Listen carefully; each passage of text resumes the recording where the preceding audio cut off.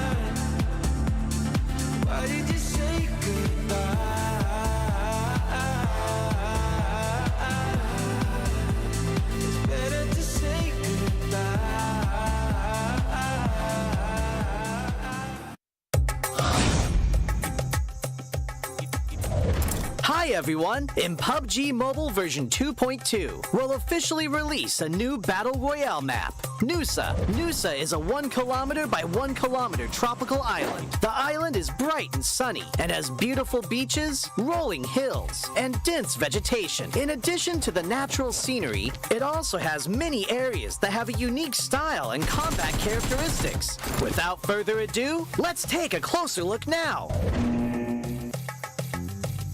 As a whole, being a 1 kilometer by 1 kilometer map, Nusa is the smallest map PUBG Mobile has released to date. It also has the most compact structure among all the Battle Royale maps. We can make some comparisons by looking at the data. Erangel is 8 kilometers by 8 kilometers in size, and 100 players participate in each match. This means there is an average of 1.56 players per square kilometer. In Nusa, an average of 32 players fight in a 1 square kilometer area. Conflicts are intense, and players will start shooting right after landing.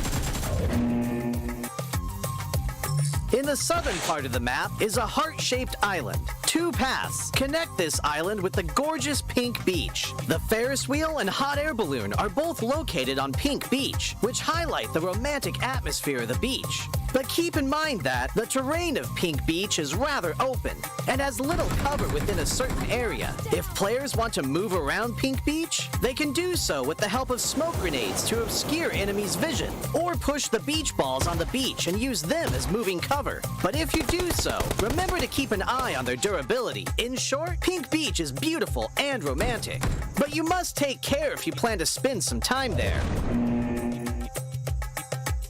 Bulan Bay is located in the northwest part of the island, and the coast is quite low there. The cliffs on both sides have a large height difference, and players can move between them with a zip line, utilizing the advantages of high ground. Players at the top can observe where enemies are moving in the bay. Meanwhile, players in the bay need to move around covertly. There is also a cavern connected to the sea in the northern part of Bulan Bay. Players can jump there directly. The cavern extends in all directions, and players can explore this area. In addition to the natural scenery, Nusa also has many urban areas, of which the largest is Telepac town, which is located in the southeastern part of the map. Buildings are scattered everywhere in the urban area, and close-range street fights can break out at any time. There are premium apartment buildings in Telepac town. These buildings have elevators that can be used, which adds another dynamic to searching, attacking, and defending in the building. For example, players can set up an ambush in the elevator. By getting in and not selecting a floor, they can then give enemies a surprise when they enter to use the elevator. The rooftops of buildings in Telepac town are also connected by zip lines, which gives players more flexibility in urban battles. If the zip line is destroyed, it can be repaired with a tactical crossbow. I believe Telepac town will give players a unique 3D alley combat experience. If you like fast-paced battles and enjoy thrilling shootouts right after landing, you can land at the Science Center at the heart of the map. The design of the modern orbital satellite roof feels really high-tech. The Science Center has 3 floors. Each floor is spacious and contains lots of supplies, which attracts many players to loot this area. As you can imagine, very intense battles will break out between these floors. At the top of the Science Center is a rooftop with a multi-layer structure. Players can look far into the distance from here for a great visual advantage. However, they'll also be exposed as there's nowhere to hide. If you want to land directly on the rooftop, you must check if there are enemies nearby to ensure your own safety. In short, if you're confident in your close-range shooting skills, you're welcome to land at the Science Center.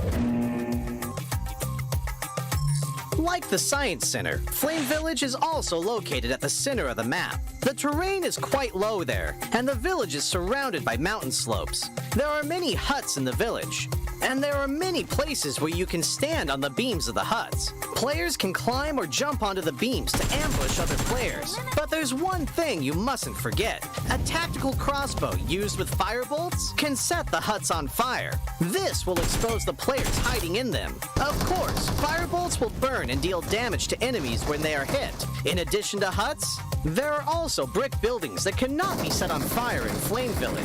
They occupy a large area. contain plenty of supplies, and are high conflict areas. If you're confident in your shooting skills, you can choose to land at Flame Village or Science Center at the heart of the map. It'll also be convenient for moving to areas along the edge. Other than the previously mentioned areas, this island also has winding and rugged mountain paths, a shipyard where the whistle roars, a regal resort with wide and open terrain, Sunset Street, which is planted with mini banana trees, Crystal Bay, which has secret rooms, and more. These are all gorgeous locales that can bring players different gaming experiences. After hearing the above introduction, I'm sure players already understand what makes Nusa so uniquely fun. Lots of supplies for fast looting. The verticality of the terrain increases the strategic depth of battles. And the 1 kilometer by 1 kilometer size makes firefights inevitable. What are you waiting for? Gather your friends and enjoy a rowdy vacation on Nusa. For more details, don't forget to follow the official PUBG mobile community. See you next time!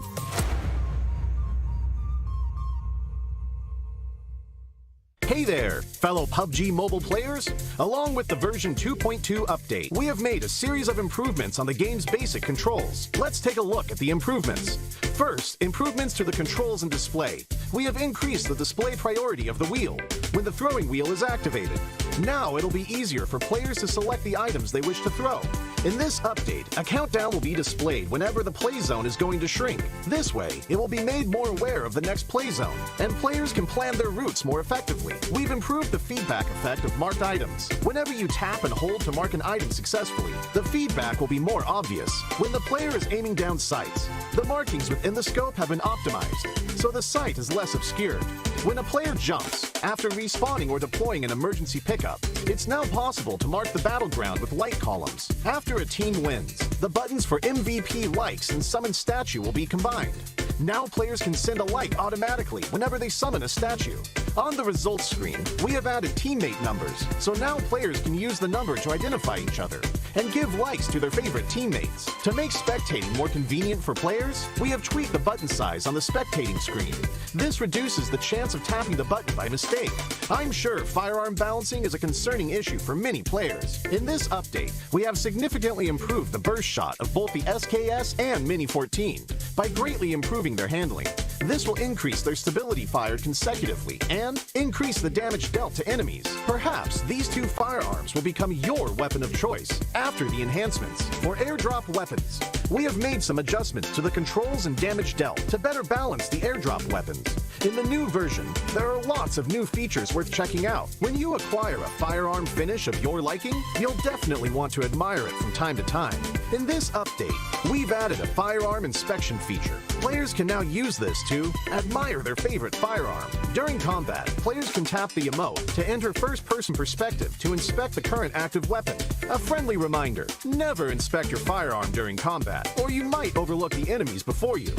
Do keep in mind that this feature is currently only available for certain firearms, but it will be gradually rolled out to other firearms in later versions. The recommended layout feature is one of the many new features. When players customize the controls, it's now easier to apply a custom layout recommended by the system with one tap. We've also added a trunk system. Players can now make exchanges while riding vehicles. Use this feature to exchange supplies with teammates. But remember, the size of the trunk depends on the vehicle type. The visual presentation of profile cards have been improved. Players can now set their gender on their profile cards. On the results screen, we have streamlined the results process and improved on the layout, as well as the MVP results emote. On the new results screen, assists will be included in the stats. In future matches, you can try cooperating with your teammates. Even if you don't make the final strike, assists will help boost your results. We have added stationary targets to the training grounds. After firing, the damage dealt and bullet trajectory will be displayed. This helps to more closely recreate situations that players may face in matches. To make it easier for players to practice shooting, the most recently used firearms configuration will be applied by default when entering the training grounds the next time. These are the major improvements for the basic experience in version 2.2. If you want to learn more about this update's content, don't forget to follow the official PUBG mobile community. Winner, winner, chicken dinner. See you next time.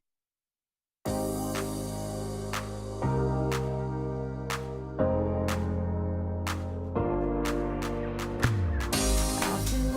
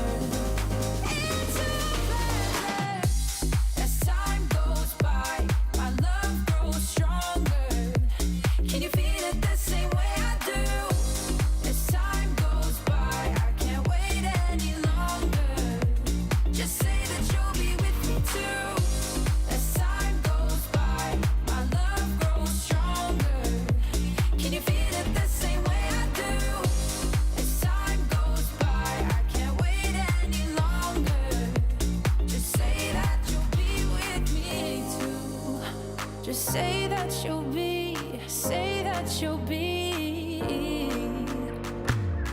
I'd be there for you whenever you need me. Whenever you need me. But you've been holding back. Maybe you're just not ready. Baby, do you feel the same? Or do you feel the pressure? I promise I can take your pain and turn it into pleasure. Into pleasure. As time goes by, my love grows stronger. Can you feel it the same way I do? As time goes by, I can't wait any longer. Just say that you'll be with me too. As time goes by, my love grows stronger.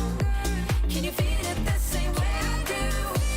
As time goes by, I can't wait any longer. Just say that you'll be with me too.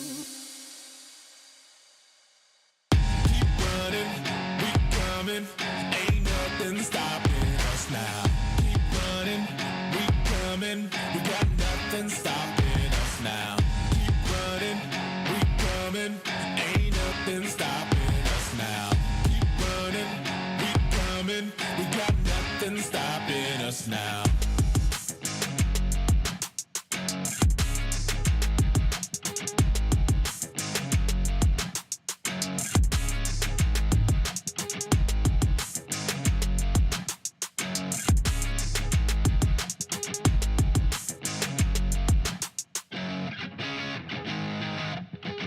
Keep running, we coming, ain't nothing stopping us now.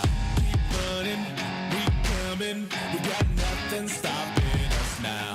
Keep running, we coming, ain't nothing stopping us now.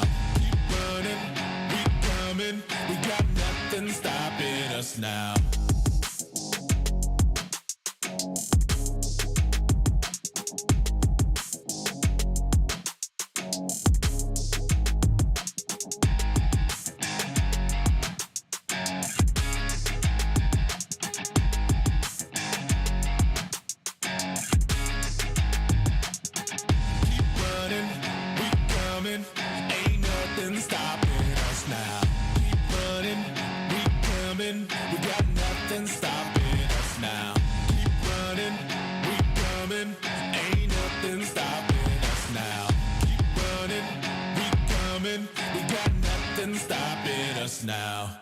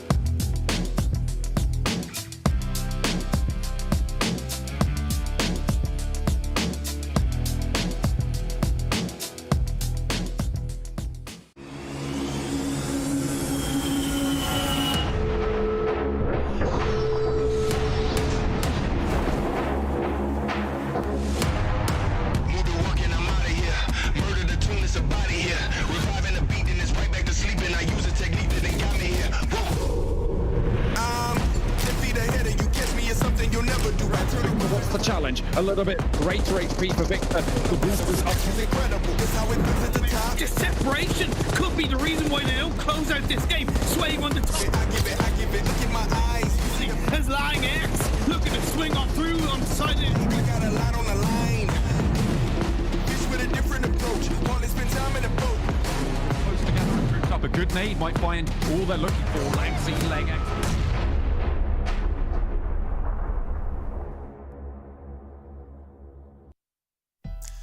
I can't believe it's all coming to an end. It's the final day of our third phase. It's the final phase overall before we can get into the finals. And at the end of the day today, we'll know what teams will make it into the finals, but also how many points the teams will have in the finals. And a lot of teams are gunning for some extra points here in our double derby here today.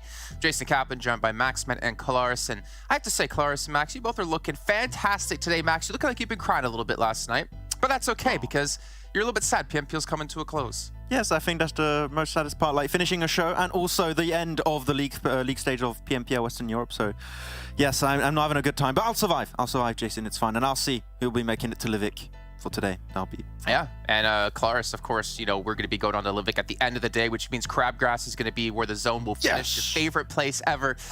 No, but in all seriousness, we've had some really good runs, I think, in this third phase. We've had MADBULLS show what they can really do. With, what was it, 4 out of 5 chicken dinners. We had TJB step up as well. And we also have a sick battle towards the bottom of the table. Today's shaping up to be a pretty good day.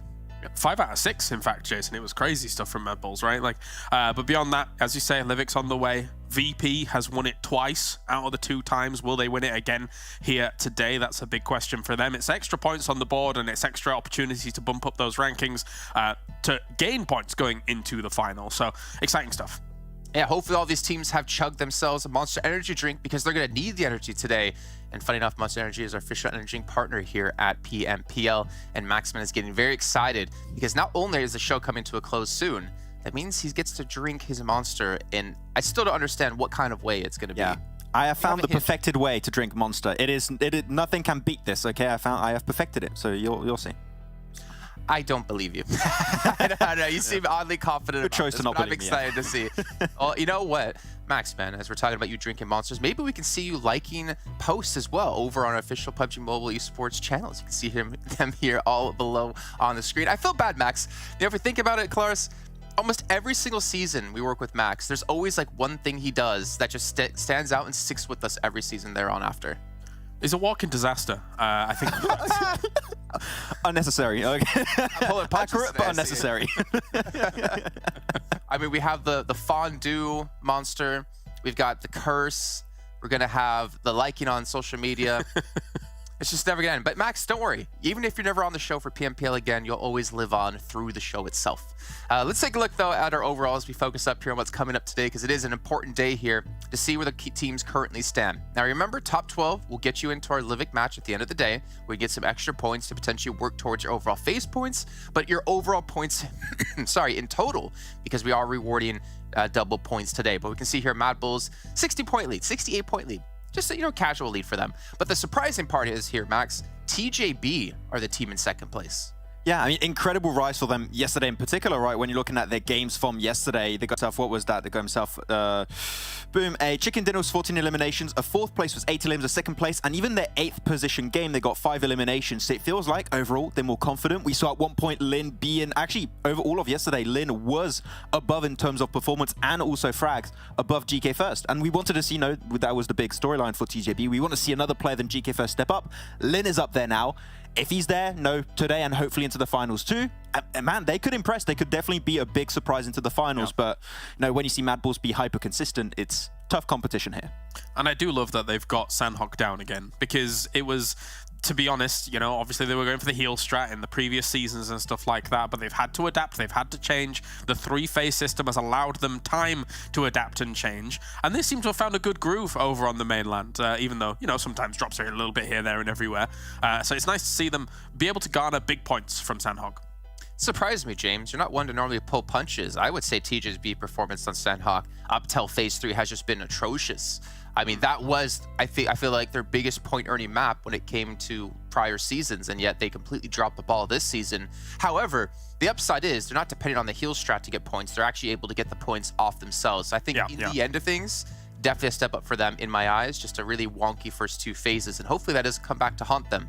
However, looking down the list here, we can see currently, Big, I believe, in 12th place, but we see Team Doom here in 14th place. We have Death Machine in 17th place. We have ARB Champs in 19th place, and I'm pointing those teams out in particular because we're still talking about our overall race into top 16 at the end of this whole event. But moving on from this, though, as we are talking about TJB and their massive step up here in phase 2, why don't we just home in on their last performances in the last 5 days here in particular. We looked at MADBULLS yesterday, and you saw they had a 90-point day. Well, here for TJB, if we talk about consistency, they definitely been able to nail it here, at least within the last 4 days alone. Yeah, and I think this is why a ramp up like this can happen. You were saying, whilst we were looking at the standings, yeah, things like Sanhok were a bit atrocious in spaces 1 and 2 after they were pushed away by MUERTE. But the thing is that when you're kind of ironing out a new strategy, you're not exactly as confident in every move that you're going to be making, right? Or as confident in that send that you're going to be going to a compound and things like that. So as days have gone on, as time has gone on, those moves became more confident. And now, I think we're seeing the fruit of the results here. Yeah, I mean, we saw some really good Sanhoks, we saw a few good Erangels. I think you brought up yesterday, Kalaris in particular. We want to see the TJB of old when it comes to Miramar, right? I think that's the map where, if we see them improve on that map, I think that we can expect some big things into the finals, right? So we saw players step up next to GK first. We can see potentially Miramar be improved upon, hopefully today. So yeah, things are going well in a good direction for them, but I think it's also the perfect timing for them to actually have a new strat when it comes to Sanhok, because we saw that MUERTE situation, and they do go back to Same when MUERTE are not in the lobby, right? They do every single time. They go for the heal strat, makes sense. MUERTE 100% qualified for the finals. So them having that game plan before the finals where they would know as a fact they will never be able to pull the Same strat is the perfect timing for them. So good execution, and hopefully they can have the strat work again in the finals. And to a degree as well, it does feel like for TJB, GK First has kind of been unleashed a little bit more in these past couple of days. It felt like he was being almost slightly restricted by the idea of a full team coordination. However, it feels to me a little bit like they've just kind of let him off the chain. And it's just like, well, okay, go do you, GK First, because we know that you can shoot, we know that you can frag. I mean, if we think about the first iteration of TJB back when they're Panda, like a year and a half ago or a long time ago, pretty much at this state, it was the GK First show, but it was, if we remember, we talked to like the team, they said, we have to kind of reel him in and figure out how to play around him and play with him as a team member. But as you're saying, Clarice, you feel like it's going back more towards the old style of GK First is just kind of going off on his own pursuit, and the team has to kind of play fully around him. To a degree, yeah. I mean, not 100%. I don't want to go that far, because again, as Max is saying, you're seeing guys like Lin being able to get plenty of numbers on the board, along with Zhao, etc., and things like that. I mean, even XT's had his moments. It's not been quite as flashy, but there have definitely been moments across the team as a whole, and I think they feel more confident because they're getting better results. So that's feeding them as time goes on. And to be fair, I think the GK First, the lobby has leveled up quite a bit since then. Even every phase we saw, his individual star performance kind of got pulled back or got reeled back because it was really hard to be that star player, unless you're Effect right now here in our season of Fall. But let's take a look, though, at our top 8 teams. We want to focus on MADBULLS a little bit here, just to kind of show you how much better they've been than every other team here so far in Phase 3. We can see their total points, or average total points per match, but also their average placements points per match. And we can see like the discrepancy between the total points and placement points is obviously the amount of average eliminations they're getting in there. And they have such like a steep fall off. I mean, they're almost getting more than double limbs than placement points. Yeah, I mean, this is over the course of so many matches you also played by them, so... Same amount, I should say. Let me correct myself. It's the same amount of placement points and eliminations. I can do my math correctly. I feel like I'm Max. Yeah, I think I've been with you too long, Jason, so I probably have like a negative impact on your math skills. It's okay, I get it. But I mean, MADBULLS, hyper consistency, but it does also highlight how close the rest of the competition truly is when it comes to being able to potentially outshine them in the finals. Of course, MADBULLS being hyper consistent, you can expect them to replicate that heading into the finals. TJB a little bit topsy-turvy, same for Na'Vi, but yeah, I mean, these stats, like an average point per game of 15.4, including placement points and your eliminations, like 10 is good. 15 is absolutely overkill, and yet they just keep it up over so many games, and I think there's a chance they might keep it up today too and in the finals. So yeah, definitely the CCT, Avenger level threat, the whole package, everything is MADBULLS, yeah. The thing is actually, I feel like even these bars don't exactly do justice to the wild difference between 1 and 2, because if you look at all the other differences, it's maybe a bit of a point, something like that. The difference between MADBULLS and TJB was 3.4 points average. That's insane. I don't know how to categorize that other than insane. So what MADBULLS has been doing is nothing short of spectacular. Again, we saw 5 out of 6 games won their way. I don't think I've ever seen that in PUBG Mobile quite at this level, and long may it continue. I mean, you look at that graphic, right, and you're like, oh, well, they're only like 3 points ahead. That's not a big deal. But keep in mind, this is the amount of points over the course of 24 matches in total in a phase, right? This isn't just one game. This is many different matches. And also, I feel like the graphic doesn't do justice to the elimination points these teams are getting, because it becomes very difficult. It's not, I mean, it's easier to get 5 and becomes more and more difficult, I feel like, at a certain point with every elim past that. Because obviously when you get towards the end of the zone, if you're going to be placing high, a lot of teams have been eliminated. But I think this doesn't really show that MADBULLS are being super consistent in getting elims throughout the entire match, instead of just stacking them all up at the end, where you can only get like 5 to 7, maybe 10 max. Yeah, I mean, it is also because the high eliminations you have, every time you get one elimination or like a team squad wipeout, you take a chance of losing a player or two, and then your chances of a chicken dinner go down, the chances of getting more eliminations also go down.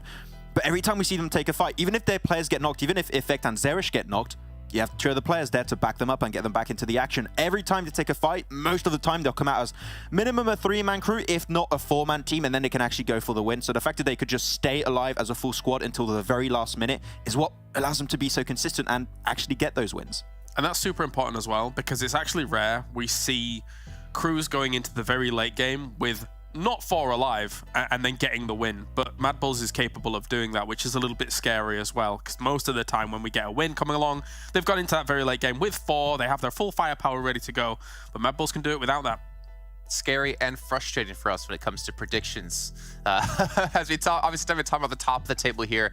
Our major focus should now be on the bottom of the table. Remember, at the end of the day, it's top 12 good to Livik, but at the end of this phase, it's the top 16 that get into the finals, meaning 4 teams won't be participating. So first up off the bat here, we're gonna take a look at our kind of point stats between 16th and 20th place here, and take a look at kind of average points per game, or average average points per game, and get an idea of how things are shaping up here. So when it comes to the finals, we're taking a look, at our 16th through 20th teams. Death Machine is currently in 16th place. They are the bubble. Now, to clarify some things here, you're looking at this and you might get a little bit confused, but all you need to know is, if you look at A or B champions, they're currently averaging 5.23 points per game. However, they need 6.25 points per game more than Death Machine to surpass them if Death Machine continue to play this current way they are doing. Now, this is obviously just predicted. This is not set in stone, but it gives you an idea of the kind of performance max that teams need to pull off here, better than Death Machine, if they want to qualify top 16. Yeah, I mean, clearly you're looking at these teams that are comparing to Death Machine if they want to be able to overdo Death Machine. And this is if Death Machine have a really bad day. If they have a pop-off day, then they're in. And all the other teams pretty much have, I would say, no chance of making in the finals. But we need big changes. We saw some of those changes happen yesterday, right? Was ARB champions willing to leave Picardo and Miramar and to try and go for Hacienda del Patron? Sure, it didn't quite work out, but there was an idea there that they tried to make a change, and I think changes are necessary when you are literally about to pass the finish line, and if you're in 17th position, your PMPL adventure ends right now. So big changes are needed, and hopefully all the teams down here are hoping that Death Machine has a bad day, but they had some decent performances yesterday. I feel like we may come down to just ARB champions and Death Machine at this point. I feel like XTEAM, for Romanian men, my guilty pleasure Team Doom, I feel like they've not been totally present even for a lot of these games. We really haven't spoken about them much on the desk because they haven't given us much to speak about, whereas, of course, the 2 teams that are truly fighting for that position, they've been active, let's put it that way. We've seen them fighting. They have been playing matches. They have been doing that. They've been in the lobby. Yeah. If I had to put my money on it, I would probably say Death Machine is going to be able to make it, but we'll see. Yeah, excuse me there. One little caveat, though, we should give you when it comes to that graphic is this is just looking at 4 matches. Now, if you're obviously top 12 at the end of the day, you have that 5th match, which the points do change a little bit. You only get 10 for a chicken dinner, but sometimes 10, 15 points could potentially change the entire fate of how this event will work out for you. So this is based off a 4-point game, or a 4-game kind of summary segment, whatever. I can't think of the word. I'm pretty sure John will scream in my ear in a second. Sample size. Sample size. There we go. Thank you, John. And by John, I mean James. But it all comes down to if you can get into Livik. Now, as we take a look at the team's likelihood of getting in there here, that's where things become a little bit more difficult. And realistically, probably only one team can really catch up. Because Big right now is that bubble for getting into Livik. They are 12th place at the moment here in our phase alone. And you look at this yet again. Team Doom, for instance, they're averaging 5.6 points a game. They need to get 7.5 more points a game than Big to be able to qualify. So that means if Big score 10 points, Doom need to score 18 points in that match to claw away at that lead and potentially surpass them. And we have seen Big have like absolutely awful days, unfortunately. So there is a chance, Big fumble, Team Doom have a good step up. But when you're looking at ARB champions and Death Machine, teams that are currently serving as the bubble, not for Livik, but actually to make it into the finals, they need to reach an average point per game of like 15 to 16 more. to put that in comparison, that's what MADBULLS have been doing all of this Phase 3. So we need to see MADBULLS type results from ARB champions or Death Machine if they want to even just have the chance of making it in the finals. So it seems unlikely. A miracle could happen, but I don't expect it to happen here. I mean, the upside is right now is that Death Machine are not likely to make top 12. Meaning if your ARB champions or Team Doom, or at least in that case Team Doom, you have a better chance of getting through into the finals if you could just get into that Livik match. Yes, a lot of different moving parts, and we'll obviously keep you updated throughout the day because it does come down to this final day in particular. But let's actually take a look at the schedule and get you guys an idea of what's coming your way today. And it's going to be a double Sanhok, and it's going to be double Miramar. I'm excited to see how things will go here. Sorry, double Erangel and double Sanhok. I got my things mixed up. But it's going to be Livik at the end, and that's where things are going to be extra spicy for the extra points for teams to get into the finals. Now, gentlemen, I'm excited for today, but we can't start the day off until we answer a simple question, or kind of simple question, about one of our players. Now, Max, you and I struggle to play with two Include hands. me. However, I mean, I know Cars probably could do it. Why am I doing you? Because you know what? You kicked my butt okay. when we played that 2v2 show match, and I don't think you could do it with one hand. You had to use two. But Zhao from TJB apparently can play with one hand. Do we think that's true? I think you can play with one hand, but does he actually do it? No. If the answer to this is yes, I want to see video proof of him doing it, playing in a PMPL match with one hand. Otherwise, I reject the answer, and that's it. Yeah. Exactly, right? That's like saying a blind person can drive. Technically, they can drive, but will they do it well? Yeah, not really, and that's kind of where we're gonna be stuck on this question. Claris, Comment no. I mean, yeah, technically I could play with one hand, but I'm gonna be dogger, so I don't know what are you supposed to do. Like, I mean, I could play with my feet. It's just not gonna be good. Play with my nose. I don't know how you do that. Well, maybe it'll be better than myself. Well, let's take a look at our answer here. If Zhao can play with one hand, Phew. I'm hoping we're all right. Okay. Oh, that's better. Well, we were gonna like flip our desks here, flip our tables if we were wrong on that one, because we want to see, like you said, Max, that video proof to make sure we're actually wrong. But we can see here, I kind of screwed myself yesterday. I would have picked Shockwave, Claris. I would have been tied up with you, but I wanted to catch you and surpass you. And well, Max, we have 6 matches today. Okay. It's not possible. The finals count, so yeah. Just pick MADBULLS the entire time, it'll work out. Hey, don't take my pick Infinity strat, okay? It's time to kick off our first match of the day, so we're going to throw it on over to our casters of John and Blank. Getting into the first match of the day. Oh, it's all coming to a close. It's all coming to a head. So much on the line for these teams. Qualification spots up for grabs. That Livik bubble ever looming for all of the teams, hovering around that 12th place. So we'll have to wait and see who's going to make it and who will be left out in the cold. Honestly, the screen is shaking right now because I'm jiggling my legs, honestly. If you're a gamer, you probably know exactly what I'm doing right now, and that's fine, that's fair. And realistically, it's just because I don't know what's going to happen today. I don't know what's going to shake up. I mean, there are still teams that can try and get towards that second place spot, but with TJB taking second place at 240 points, this is a massive difference in terms of power. The Death talked about it, and I think that they all had the right ideas. This is a case of a team that has been trying things all season. Again, I will bring it back to my good old pal Imperium, who always told us that TJB would make a comeback at some point, and they have, finally. Comebacks come a little bit too late. However, this still does give them a chance to come into the finals with their overall rankings over towards this side. I mean, 8th place at the moment, 547. Game mods above them, 575. I said the other day that this was kind of unreachable for a team like TJB. I think they were further down, but after yesterday, there's actually a chance that they could take 7th place away from Game Lord now. Potential, yeah, potential to jump on up. I mean, we haven't seen Game Lord be as strong as their purported selves, certainly from the start of this tournament. They have had a little bit of a slip down in terms of our estimations, and maybe TJB will be able to rise. Imperium wasn't predicting those previous, he was predicting right now, Blank. That's what he saw in the future. He's into his crystal ball of Irish wisdom and came out with the future, but unfortunately it was the wrong time. It's talking about now. TJB on the comeback, potential to add more bonus points to their tally, because at the moment 16. It's not the most. It's about half of some of the teams at the top.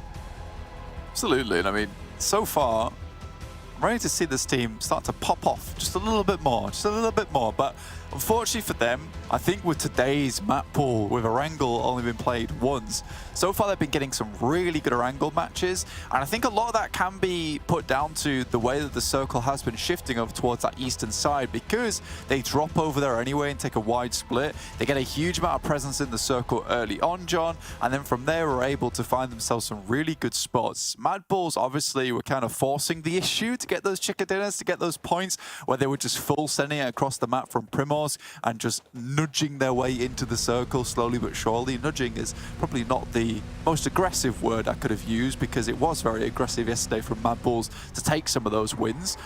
But TJB, on the other hand, they had a great time there on Erangel. Now with only one Erangel in and no certainty whether it's going to be an eastern shift on that circle, I think Miramar is where they struggle a little bit more. However, GK first, as well as Xiao yesterday, showed us that they could still do some good stuff. We'll need to continue that train of thought on that rotation. ARB, not so lucky there, getting found out one of their players by SHOCKWAVE. We've seen them leave Picardo twice now. This seems to be their new method, with 2 Miramars on the cards today. Actually, I have to double check. Are they sitting out in the second one? I need to double check on the groups on that to see if they're going to be playing the second one. But it's an adjustment being played here for ARB yet again. I felt bad because I think, as you were talking about, saying that this is their new method, like their player gets knocked and flushed. It's like, oh, is there a new method to drop on someone else and get shot and eliminated? It seems to be working out rather badly for them. This has happened 2 times in a row now, I think, but the first time at least they were able to get their player out of the way. Though it has meant that they're able to get further into the game. I think that as much can be said. Yesterday, there was that awful circle that headed all the way over towards the western side of the map, down towards Unicorns and Love are currently playing, and that was where Na'Vi was really having a tough time versus, I think it was Nexus as well as Take Aim Gaming. Regardless, I think Arabian Champions can get a little bit further. They are just quite passive sometimes, though. A lot of it is just playing hide and seek with other teams, and they are certainly the hiders. ARB not hiding well enough, it seems, this time around, losing a player. 3 still going, though. We've seen people get pretty far in Miramar. Maybe not take those chicken dinners as frequently, but still getting pretty deep into the game. We'll see how much further they can go. Looking around the map that we have on other teams that are close by to one another, maybe a little bit more conflict for ARB if they don't leave a Pozo fast enough, but SHOCKWAVE having left, sorry, not leaved.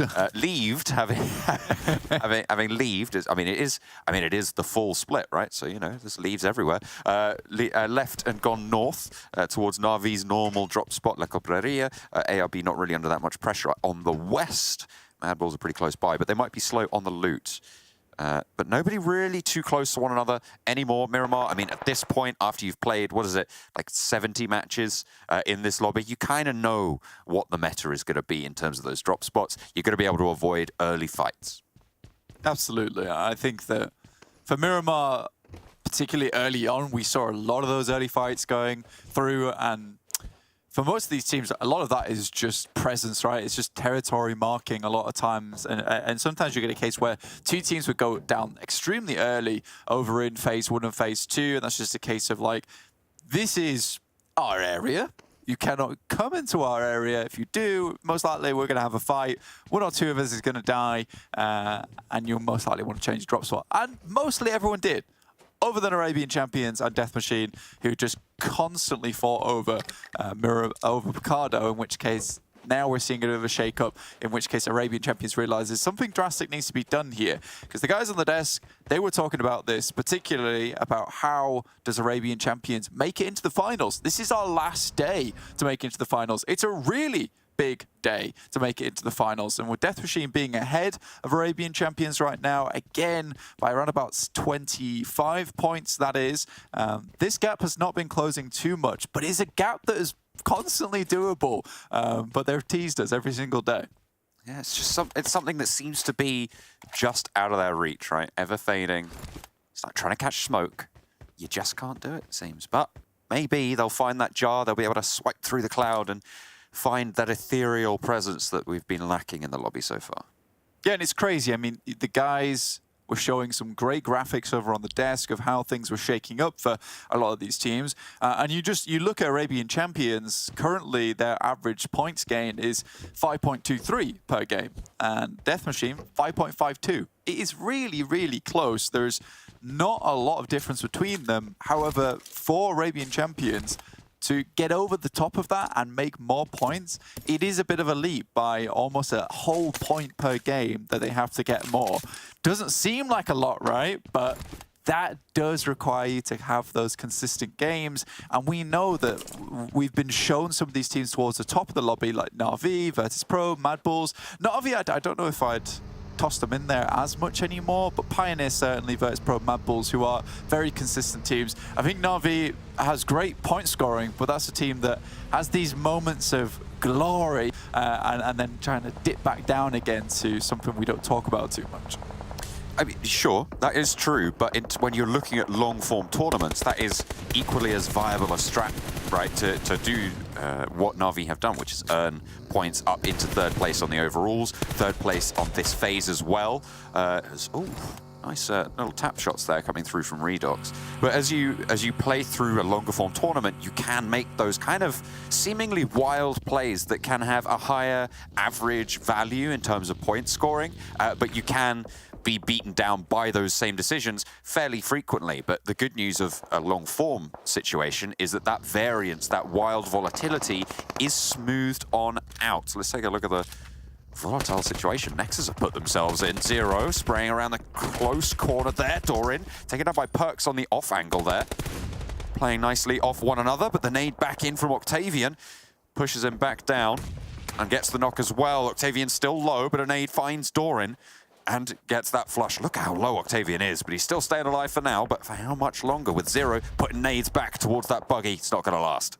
Yeah, that was a very important nade coming through from Zero to help that one out. I mean, Perks kind of had to hold that angle so Octavian couldn't really go anywhere. So he takes the nade, but will survive to tell the tale another day.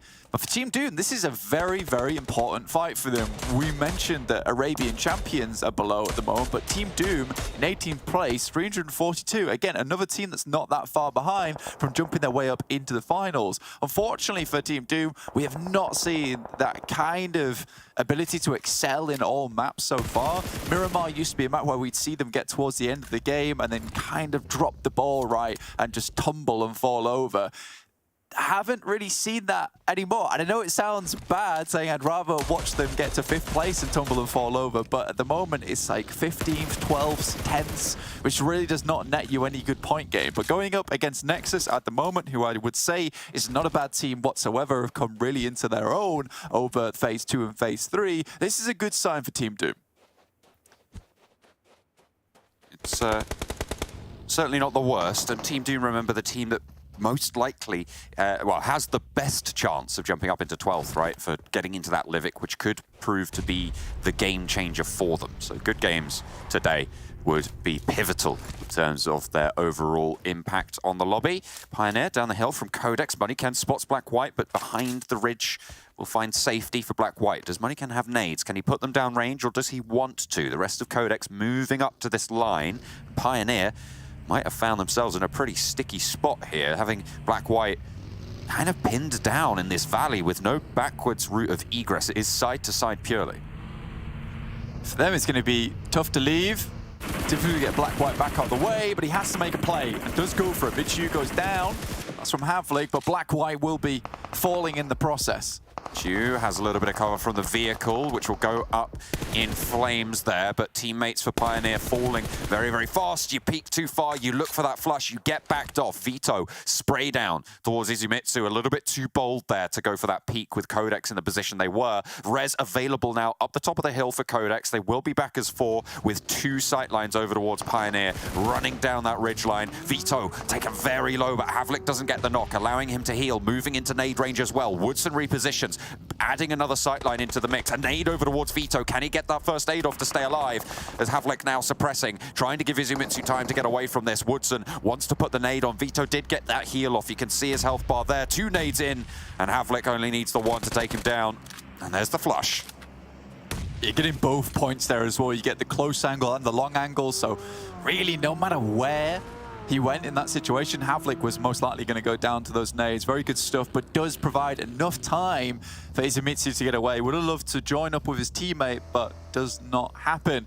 Obviously, this is a huge fall off from Pioneer. 3rd place in phase 1, 2nd place in phase 2.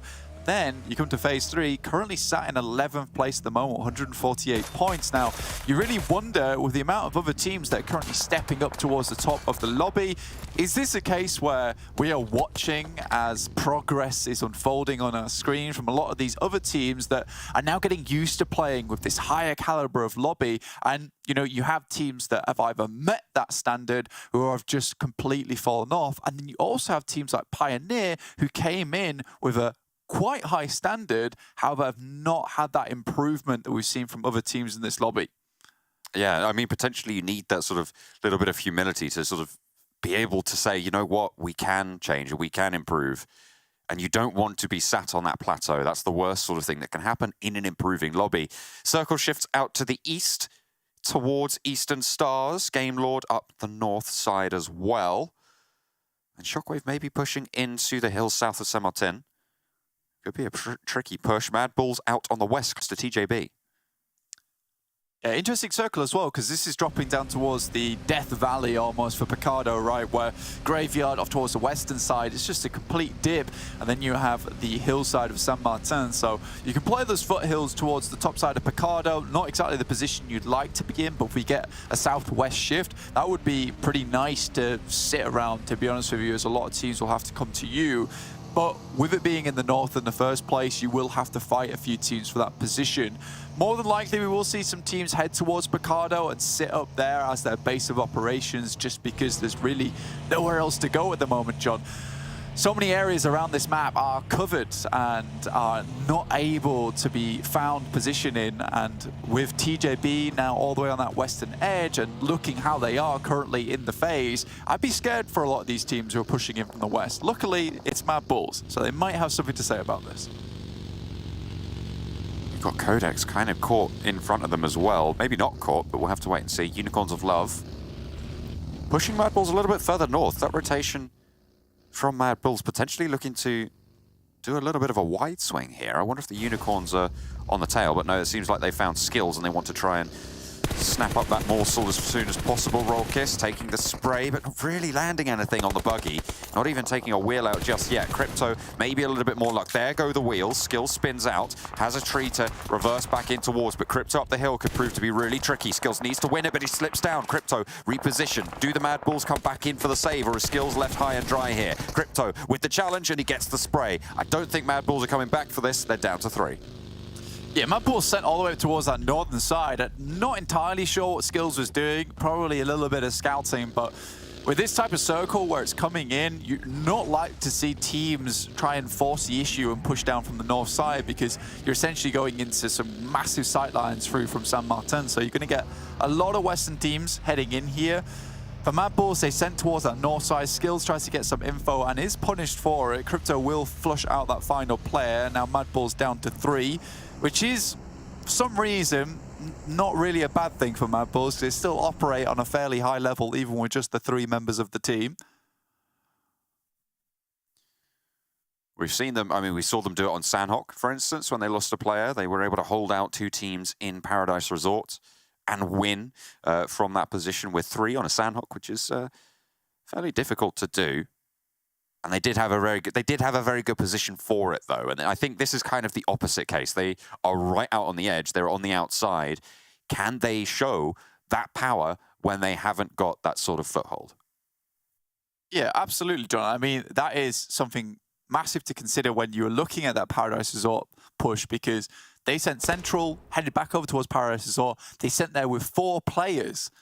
And they lost one on the approach, and then from there opted to change the game plan. So for MADBULLS, having 3 players certainly will make them a little bit more cautious for the pushes that they do intend to make, and may make them less of a threat for a lot of these teams.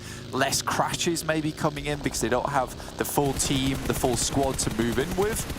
This is differences for MADBULLS that they'll have to consider, and it's going to be a less aggressive game from them. Circle does shift down towards that south side into Death Valley itself, so a horrible position for this circle to end in. Unicorns of Love trying to get a little bit closer, but they haven't made the full dash just yet. Crypto, vehicle gone. Out in the open, Icy maybe trying to swing by for the save. They're not really going to be able to do too much. Predictions come in. VIRTUS.PRO, Death Machine, Ruthless. Gonzo caught there by TJB.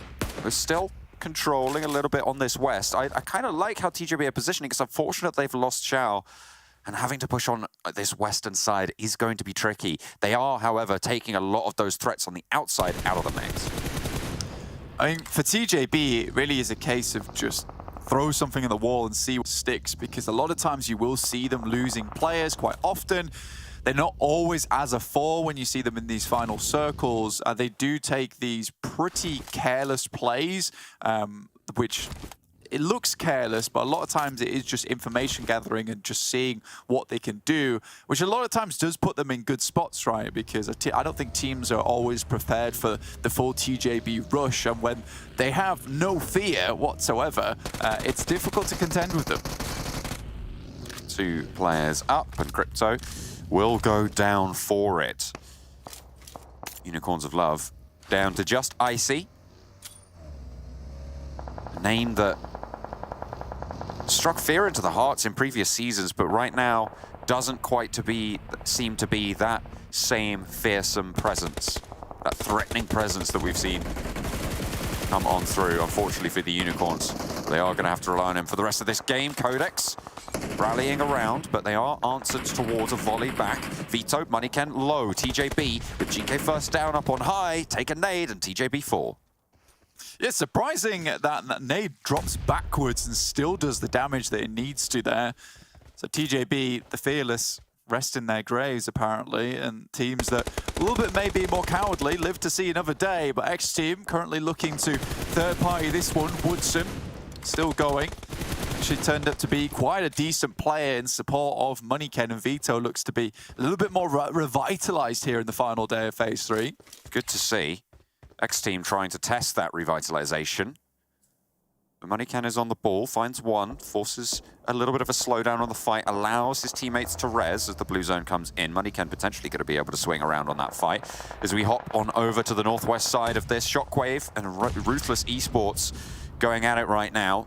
You can see Pocus all the way over on that ridgeline on that left-hand side with oversight onto a lot of the fight.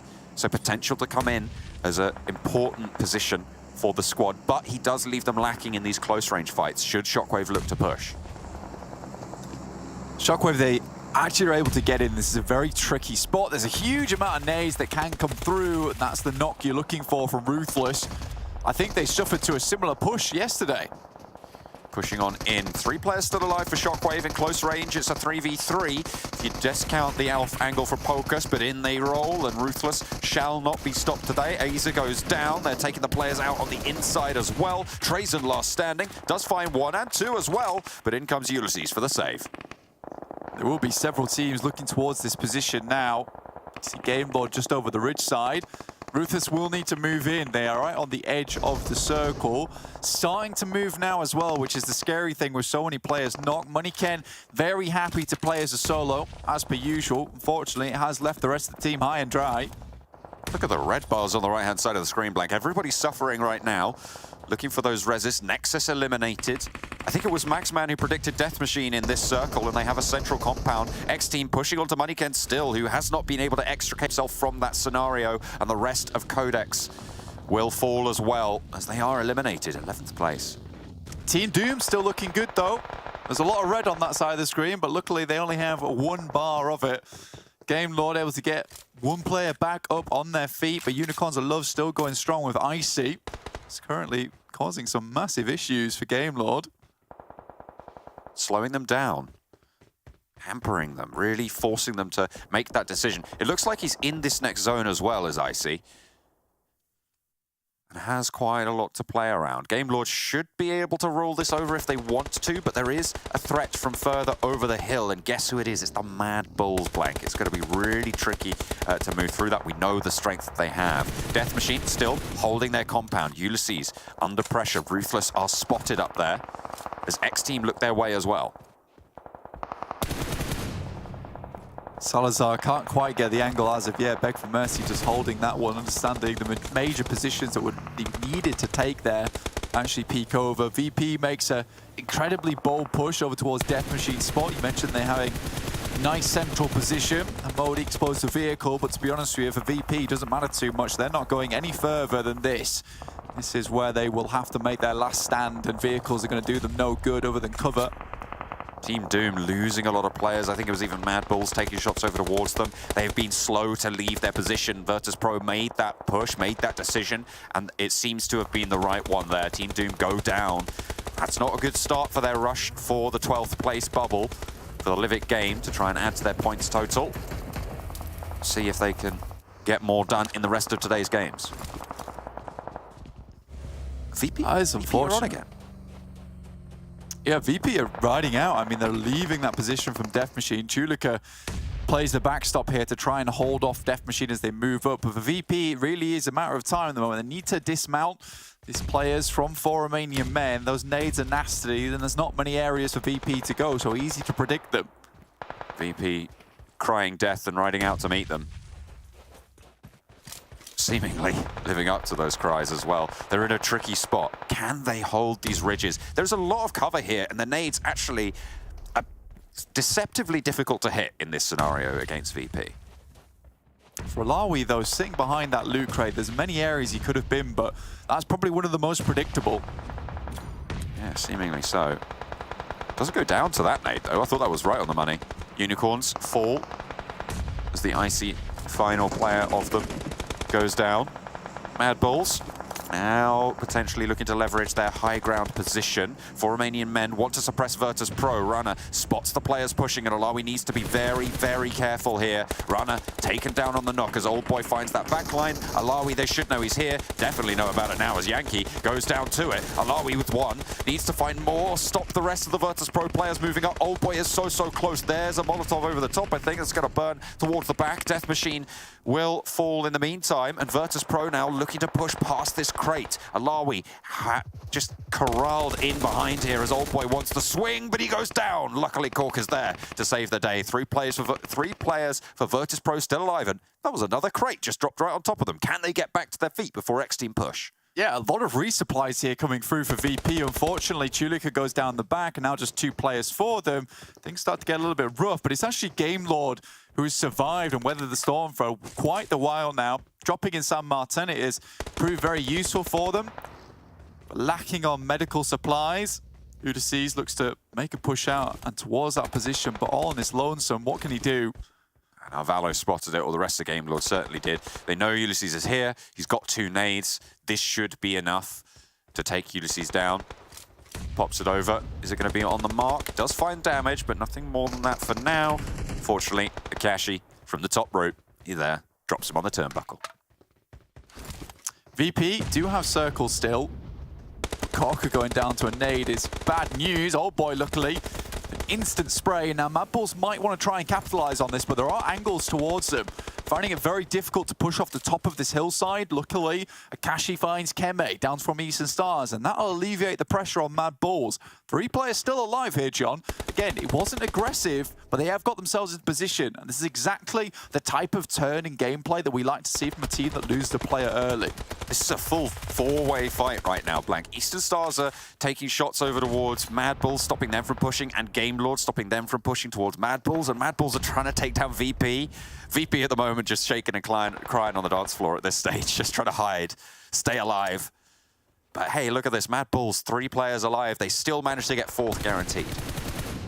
For VP, this is all about just keeping players at bay as they move their way down. For VIRTUS.PRO, though, Zerich is already in position. The nade over towards them could prove very bad for them here. Doesn't get all the damage they were looking for. Look at that, no first aids on the side of Corker. Maybe looking to drop trade them over. Eastern Stars still are going to have sightlines on this, but if they slip low enough below that headland, Game Lord will act as suppressing fire over towards Eastern Stars' position. But Game Lord might want to move as well. Monkey, you can see he's spotted there, but immediately Keme backed off by a Game Lord up top. You seen what I'm seeing there? Keme's got 7 HEs left. Kapahala does go down from Akashi. Monkey, similarly, also taken down as Game Lord drops below. You know, they need to make these moves. Novalo slips out into the blue zone. Oh no. Down the hill and into danger. Game Lords still have 3 though. MADBULLS down to just the 1 as Effect. Moving in, only the 1 HE. Eastern Stars up again at 2. Game Lord all the high ground to play with right now that they could ever want. Corker and Old Boy still going. A horrible spot to be in, but they've managed to make it work, hoping that other teams would take shots towards each other. Effect so low here. Kenny has to start to move up and will have to hit that shot towards the top side. Can't quite find it though. Kame goes down. All those HE grenades now wasted.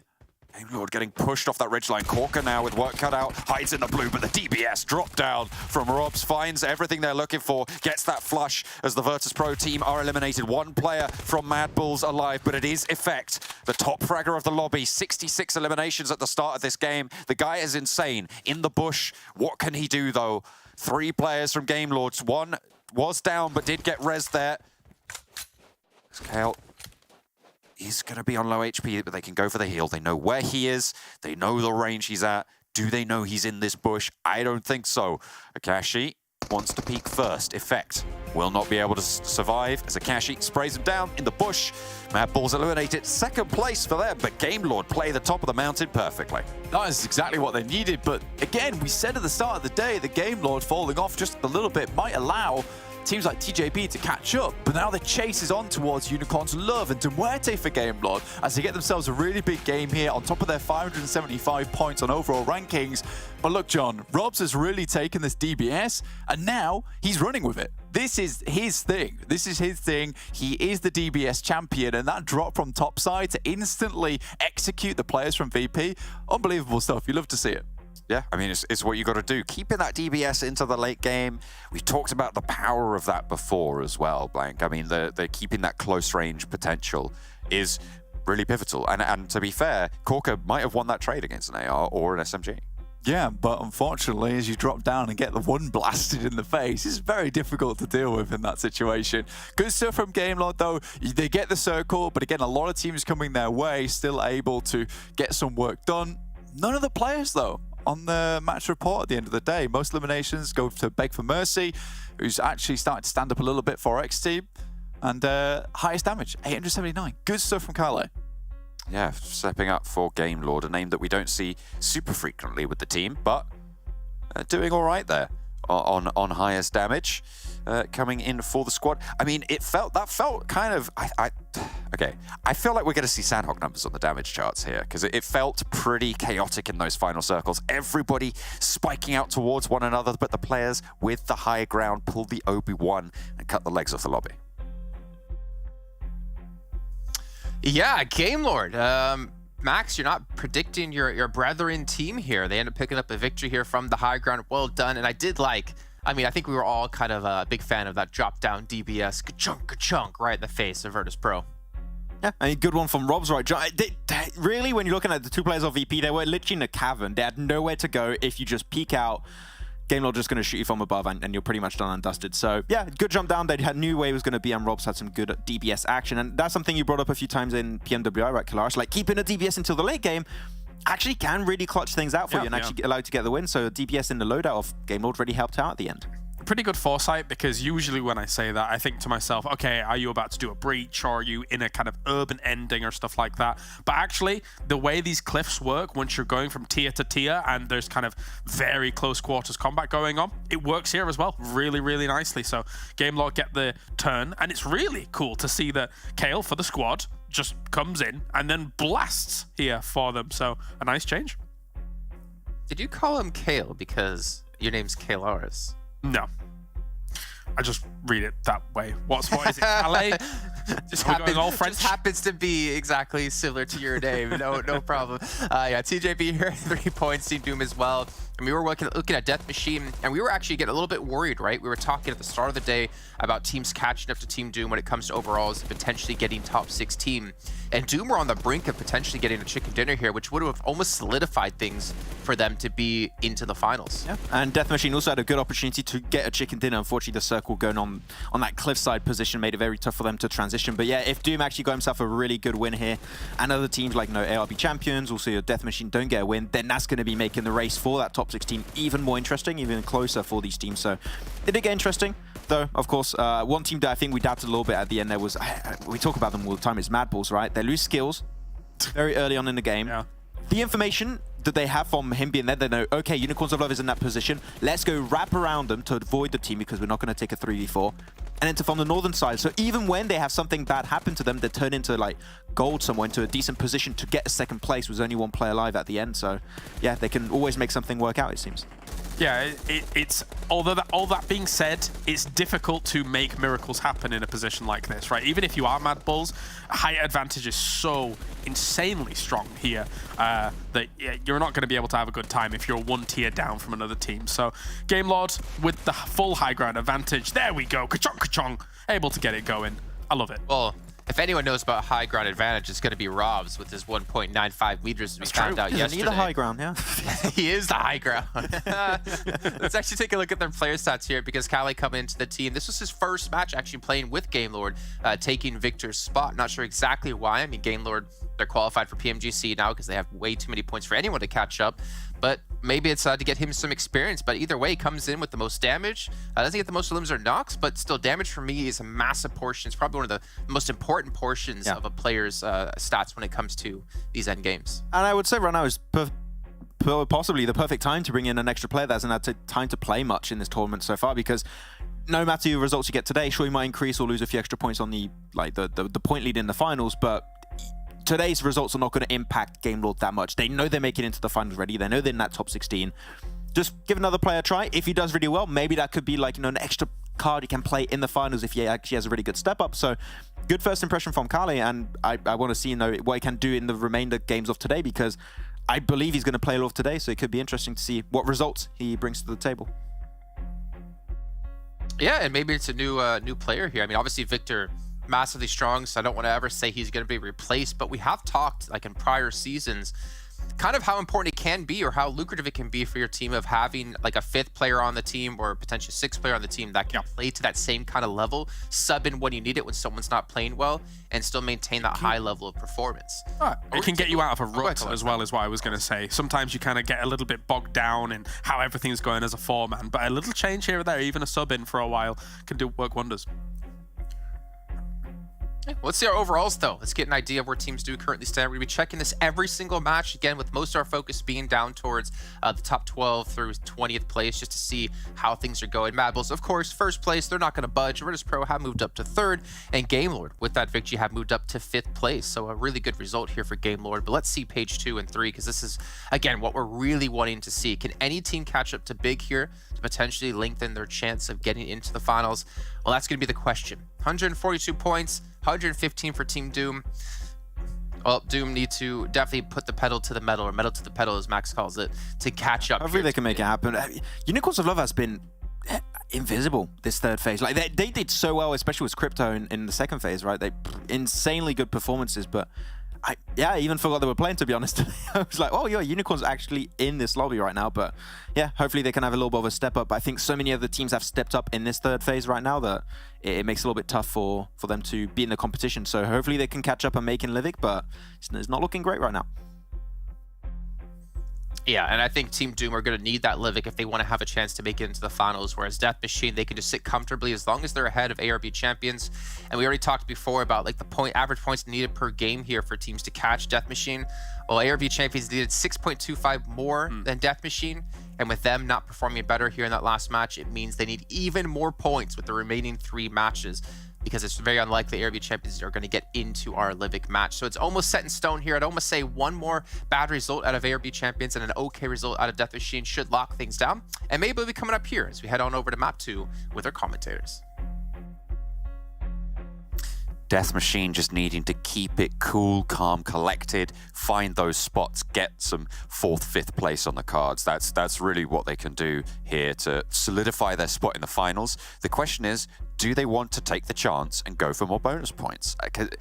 I mean, it could be pretty tasty looking, and you might feel comfortable already. Yeah, I think so, but with the way that things are shaking up at the moment, John, it's just unlikely that they're going to find anything more, and I think that their major best hope at the moment is just to stay that 16th place. That is as good as it gets right now, I think, for Death Machine, with teams chasing them at the moment. For Team Doom, very unfortunate last game there, though, John. I think they really could have gone far, but kind of just fall over out on that eastern edge. Plane path heading on in northwest to Lukawi. Pretty okay. Not really too much to worry about. MUERTE not playing. Are playing in this game. So the southwest side drop maybe a little bit long for them. Not really too much of a bother though on Sanhok. Should be just fine.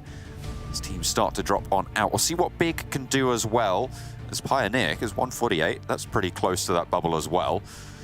If they have bad games for today, that's going to make the chase for Team Doom just that little bit easier and give them an opportunity, give them that shimmer of hope. There's a potential there, John. There is a potential. Can it be realized? That's the real question. And at the moment, we are seeing things start to get more and more set in stone in terms of the rankings of who's going towards our finals, who's going to be able to pick up those extra points towards Livik. It's getting a little bit dicey. I think we know who our winners for Phase 3 is, though, already. To be honest with you, MADBULLS so far ahead and even find themselves a good game off the back of that Miramar, where it still looked fairly dire for them. 324 points, are still able to put some up that last match. TJB not really able to get too much done over on Miramar, going down fairly early. Again, with that circle, I think even for the analysts, very hard to predict who's going to win that one as it heads over towards Death Valley. Again, for Game Lord, it's just one of those situations where if it drops towards that top side, great news. You're going to have a fantastic game going forward. All you have to do is kind of play around that edge, maintain 4 players, maintain the angles that you're holding, and then go from there. Heading over to Sanhok now, though, we do have 2 of these on the cards, as well as another Miramar to come. Now, Erangel slotted in the middle. TJB currently surrounding Cow with 4 Romanian men. A bit more of an aggressive play than we usually see from TJB. Not taking the fight just yet. Little hiding for now for Romanian men. On the hunt, they should be aware that there's a player around this sort of location. SHOCKWAVE and Codex split around one another, but not too close by. VIRTUS.PRO with a fairly wide split around Camp Bravo. XTEAM still playing up there. Last time we saw a circle that centered towards the mainland. It was a little bit further east, but MADBULLS sent out to the compound southeast of Paradise Resort and caught XTEAM on a rotation. I'm wondering if we could see a similar situation happen here, depending on how fast MADBULLS leave, or if that catch can be even on the cards, if the circle was just so far east on that situation that that's what the MADBULLS decided to do. With the majority of these circles, which is fairly central on the map at the moment, we have seen a lot of them head down towards that south side, where we have a huge amount of teams taking up space in that position. MUERTE, NEXUS, TJB Gaming, Pioneer, Team Doom, Codex, SHOCKWAVE. This really does become a hot spot, regardless of where this next circle goes. You'll either have a traffic jam coming through from that south side, in which case teams have to swing through that funnel that Quarry creates, or just teams desperately holding on to their spots down towards the south. Regardless, TJB Gaming will most likely move soon.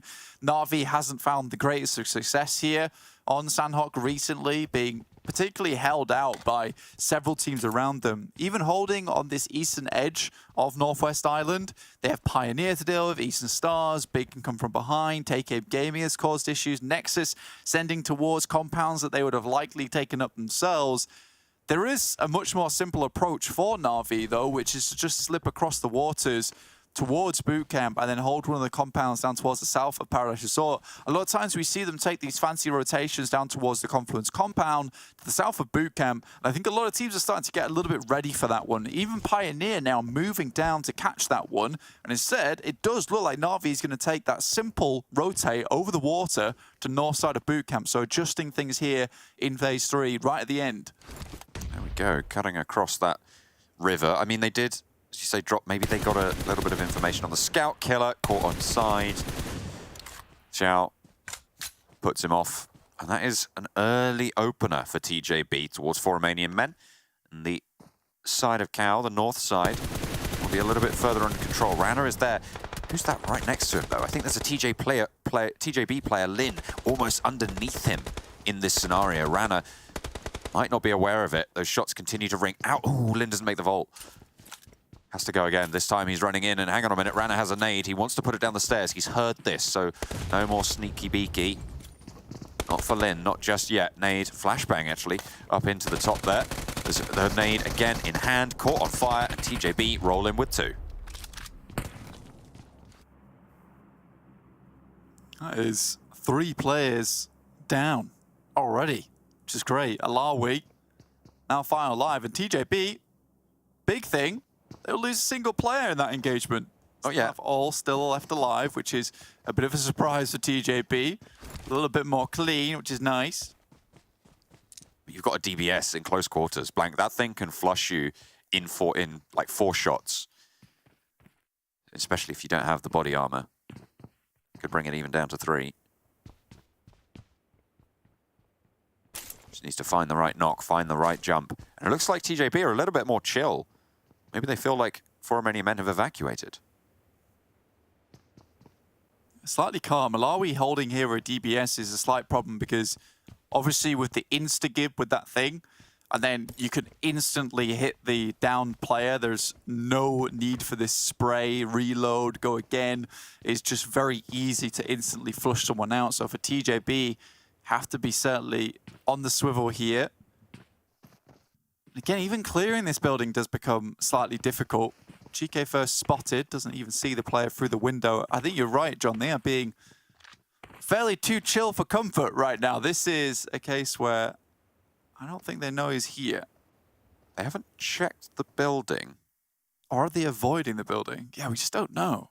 Maybe they do. Maybe they do know that there's a player still there and they're trying to bait out the shots, right? And sort of isolate that position. In the meantime, MADBULLS pushed south out of Paradise Resort. Na'Vi get up that coastline and they've pushed a little bit northeast of boot camp there. Pioneer down south, waiting for Na'Vi to cross and thinking, oh, we're going to get him. Oh, we're going to get him. Little do they know, Na'Vi have already listed lazily to the left. A neat trick to be sure. Na'Vi get across. And safely. MADBULLS, though, might make it a little bit disquieted for Na'Vi on that rotation. Eastern Stars moving in from the north. Big, yet to leave the northwest. Still for MADBULLS, this is a little bit more of a trickier opponent than they're used to as they move out from Paradise Resort. With only effect being there, this is not a case of being able to get that one knock and then leave instantaneously. It's a case where there will be a refrag. Permitting Na'Vi is on point today. Eastern Stars are towards that north side, no Game Lord, so they're happy to take up a lot of this space over towards that east side of the bridge. TJB in Unicorns of Love's position. This time, though, they take a much more aggressive approach than Unicorns of Love and try and sweep that northern side much, much faster. XTEAM did move to that compound that they got caught out by MADBULLS in yesterday. MADBULLS, though, they didn't opt to go out that far east, so maybe that's a rotation that they reserve for heavy eastern circles. XTEAM now completely occupy the junction compound on the northeast side of the next white circle. As MADBULLS take control over the hills to the south. And you've got to feel like MADBULLS, they know what they're doing, and I kind of agree that it seems like they do, if for nothing else on the points totals. But moving down south, they're going to be able to control a lot of those teams to the south and put pressure on and force them to fight each other. This is a little replay over from engagement towards that north side. For MADBULLS, they leave Monkey and Paradise Resort on top of the buildings, giving a little bit of scouting for them towards that eastern side. And you're right, with this almost three-quarter moon in terms of an island finish with the northwest island, that river still being in. For MADBULLS, taking a slightly more western approach works out well for them. Effect still on the hillside. However, Monkey not really looking down towards the rest of the players from XTEAM at the moment. Maybe didn't spot that rotate come through, but they should be pretty on the ball with this one, John. I would imagine they know this rotation is coming through. You mentioned that they've even sabotaged this rotation before, so you do have Zerich as well as Skills just waiting down towards that south side. And there you go. Monkey does find Nightmare, finally makes the shots happen from the top of the buildings in Paradise Resort. And that'll open things up for MADBULLS. Effect is going to remain watching Na'Vi. Look at this. Both sides found Skills and Zerich just moving in on this rotation. I mean, there's very little that XTEAM can do. And to be fair, XTEAM really aren't putting up the best of a fight at this stage. They have potentially had the wind just knocked out of their sails one too many times. Could be feeling a little bit demoralized. It happens when you finish last in 2 phases on the trot and are looking pretty set to finish last again. It's not good. It's bad for business. MADBULLS lets that one go. I mean, playing as 2 players, making it look as if you're 4 is quite the thing to marvel at. And Monkey resets position towards Paris Resort, waiting for maybe those teams coming in from that northern side. They know that TJB tend to come through here as well with their engagement between VP. VP were able to comfortably send the nades through, though, which definitely put a dampener on TJB's day. Did not bring their brollies to keep off the shrapnel of the nades over there on that side. Effects still diligently watching Na'Vi. This is just MADBULLS again, taking position within the circle and then just holding that spot, but very, very smartly and with that measured aggression that we are used to from them. Shockwave down towards the southeast, though, will have to contend with Codex and Team Doom, who are letting their chances go a little bit at the moment. On that Miramar, there really was a good chance for them if they had sent across, maybe taken the fight with Death Machine. Could have been decent for them. But this shift down hard to the southeast maybe does favor them a little bit. And Codex immediately takes their chance. We'll take this fight with Shockwave. We're currently a little bit split. Aza goes down early in the engagement, and Vito will move through, leading the charge for Codex. The rest of the team will be able to pick up that flush, and Shockwave scatter to the hills, to the 7 winds. Terminus close by and spots Michio. Nades downhill. They haven't spotted him back just yet. And the nades coming through. That should be 2 on the broadside, 3 on the broadside for Terminus. All 4 spotted. Goes from the grass. Doesn't even get that first knock. That could have been crucial. And now there's a player around the side. Sends out. It's a little bit of a slip up from Terminus there. I mean, he was probably going down either way, but looking for that flush could have netted them an extra point for Shockwave. Kept them alive as a duo.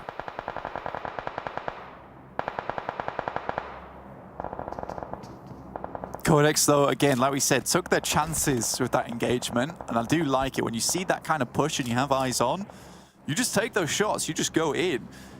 I think Shockwave is just trying to hold a little bit too much space and maybe should have regrouped a bit sooner, but difficult with the hillsides and ridges that they were currently playing. Na'Vi loses 2. They just cannot catch a break here on Sanhok at all from this northwest side.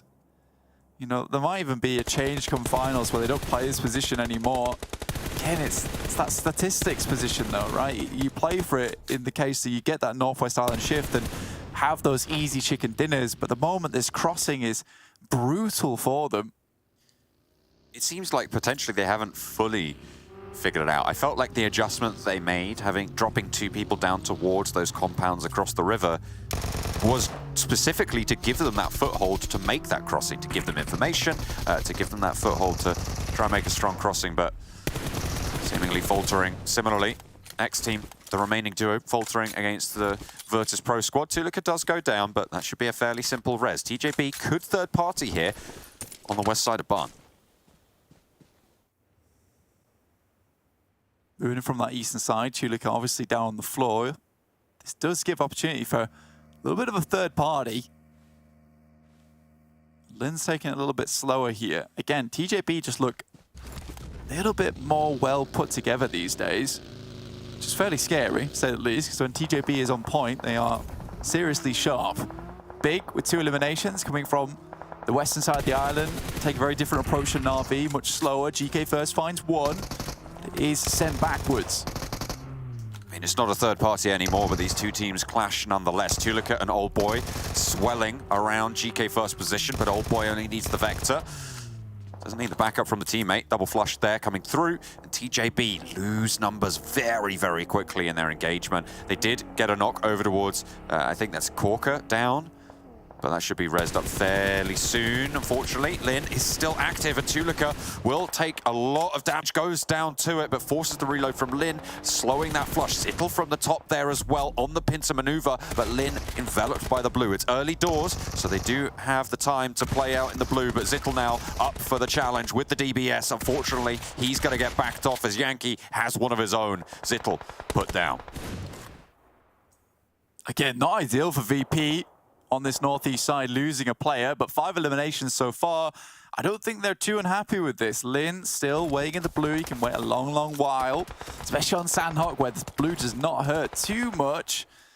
He gets those later stages. Again, though, 4th zone.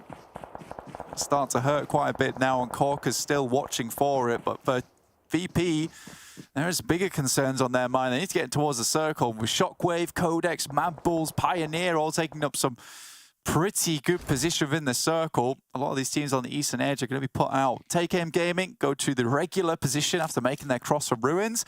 NEXUS move just a little bit out of Painan towards the walled compound, just on that northern side. So everyone's got fairly decent spots to play around with. It seems like people are just letting TJB Gaming go to this really strong compound so many times. Potential there for Pioneer to have guarded it out. I mean, they were watching for Na'Vi, but TJB Gaming slipped through the cracks. Team Doom now in a fight. Remember, this is a crucial fight coming through for Team Doom. They need these performances on board. It's unfortunate that Big didn't lose the fight to MUERTE for their run for that bubble. It would have been good. Pioneer, similarly in that kind of position as well, though, and they have a pretty tricky northern position to play around. Ruthless, putting nades back and forth between them and Team Doom. No one taking a knock just yet. Pocus looks for one more, tosses this nade high, 0, close to it, but is able to shimmy his way around. Does spot Ulysses, so he'll have some decent position, but that nade extremely close to him. Ooh. Just bounces a bit too far behind. Only 1 HE for Pocus now, so a lot of that utility spent. Not much found for it. Team Doom, again, important games for them at the moment. They're being rather cautious about this. MADBULLS, predicted from 2. Kalaris goes for NEXUS, down towards the southeast. Oh, maybe a little minor slip up there, not getting the insta-gib on the shotgun with the DBS, but does get the job done. Unfortunately, goes down to an auto-shotty on that range. Phantom trying to peek around the side of the tree there. 3 players for Team Doom. They're looking for the flush. Pocus low, and Zero has another DBS, so they get round 2 going. And there's the knock over to Pocus. Good start to this 3v3 engagement. Team Doom have to worry about Salazar now. Are they aware of this spot on the south side of the circle? Breaks out wide. Salazar not moving a muscle. Spotted across the way and actually pinged out by NEXUS. Ulysses now on the ground there. Needs to be the next thing that they can deal with, and it's handled. This is good for Team Doom. Yeah, they lose 1 player in easy, but having at least 3 here on this south side now, pushing up towards TJB Gaming, there's a chance here. There's certainly potential. MADBULLS over towards Eastern Stars on this north side, still taking shots. They find Codex. Zerish, though, goes down. Will fall, but there is cover, and there is backup as well from Monkey. He needs to get to a ridgeline, get to some sort of cover, and put that suppressing fire down range. They've already backed them off with a couple of knocks, so could be time for MADBULLS to get back together. You can see Zerish rezzed up there. Woodson on the swivel, but not really finding anything, not scoping it out as Codex get back to full force as well. Unfortunately, they're not going to be able to get Moneyken back in. Vito sprayed down. Look at that, skills landing those bullets every single time. The spray down nearly finds a second as well, and the tree might not be enough cover there. Forces the reload on a half mag, but wants to just put more lead down, suppress this position, and slow this res as MADBULLS have to keep going. I mean, Old Boy makes his way in with the vehicle, and luckily for him, you know, Codex is preoccupied with MADBULLS, who are able to sail on past. Woodson, the off-angle specialist from the team, tries to take shots, but can't quite find them there. Now MADBULLS need to make their way forward. 5th zone now, difficult stuff. Team Doom finds Doran as well, so they're still fighting.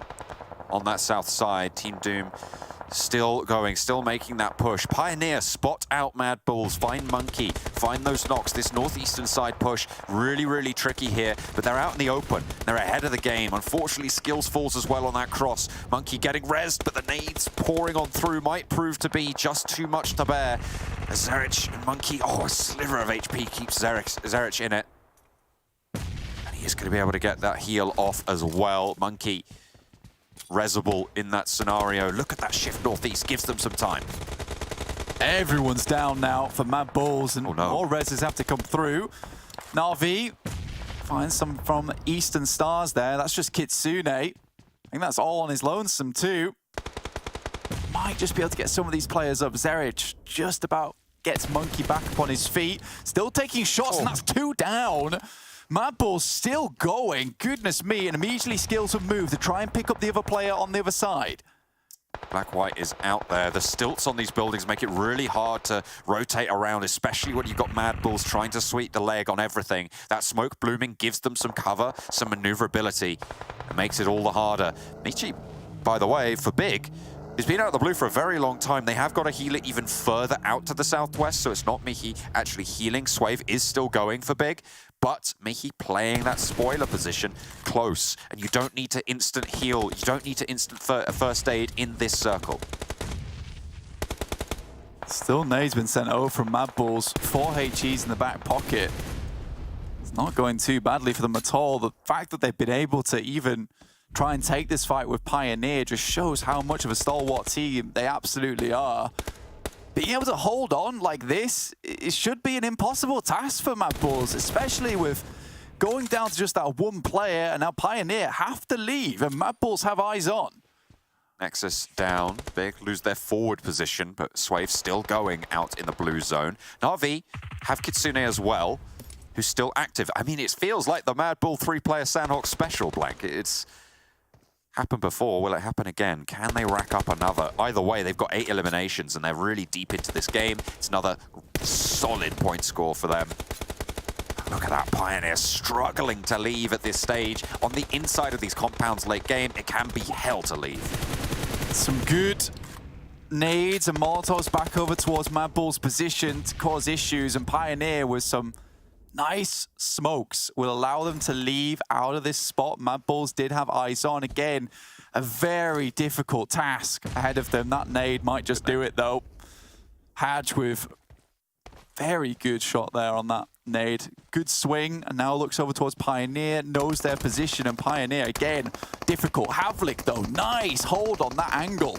Crucial blue zone position coming through from Havlik, suppressing that position, slowing Take-Aim Gaming's advance and allowing the res. Izumitsu, Black-White behind the rock, need to move a little bit more presence into this zone. Out comes the push, and Havlik tries to escape, but that's VIRTUS.PRO from the blue. Yankee on the off angle, does go down for it, but could have just forced Pioneer to take the L. That is really mean from him. Havlik had such a good spot, sacrificing himself for the team, but now it's time for Izumitsu to stand up. Just Mind left. 1 and 2 as well, get that spray down. Just Mind, as you say, 2 players from Pioneer. It is doable in a 1v2, as Big still have that heal going, Blank. SHOCKWAVE out in the zone. Mind behind the tree, not in the next zone. Black-White looking to put that spray out, swings out, looks for the info, but not finding it just yet. Mind crawls forwards. Not a single bit of util here, John. Still for Pioneer, I believe that's at least 1 molly. Havlik's there. Does he know? I think he spots the corner. Mind in the crosshairs, will go down. Big takes 2nd place with the heal strat. And Pioneer pull it on back. Unfortunately for Team Doom, these are the 2 teams they were chasing, Blank. This is a really important finish in terms of that Sanhok, in terms of that Livik bubble on the overall rankings, because that is a lot of points to put up on the board, and that might spell doom for Team Doom. Very tough stuff there. I think for Big, you know, this is going to be a nice game for them, and 6 points for Team Doom. It's not enough for them. It really just is not enough on this match to pull their scores up. Pioneer, though, gets some good circles, able to fight against MADBULLS. I mean, that should realistically be an easy fight, but when you watch Pioneer able to drop the smokes and find some good mollies over towards MADBULLS to keep them at bay, That is actually a good play. I'm impressed by Pioneer in that situation. I mean, it's good to see them sort of come back to a little bit of form. We haven't really heard too much from them this phase. Slipping down the tables in an uncharacteristic fashion, considering their first 2 phases, but it's good to have that sort of prowess still, that confidence, that regained bolstering that you'll see. How many first days does this guy have? Yeah, I'm actually curious how Havlic's not died. Oh, that's a good point. How's that happened? I don't Not sure know. on that one. I'm confused. Anyway, regardless, the immortal team in Pioneer apparently able to fight back against the vampire killers of MADBULLS who came in to try and take them down there. I mean, still some great sprays from MADBULLS. Yeah, terribly confused by how Havlik remained alive just crawling around that building. But again, it's a confusing game. MADBULLS should not have been able to hold that position for that long. And regardless of things, I've not talked about it yet, but the fact that MADBULLS is still putting up these numbers, they're maybe on point for a 400 place finish. It might be here in phase 3. Oh God, can you imagine? Can you imagine getting 400 points on a phase? We thought 300 was crazy. That's 50 points per day, every day on average. They have vastly exceeded this already. They've managed to put up 300 and, what is that? They were 324 before the start of this game with second place finish. All of the elimination, with the 5th place finish coming through. They got so many eliminations as well towards that. That's another really solid point scoring game. And MADBULLS trying to blow everything out the water with what we think we know about how this game works. Pioneer, though, potentially back on form with a chicken dinner. Potentially on form, and to be fair to Pioneer, that wasn't necessarily an easy match as well because of the defending they had to do from their position. But this isn't the first time we've seen the zone finish towards this area, pretty much almost exactly. And Max, as you mentioned as well, we're watching the game, those rocks just being too deadly for any team that can get control of them and use them to their advantage. Yeah, I mean, especially if you put Izumitsu on top of those rocks, was that third-person perspective. If you're prone down in the finishing area, then there's nothing you can do. You get 2 knocks. They initially didn't even have the man advantage, but that one play from Izumitsu just seals the deal, make sure they can get themselves that chicken dinner. It was 8 limbs, and not really a given game to them, but they've seen these circles happen so many times. I mean, you brought it many times up, Kalaris, right? We see the circle so often that they're just like, well, same old, same old. We're just going to go for the same rotation. It's worked in the past, but now we're going to perfect it, and that's what Izumitsu just was able to do on that rock there. Yeah, it's the most common circle we've had all tournament long when it comes to Sanhok, never mind any other battlegrounds, which it also prevails there as well.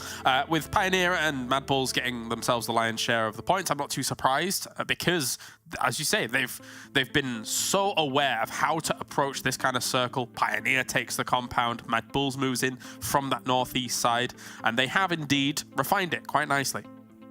Yeah, exceptionally well. We got to see MADBULLS, even the positions they were in, easily nadeable. They were still able to survive for such a long time. And I think the important thing is that when they're taking damage, they're still fighting back and punishing the other team, not letting them get those shots off for free. As you see here, VIRTUS.PRO start things off strong, but again, TJB just being a nuisance here for quite a few teams, able to at least put some pressure on early on.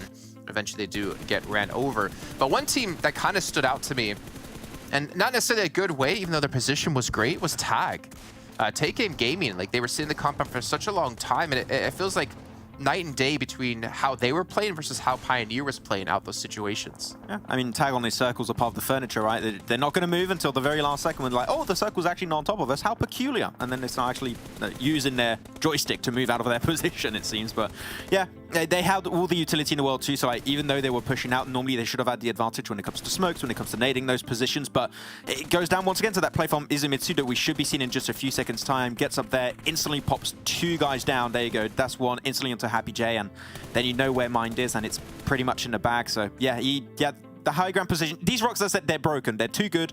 They should be nerfed. Please. Yeah, from a third-person perspective, they give you such an advantage looking over the foliage. One of the main weaknesses, or even strengths to a degree, on Sanhok is the fact that there's so much foliage, it's hard to be able to spot people and stuff like that, but those rocks completely negate them. Yeah, and obviously I think Pioneer were playing that position out well, considering they knew they would have those rocks if the zone did go that way. But also credit to them to take that position and make something happen off of it. And I say that because Tag, unfortunately, I don't know, maybe I'm wrong in the way I'm thinking, but the compound they were sitting in, is we're going to take a look at their player stats. I feel like they could have did a lot more with it. I've always mentioned before, it's great when teams have the zone that they're able to capitalize, pick up a lot of limbs as well to show that they can take zones that go their way and turn them into big point scoring games. But as we see here, 4 limbs across the team.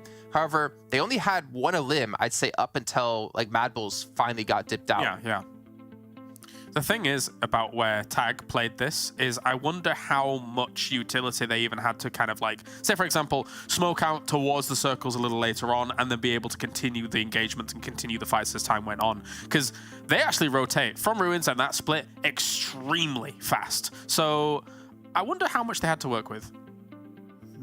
Are you saying because they weren't able to loot it early on because they got there so early, or you're wondering the sense of like because they weren't actively using it, they should have had more?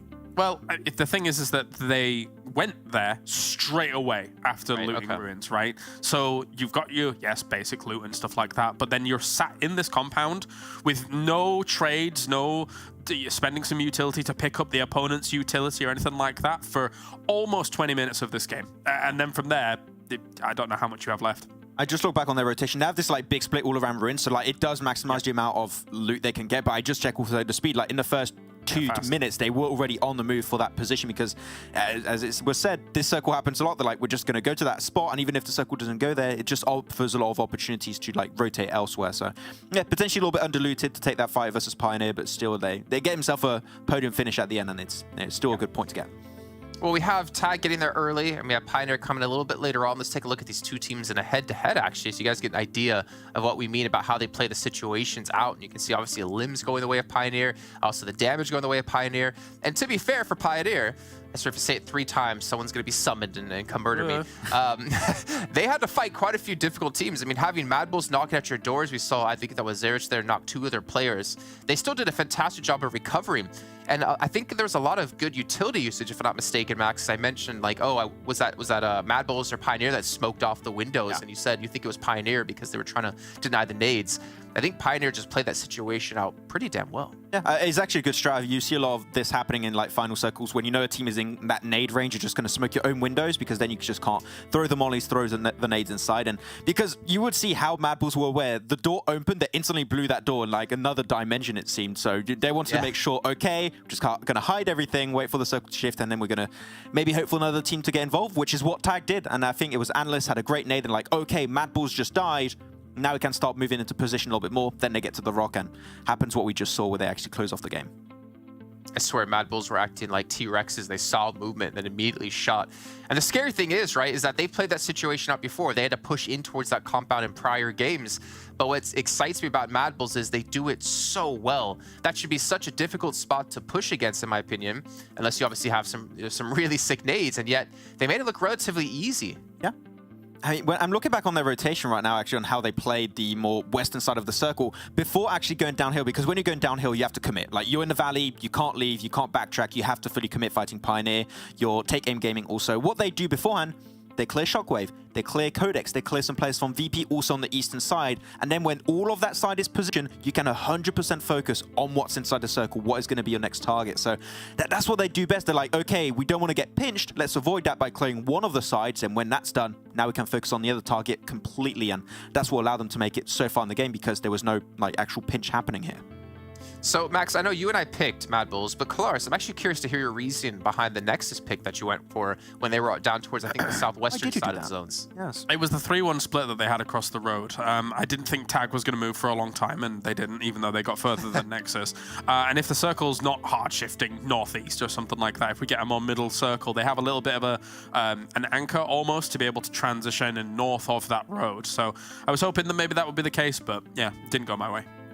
Yeah, a little bit unfortunate for Nexus, but at least they're able to get, again, towards the later stages. And again, we have a lot of teams pretty much already safe, as we were talking about before. Trying to get into top 12 is very important for some teams to potentially break through to top 16.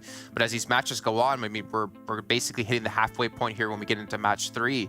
I think the chances of any team getting into top 16 has been pushed by the wayside, unless we have some ridiculous games happening which there's always a potential, as we've seen at least with MADBULLS.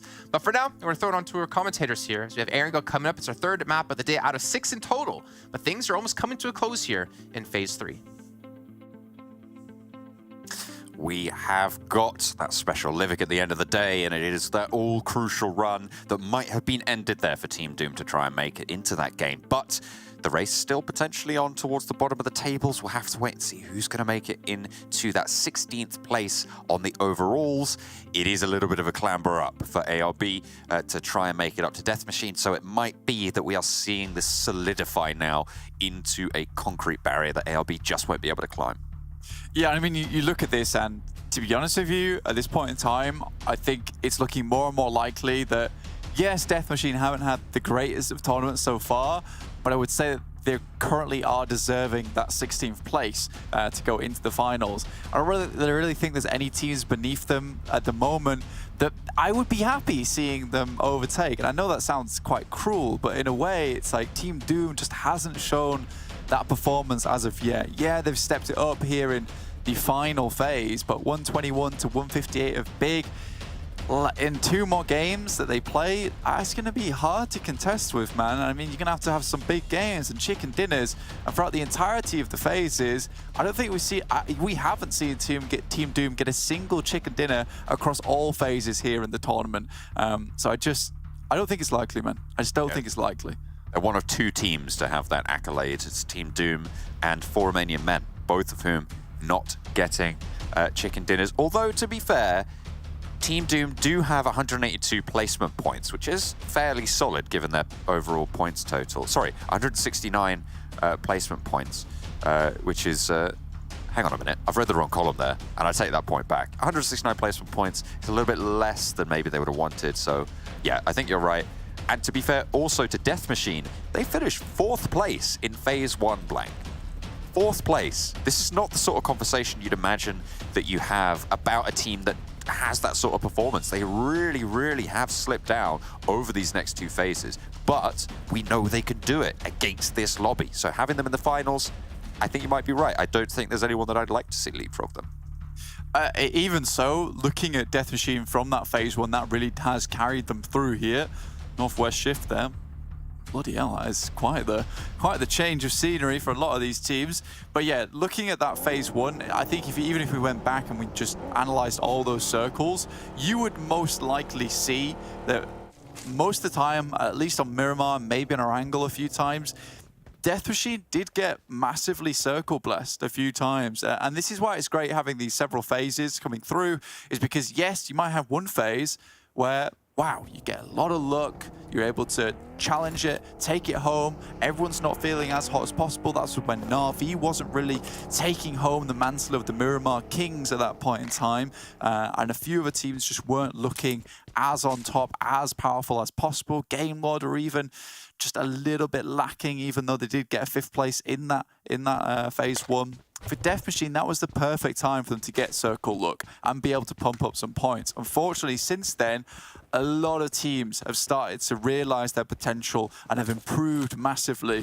whereas Death Machine just has not been able to keep up with the pack. Currently 19th place in Phase 2 and 17th place right now in Phase 3. Yeah, it's unfortunate they've dropped off massively and will take that 16th place, but as you say, there's no one beneath them in the general rankings who's really putting up that kind of performance where I would say deserves a spot over the top of them.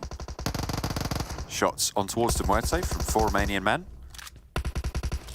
Trading off 1-on-1. 4 Romanian men suffering fairly heavily in that engagement. I think they lost 2 total there. Bringing them, oh no, just 1 apiece. Okay, so it was both MUERTE and 4 Romanian men losing a player. Far from ideal. They're playing currently around that the eastern bridge from Military Island. This is around Farm and MUERTE sort of area. It's on the southeast side of the map, and losing a player early when you've got that rotation still to make in your future, locking yourself up into an engagement like this, it's going to slow you down. It's going to really come back to bite you, especially when you know the unicorns are going to be coming at any moment. For MUERTE as well, goodness me, John, do you remember the start of Phase 3? Because I feel like I was witnessing a hallucination over those first 3 days. MUERTE does not look like the same team. I don't know what happened. If they were smurfing or whatever. But now, here, after that, first place at the end of phase 3 in the first 3 days. Now, at the end of the last 3 days, 9th place. Something drastic has occurred between now and then, that a team with 4 chicken dinners this phase is 9th place. It is unheard of. MADBULLS was 6th place with 4 chicken dinners in phase 2. But other than that, that's the lowest we've seen. So MUERTE, I mean, you're right, it is startling, really, the drop-off that this team has had. Calling back all the way to their phase 1, they finished in 11th place with 3 chicken dinners. So kind of a fairly similar performance. You look at their placement points totals, 85 placement points in phase 1 to 92 elimination points. Taking a look at this phase at the moment, 96 placement points, so actually more than over in phase 1, but they do have an extra chicken dinner on board. 70 elimination points, and I feel like potentially it's just that confidence may have dropped off slightly in terms of their fighting ability, in terms of taking those engagements and clutching those out in the way that we've seen. We haven't seen them put that pressure on so far in the second half of phase 3, and they're paying the price for it. Yeah, I mean, English, Flyke, as well as Striker looked all really strong in terms of being able to frag off the back of one another. But there is a potential now with how volatile the bottom of the lobby is, and those bonus points still in contention, by the way, with MADBULLS taking so many points away from the lobby at 339. You're looking at big with 158 points, 1 point up to NEXUS Gaming in 11th place, 159. TJB Gaming 165, and that's a 1 point difference between MUERTE and 9th place. You know, if MUERTE keep up this kind of performance, you're maybe looking at a MUERTE in 12th place at the end of the day, and that's who Team Doom has to challenge against. It is crazy, but not only that, it's bonus points up for grabs. There is a lot of movement that can happen here, and 2nd place, definitely doable for Na'Vi still.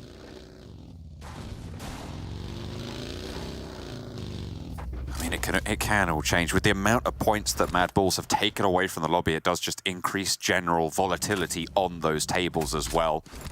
Putting an extra 30 to 40, maybe even 50 points if MADBULLS continue to have a good day, or a good week, or a good phase, a brilliant phase, then it will continue to increase the volatility, which is something that a lot of these teams just do not want. They want a little bit more security. They don't want to have that pressure of needing to frag out in a game. They want to be able to play it nice and chill sometimes and just take a little bit of a breather, but they will not be allowed that chance. Death Machine spotting over towards 4 Romanian men. Modi takes shots, but doesn't hit anything whatsoever. Now, Rana has eyes back with the DP. Fairly accurate. Will be much more accurate if he can lie down with it, but lying down would open him up to some pretty horrendous shots. But TJB Gaming, they hear this. They send in Hamodi, first to challenge. Ooh, and he's going to win out that first trade. Hamodi, though, on the trade.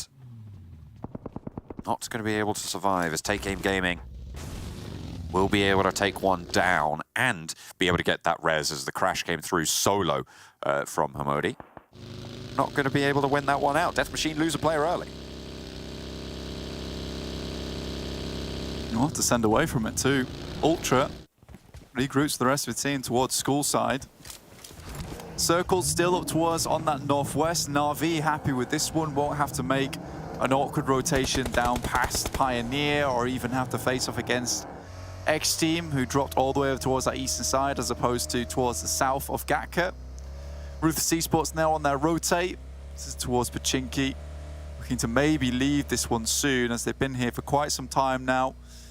Again, another team that had a good start, looked good in phase 2, have not shown us that same kind of potential. And it's great to see, like in a long-form tournament like this, where we do have 6 weeks of gameplay. And, you know, it's not a case of where you can drag that momentum from week to week anymore. You do have to just be on the money all the time. And it really has shown us some massive stars now in the lobby who we can expect to see in future and remain as a global competition I mean, MADBULLS certainly one of those teams. The only thing that does concern me about MADBULLS coming into maybe regionals is the fact that a lot of their rotations have been made simpler just by the teams that they play around. Their initial rotate into the circle is quite simple through XTEAM and Primorsk, XTEAM again in Paradise Resort. Even Game Lord not able to hugely hold them out as they take this heavy rotation towards the Western Bridge. Game Lord never wants to deal with this, instead heading over the top side of Stalba. But then I also think about their end game and how well they perform in those end games and the macro that's available to them when they're in those sticky situations. So it is a little bit difficult for me to analyze that, though I do think that come regionals, one thing we will be looking at very heavily is the initial rotations from MADBULLS. Once they get in those final circles, 4th zone, 5th zone, they look monstrous. But they've not really had to try too hard to get towards that 2nd or 3rd zone so far. Zerich, though, going down, as I say that, for Romanian men. Okay, that's not the sort of team that you expect to be able to take a toll on MADBULLS, but Zerich, as you say, does fall. The 3-player special coming back for MADBULLS. See how far they can get this time around. Rana running for it. Monkey in a vehicle. We'll hear this. Skills up the top of the hill as well. Monkey wants to hop out, potentially take shots here over towards Rana. Will start the spray down. Rana takes a little bit of damage, a little bit of a diversion on course, keeps him safe from the spray. For how much longer? Just over that ridgeline. Vehicle, though, looking a little bit worse for wear. Could come back to bite them, losing that one out. But either way, safe for now. Andre, not so lucky. Down and out in the smoke. Needs to try and make a hasty escape. Effect has eyes on, though. Yeah, this is something that MADBULLS are always very good at, which is instant flanks. And quite honestly, a lot of times it's just not flanks. It's just these pincer maneuvers where they just triangulate the position, send many different off angles on either side, and then there's no really where for you to go at that point. MADBULLS losing that one player, though, again, will change up things massively, especially this early in the game of how they'll want to play things out. And typically at this point in time, with 3 players for MADBULLS, we don't often see a chicken dinner from them. Usually we'll see a 3rd or a 2nd place, which is still good, and something that we can maybe predict in the future. Though Maxman, trying desperately to get those prediction points up, might just throw a MADBULLS chicken dinner in the hat here with how successful they've been currently on Erangel.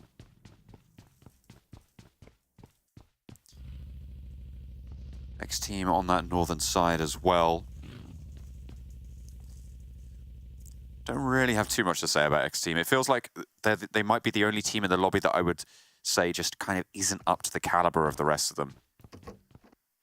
We haven't really seen that. And it's unfortunate because we've seen it in previous seasons from the roster.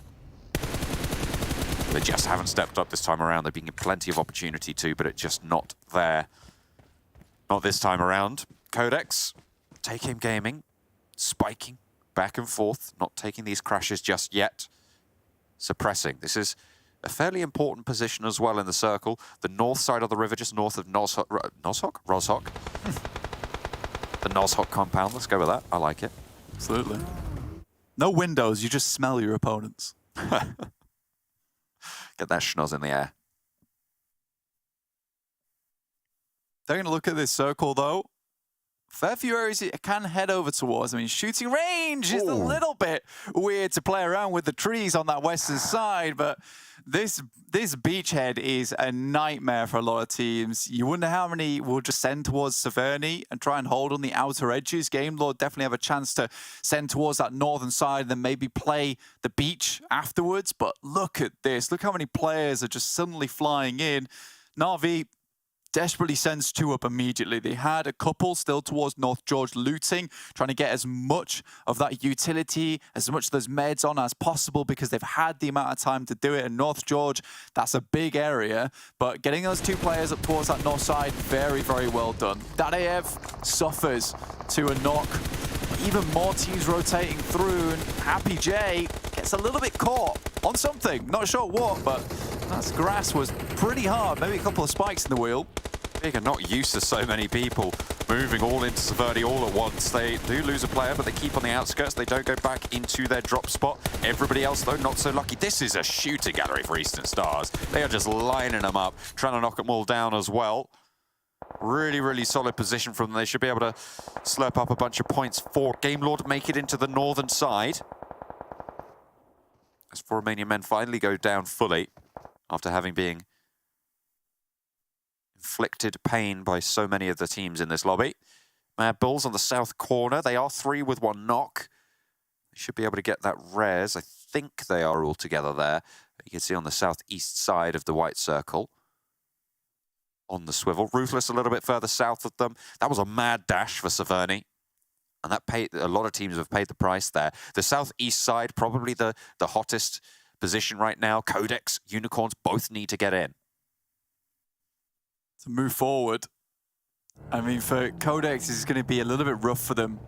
A lot of times in these situations where the battlefields become quite interesting and a little bit dicey to play around with, those who find the most success are those who get there first, and that might seem like a pretty obvious thing to say, but for Eastern Stars, they understood what would be happening here and how many teams would be rotating through that roadside, trying to move over the top of Stalbert. They got there, they planted the feet, and then they just took up that range and lined up, took shots that everyone was moving through. So many teams in that area as well means that not many players can take time to shoot back. If you drop out the vehicle, you're likely to get third party by someone else, and Eastern Stars have a lot of cover on that side. Yes, it has meant that their ability to get towards the central of the circle is a little bit more rough, but they know after taking a lot of those shots, they've crippled a huge amount of teams ahead of them. Matic taking shots over towards Nexus, keeping that pressure on the western side. That is oh my god, that is a real difficult shift. Everybody made that mad dash for Severny, and now they have to leave. Na'Vi, they're laughing. I mean, this circle shouldn't be possible. This is a circle that really should not happen in PUBG Mobile at this stage of the game. Na'Vi, like you say, happy days for them. They've already taken a lot of the players down from NEXUS, which is giving them a huge swathe of area to play around with. Now Game Lord trying to make their pass through as soon as possible. They have vehicles, beg for mercy, with the big machine gun, tries to take some shots, has a fair few bullets to play around with. Game Lord, though, that's actually bad news. The couple of ticks of damage that they took there means that they are far, far less likely to get all the way in. Akashi goes down. Unicorns love holding this position for quite some while. They tried to crash that, and a full yellow prediction comes through. That is a Na'Vi sweep on the predictions there, and why not? The western side of the circle completely held. Death Machine made that early dash, but the MADBULLS are in to say something about it. Na'Vi will be looking this way. Skills already goes down. Unicorns of Love trying to hold the building, but Crypto only slows... Oh, beg your pardon. Slows Game Lord down. Nades down onto the lower floor. Difficult for Game Lord, seemingly. He spots him. Narvalo doesn't get the... Oh, he does get the knock with that nade coming on through, and Crypto does get flushed. Gives Game Lord a little building on that southeast side. With all 3 of them inside it already, they might be able to force teams to move out away from them, but will be tricky nonetheless. Matic hidden towards that south side of the circle, able to get information towards Pioneer, who are trying to creep their way and encroach onto the space that Na'Vi is currently holding. Happy days, though. Matic does not do something extremely aggressive and maybe a bit silly, but instead rotates back to the rest of his team and will remain there. Meku gets run down by Pioneer quickly, though. There is a refrag on towards Izumitsu. ARB putting nades over towards Big. Actually finding Beast with that one as well. 2 players now active for Big, but they have got that little bit of cover there to hold out in. Can get out with the buggy if they so choose. Hang on a minute, Pioneer, what's going on that western coast? Na'Vi potentially endangered there. There's 2 players towards the back, both of whom are down right now. Tixi and Katsune need to address this. They cannot afford to lose the power that they've managed to gain for themselves. Pioneer playing massive spoiler on that west edge to what was the strongest position in this next circle. Pioneer, 3 of them are down. And on the western side, Na'Vi might get some revenge for the 2 players they lost, but that is disastrous for their position. I mean, they took that fight very well, but I think that the call came a little bit too late to regroup. They got some good initial knocks, but Pioneer were not happy to leave that fight without at least doing something, small amount of retaliation towards their side. And Na'Vi going down to 2 now. very, very bad news for them. I think a lot of times they feel too confident in these scenarios. They understand that, yes, they have to hold out on that eastern side, but when Matic makes the call and sees the entirety of Pioneer rotating up that way, I think the entire team should just try and hold on towards that edge. Now, 2 players, it's going to be very difficult. They have a lot of space to play with. But with 2, the chicken dinner becomes slightly out of reach. Ooh, Hamodi does get that frag there, taking down the take-aim game. I really liked the little pin pull on the nade to force a player out, to make them reposition and try and go for that trade for ARB, but unfortunately only the one found. Either way, I think it was a really interesting piece of micro on that small shed engagement. Won't work out in the long run, but Take-Aim Gaming, they're already busted back a notch. Down to just the one there. Toffee's really, really isolated and big, have oversight on the position. Coastline now, absolutely prime real estate. Effect for MADBULLS, still alive, still going. Death Machine, they made that dash early and they're still alive as well. Eastern Stars make a coastal bid as well. Modi does take down another for Arabian Champions. Very important game for them. Almost with 4 players up. Eastern Stars, though, that position from earlier, just on the eastern side of Severdi, has paid forward massively. Look how good they look at the moment on this coastal side. They will do so much damage to teams as they made their way in. Now they can play from this spot feeling fairly comfortable that anyone else making their way in is going to look good. Brutal from ARB. Unfortunately, they couldn't do that to Big in the Sanhok and give themselves a little bit more of a chance at a race, but maybe too little too late, unfortunately, for them. Maybe they'll just take the points that they can get and try and close that gap overall to Death Machine. But as we said before, very, very unlikely. With all 4 players alive on the south side, there's potential, but the roadside crossing really, really hard. If Ruthless just spots him out in the open, pretty much, playing with the back to the rock. We'll take him down. Fairly lickety split. Manu out for Ruthless. Pocus is in close range, still keeping that DBS in hand, trying to play, but not going to be able to land the shots there. The pigeon splashes. ARB suffering in the meantime. From across the road, they're in this next zone, and Hamodi can take the time to get these reses, but Ruthless in danger now. Yeah, and if he wants to get these reses, he's going to have to stand up tall, though. And I don't know how he's going to make that happen one bit. He wants to crouch, he's most likely going to be seen, doesn't have the smokes maybe to make it happen. Tixi moves up alongside with Kitsune, 5 eliminations so far. MADBULLS effect, not a player you really want to go toe-to-toe with here. Tixi should be spotted. Oh no, he definitely has been. They just don't know there's a player down here. This is disastrous for Na'Vi. Effect definitely knows there's a player here. I don't think he quite has the sight line. He's just trying to stay hidden. Na'Vi absolutely not checking. Oh wait, hang on a minute, he definitely has the sight line. Then MUERTE out in the buggy. Oh, he knows what's up. Ah, there he is. Spots it. Tixi gets the rattle. And they will fall. The circle shifts inland for the first time in a while. Effect biding the time, not pulling the trigger. There is a backstop in Kitsune, remember. I mean, it's going to be difficult for Effect to even take these shots. And for Tixi, this is really just bold confidence, thinking there's no one underneath him. And Effect, for him, it's all just silence right now. Has to keep it locked down. Basically, at this point in time, I wouldn't be surprised if he's got a coffee table in front of him. He's just not even touching the phone. Just laid it flat. Doesn't even want to take a single little tap on the movement, just in case he gives his position away. Kapahala, the rest of Eastern Stars now are the biggest threat within the lobby. Arabian Champions, after being left alone for a while on that south edge, do have a few players up. Unfortunately, Toffee's not cleared in that shack. Could take some really good shots over towards them, considering they're currently on quite the big lineup. Death Machine with Ultra behind the vehicle. Stand up Tixi actually gets that initial knock, but position for Ultra given away. That could be really important, actually, that it was Tixi who got that knock. They forced Ultra to give the position, and there's one more trying to move up that hillside, suppress back. Tixi has some meds on board, but will slow this fight again. Ultra still known. Molotov to the back, already taking a lot of damage from the vehicle. The burn is there, but I think it's just evaded by Ultra. Could it spread just a little bit further? Doesn't need to. There's the nade, rolls over the top there, bounces the bonnet, and Keme gets the knock. Na'Vi, hang on a minute, have they been knocked? Someone has been knocked over on Na'Vi on the back.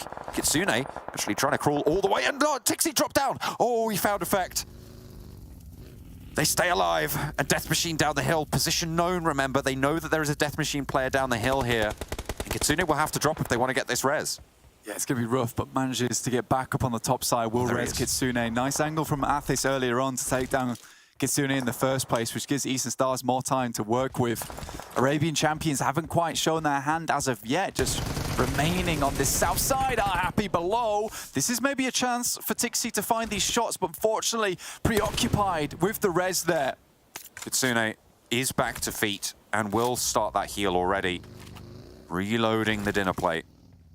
Serving up another meal, hopefully. Max said he's wanted to see it from Na'Vi all tournament long. Tixi supremacy. This guy was a terror in previous tournaments, in previous phases. But other players from Na'Vi kind of stealing the limelight from him so far, but needs to stand up now. Toffee's making the run. Arabian Champions don't even spot it. You'd imagine Wadia sees this, but maybe gets himself to the rock and does. With basically no HP and can go for the res here. No HEs. But Wadia has one in the back line. We'll toss it over the top, but maybe just a bit too late. That nade hits.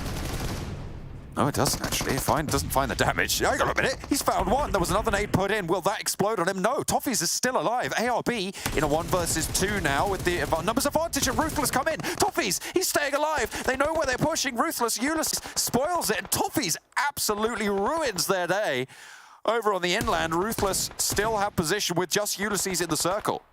And this is what we were chatting about earlier, is that Toffee's just had a blinder of a side angle over towards Arabian Champions. Now has found himself a bunch of grenades as well. Tosses them over towards Omodi, and it's an onslaught getting tossed over the top. He knows that in 5th place right now, if he could just get one more knock, life's good. Great Molotov too, and Omodi's out. Arabian Champions, how could you let this happen? Ulysses not going to spot Toffees. Oh, he finally does. That should put the stopper on it. No, what? Hang on, what? He's still not down. He's still not out of it. And Ulysses might be spotted as well.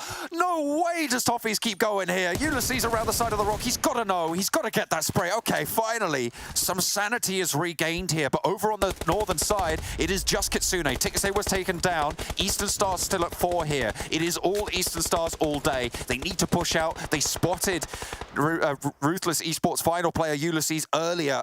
They were taking shots. It might be Na'Vi actually, but either way, they know there's someone still further out that south. Kitsune finds the nade onto Kapahala, opens the door here. If Ulysses can get a sideswipe as well, there is potential, but all the shots are headed over towards Kitsune. Ulysses still in the circle, a nade towards the backlines here. Right on top of Eastern Stars, could be difficult. Bazzi super low, doesn't get knocked. But Kitsune is still going. Ulysses undismounted. They're letting this drop. Luckily, he hits the rock.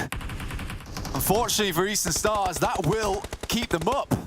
Lots of smokes, lots of Molotovs. Kapahala trying to crawl through to provide the information, but too late. He goes down and gets the barest and briefest of looks over towards Kitsune. These remaining nades, hugely important. Nice, hits one. Athis down already. Kitsune now has a chance. Moves out, takes damage from Keme, knows the position, goes for the spray. There's low bullets in the mag, and Keme goes down. It's a 1 versus 1. Kitsune trying to strike in a 1 versus 4 against the Eastern Stars. The assist is there. Bazzi, he knows where he is. He got the hit marker, popping that heal. Bazzi down on the deck. Kitsune closer to the circle as well. When it moves, it goes his way. Bazzi out wide. He steps out, only a pistol in hand, and Kitsune takes it down. Na'Vi, I don't believe it. From the northern shore, they take the Eastern Stars. It's not Tixi, it's not Matic, it's not Meku, it's Kitsune all day. Goodness me, from the top ropes from Na'Vi, Kitsune delivers the elbow slam to the face. And Eastern Stars are left disorientated, confused. What just happened? The nades were so strong, and Kapahala just let that one slip too quickly, got a little bit too close. And again, that's just all skill in those last moments. The loot crate in front of him assumes that with the 3 that Eastern Stars have, they're going to get bold. They're going to get a little bit too confident. They're going to move that loot crate. Instantly, Kitsune's already put the nade on top, moves out the smoke with no information whatsoever, and is still able to find that knock. And then Bazzi, as soon as he got those few hit markers through the smoke, it was over. He had a tree to play with, got the first nade off, and then it was curtains. Kitsune, massive moves in those final moments there. Tixi did a great job to support him, even getting him back up on his feet. And I think if Tixi doesn't win that 1v1 with, by the way, the best player proved in lobby, but effect, that game does not happen. A lot of magical moments had to happen there for Na'Vi to pull off that win. How on earth did they make that happen? I mean, losing 2 players earlier to Pioneer as well, keeping themselves alive as a duo, playing on that coastal side. Sure, you have that benefit of having Eastern Stars suppressing anyone from in towards you, but it's still really, really tricky to make that work. Somehow they find their way into that final circle, and somehow a massive 1v4 coming through from Kitsune.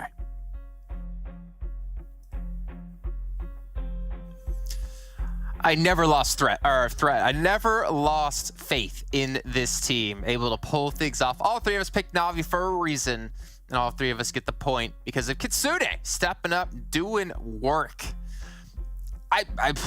How does he win that? I think that's the question we're gonna be asking ourselves here in this segment. Like, how does he possibly win that in that situation? To be fair, he did almost go down to the pistol, but still, to pull things off like that, to have that amount of utility as well, to use those smokes to his advantage, and even to punish Keme for the jump punches.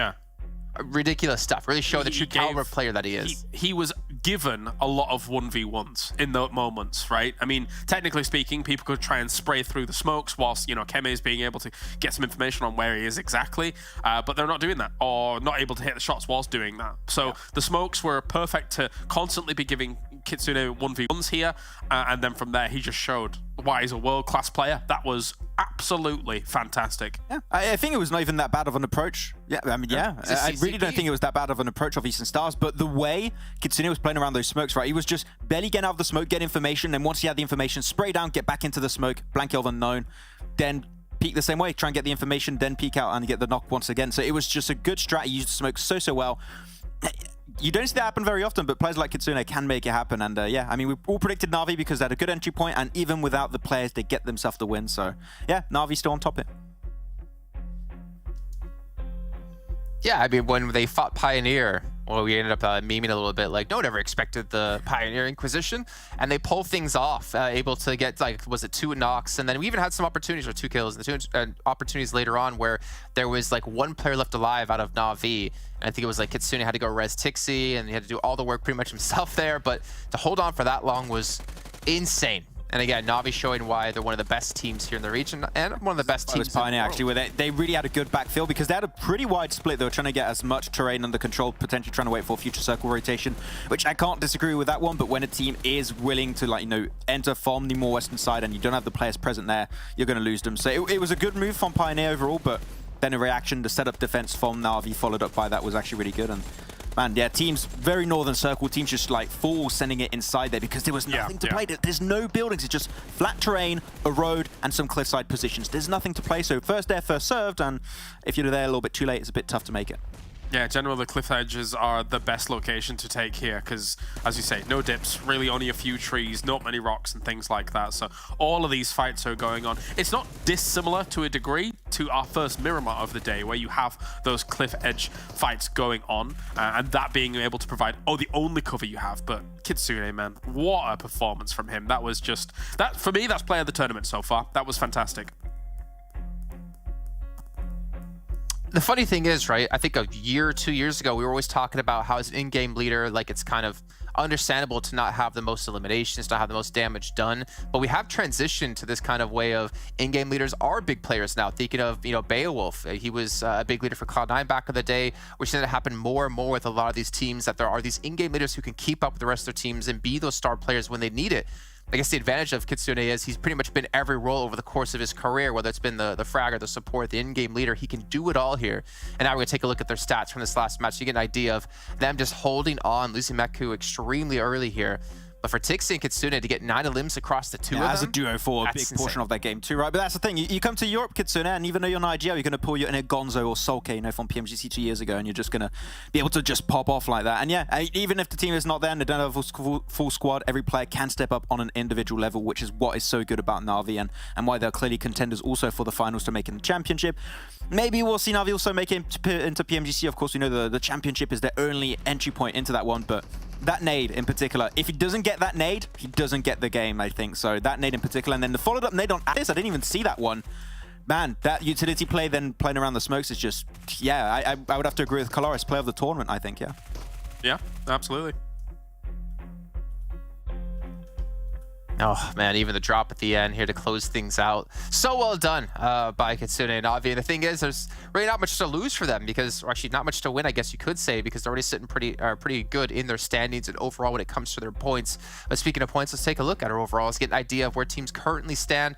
And again, there was some focus when it came to Death Machine, ARV Champs, but right now we think that window has unfortunately closed. And MADBULLS' window to get 400 points has also closed, I believe, since they have one match left to go. Yes. I'm trying to think because for TJB, it's a slight fall overall, right? But the fact that Navi's just able to put something up like this, you can't really blame them too much off the back of this position. I'm still happy to see TJB where they are. Game Lord and Eastern Stars having a nice bump up at the end of this phase really is impressive because this is the right time to be peaking going into that finals later on where they're going to need some big points. I've been especially waiting for Take Aim Gaming to have a rise eventually because we mentioned it, one of their players actually, Happy J, was able to make into the Bali event in early December, and that was a big qualification for him and his team. But I did want to see a lot more coming out from them, and it seems like they're slowly able to rise to the occasion at the end here, currently on the first page of the rankings. But I would like to see an actual win coming their way. I think that I do still think that Sanhok match should have been theirs to win if they had the utility, which they did have, but did slip away. But yeah, there's been a slight increase, which is always good to see right before the finals. Yeah, perfect time to start to peak in a tournament. The only unfortunate part is that they have a break before we do kick off our finals. And right now, we're actually going to head to a break here while we get things ready for our next match of the day.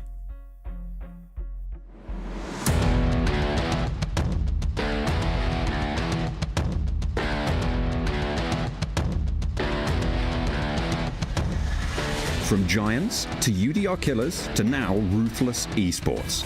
They keep on taking up such menacing names and are always living up to them. With a trio like Pocus, Ulysses and Salazar on board, one can indeed harness such limitless firepower. All three poster boys were on the top 10 list of the spring MVPs. With Pocus's performance being the most ferocious, it's hard to imagine that he's also the IGL. Ulysses is the talented scout who excels at holding his end of the fight, while Salazar specializes in securing elimination points for the team from cheeky angles. Nano is the support who comes with excellent spotting skills. Lastly, there's a new recruit on the roster, Manu from Penta, whom we all have seen perform eye-popping clutches.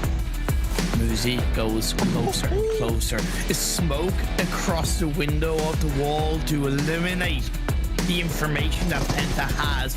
He is fully aware of Pocus, one of the strongest close quarter combat players in Western Europe. Strikes like an iron fist. And now Halls is the last player up. It's 1v2. Penta have seemingly thrown this chicken dinner away, and indeed they do. They put forth an impressive fourth place finish in the league stage.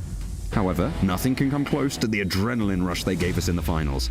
With just 2 more matches left on the final day, the team was in 4th position, lagging 42 points behind the table toppers TJB. But the beasts were unleashed in the final laps of the race. With back-to-back chicken dinners in the last 2 matches, they gave a big scare to TJB, who were spared the title place for merely 3 points in the final standings. Keeping consistency at its core, Ruthless Esports is gunning for the title this time, and they are coming in hard. Infusing more aggression into its already overpowering playstyle, who can restrain them once they go berserk? Stay tuned to PMPL Western Europe Fall 2022.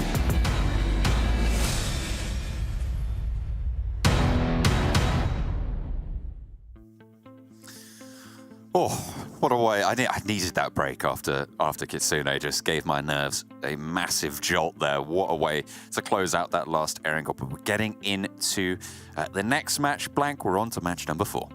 We are on to match number 4. In the meantime, though, Na'Vi takes 2nd place. And this is something that I wanted to see by the end of the day.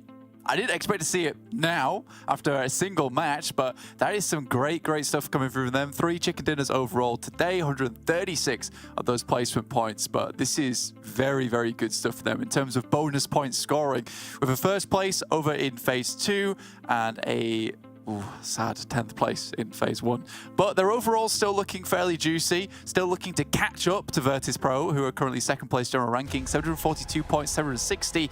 And with the current way that VIRTUS.PRO are playing, this is a really good chance for them.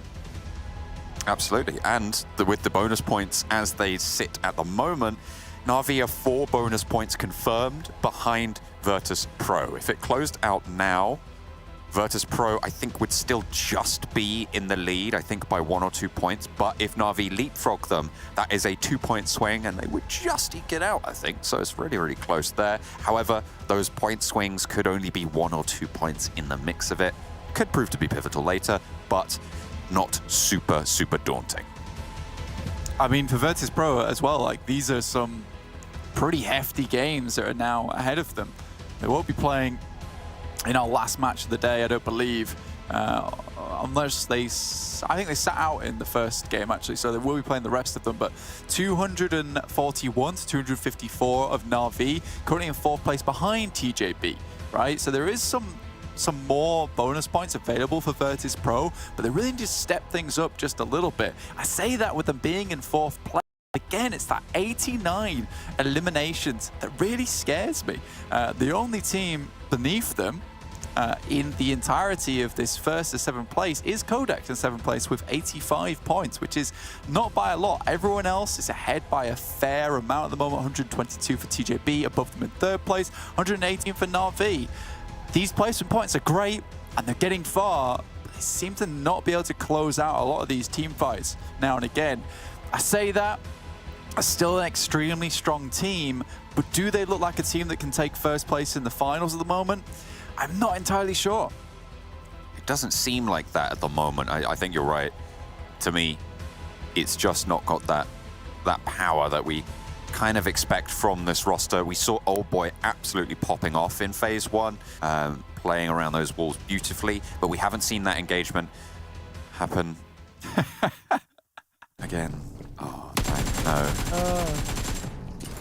I think they've realized. I think they've realized they're not going to win. They're not going to get into these finals either way. So why not? One last ride. You don't know this, John. You don't know this just yet. I mean, 366, 388. John, we did this in Phase 2. We said, let's pretend like the lives of these two teams are on the line. But right now, they really are. Absolutely. I think both, to be fair, both of these teams do have another game to play after this. And if Death Machine go down and ARB take a chicken dinner, that point gap could be closed. But that's two things that, out of this engagement, I don't think we've ever seen. We've not seen too often a team on either side be able to leave Picardo with a full set of members. Death Machine looking to keep this one going, but there are shots back their way. Wadea moves in. For Arabian Champions, they understand how much this matters to them. Finds one, but there's another player coming in, looks for the flush. Cannot go down here, but Ultra's in, needs a refrag, finds it. This is huge for Arabian Champions. It's crucial, and it's a team against which they are racing. So this is kind of perfect right now. Just Hamodi left. He needs to survive. He should, I mean, they should have done it a long time ago. They should just fully disengage here, survive, get like an 8th place, get some points on the board, as many as you can, because you do not want ARB to catch you. For Death Machine, all they can wonder to themselves is, why are we still here? Just to suffer. The hands of Arabian Champions. Hamodi finds himself a cheeky spot. But this is a likely spot that will be checked as Jamaz moves around the sides, tries to stay close to the building, so Hamodi can't get those angles on them. Again, we'll be able to isolate at least a 1v1 from this position. Here's these footsteps mounting. They're not even going to take the time to loot for ARB here. I mean, maybe they dropped away. They dropped away 2 games in a row. So Death Machine potentially lulled into a full sense of security by that. And they're playing that meta game. They're playing that composition. They're playing the player. Modi, ready to strike. Oh, they know. They know. No, they don't. There's no way he doesn't zigzag like this unless they know that someone might be playing on his rooftops. Oh, he's missing the spray. Oh, he's missing the spray. Jamaz doesn't go down. The UMP is there, and they spot him out. Hamodi falls. ARB, 4 points blank on their start to a potential gap closing run. I mean, you look at that. The start of this game, 366 points. There's 4 eliminations, takes them up to 370. They need 8. how many points would that be? They need 18 points on this game additionally to get themselves tied with Death Machine. I mean, they need a 22-point game, right, overall. Yeah, and with Death Machine currently being in 17th place, IRB Champions being behind them in 18th, they're not going to the Livik. So there is no last chance saloon for them in Livik to be able to get those extra points to eke it out on top of the guys from ARB Champions. So Miramar right now for ARB has to be big. Has to be. They do still have, after this game, one extra game to play, as do Death Machine. They're currently playing 22. Not, as you say, not playing in the Livik. But that is going to be the crucial factor here. We'll have to keep on top of that as time goes on. So the bubble, I mean, we thought it had solidified, but maybe they found a spot of malleability, some give in the facade.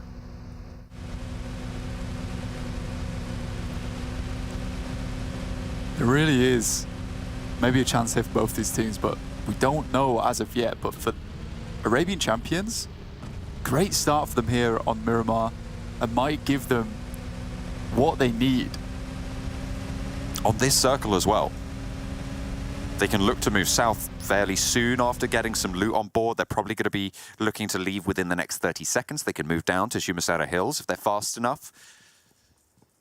MUERTE yet to leave Monte Nuevo. Big might look to try and send past Los Leones and into those Chumisera Hills with the circle far, far south. It's not unlikely. VIRTUS.PRO at the moment, probably the first team to take up residence in that sort of area after they swing down Puerto Paraiso way, all the way on that south coast road right now. No one's spotting them out. Phantom potentially from Team Doom could look out that way, but VIRTUS.PRO will be able to handle that, I'm sure. Just information gathering for Team Doom.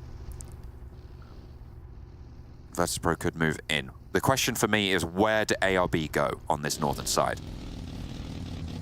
I mean, they have an ability to actually head down, and they're in a good spot for Cardo. They do want to leave, though, at some point, maybe head further towards that south side.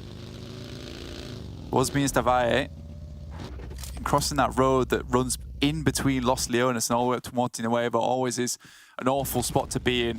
For Arabian Champions, you have to understand that there is a huge amount of teams towards the northeast that are moving down. They're heading towards that location.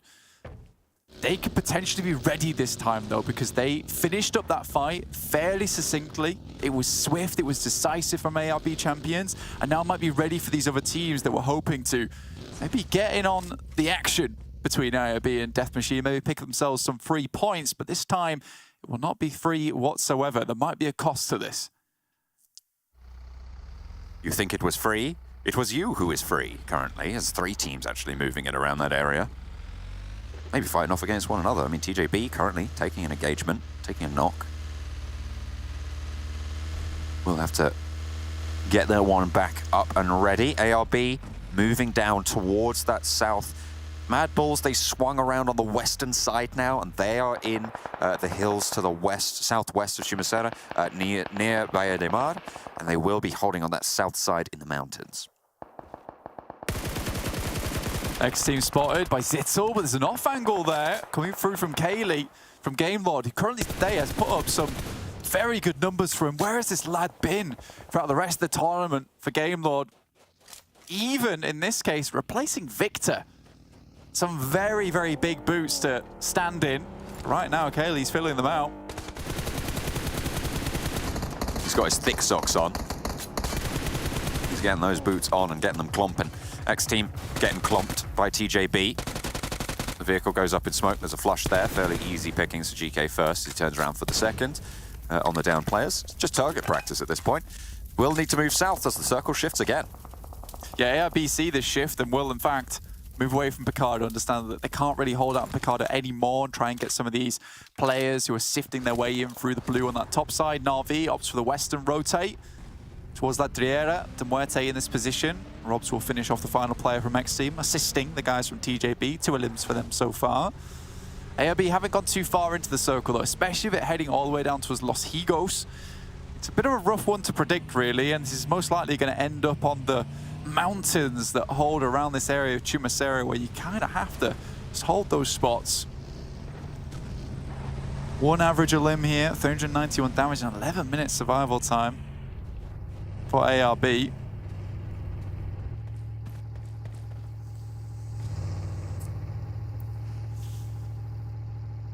Looking a lot better already.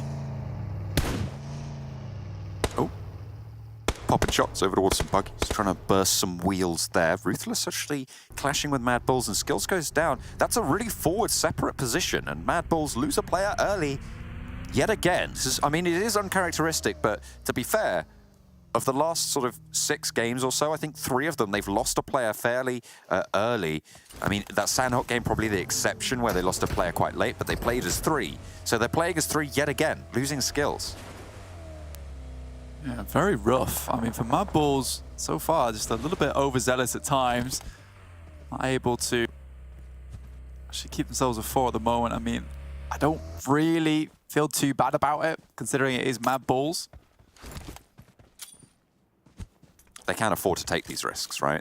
Although, to be fair, what I would like is for them to hold every record of this tournament, because at the moment, they have the highest points total of any phase that they're still adding to right now in this game.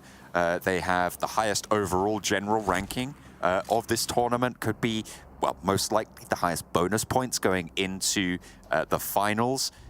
I would love to see them have the highest chicken dinners of any phase as well, moving on through, because I think they've already taken the highest placement points and the highest elimination points in any phase, with phase 1 placement points right now and phase 3 elimination points totting up to over 170, which is really impressive. I want to see that last record go over their way, undisputed, because at the moment it's 6 to them and 6 to Na'Vi.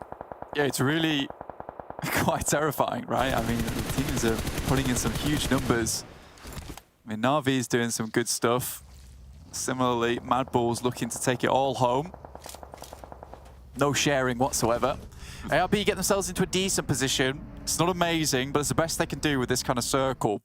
Most of the teams will have wrapped already, and for ARB, moving from Picardo, not exactly the easiest of rotational paths, because heading towards the east or the west, you're most likely going to bump into a few teams there already trying to rotate. So don't mind this too much from ARB. This is where things get tricky. I'm not sure exactly how they're going to make this rotate. It is dead center between a lot of teams. If they want to get in, they're going to have to head through that roadside. But first have to deal with Game Lord towards their north. A team that looks like they are gathering momentum right now, and ARB down towards the bottom of the rankings have to step up to this. It's not going to be an easy task, but they know it was never an easy task to begin with. So they have to step up to the plate and make something happen. This is their burden to bear. They need to stand up to it. They need to shoulder it and roll it up the hill. Only to have to do it all again over in the finals. ARB, make that push, make the position, but Nexus are right there next door. EXO at the moment isolated from a lot of the team. Octavian a little bit further across the way, and actually Unicorns of Love could make ARB's life just that little bit easier, not by engaging directly, but drawing Nexus's attention. With EXO around the hallway, finds one on the spray, but goes down. That should be a flush, and ARB pick up another point and stay alive as 4 in this next zone blank.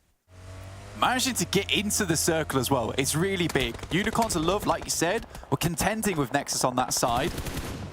There, peeks out for a second. It's now Valo who looks towards Octavian, who's taking evasive maneuvers there. Swings the car around, sends it over the edge, but explodes midair, and that'll be Octavian out.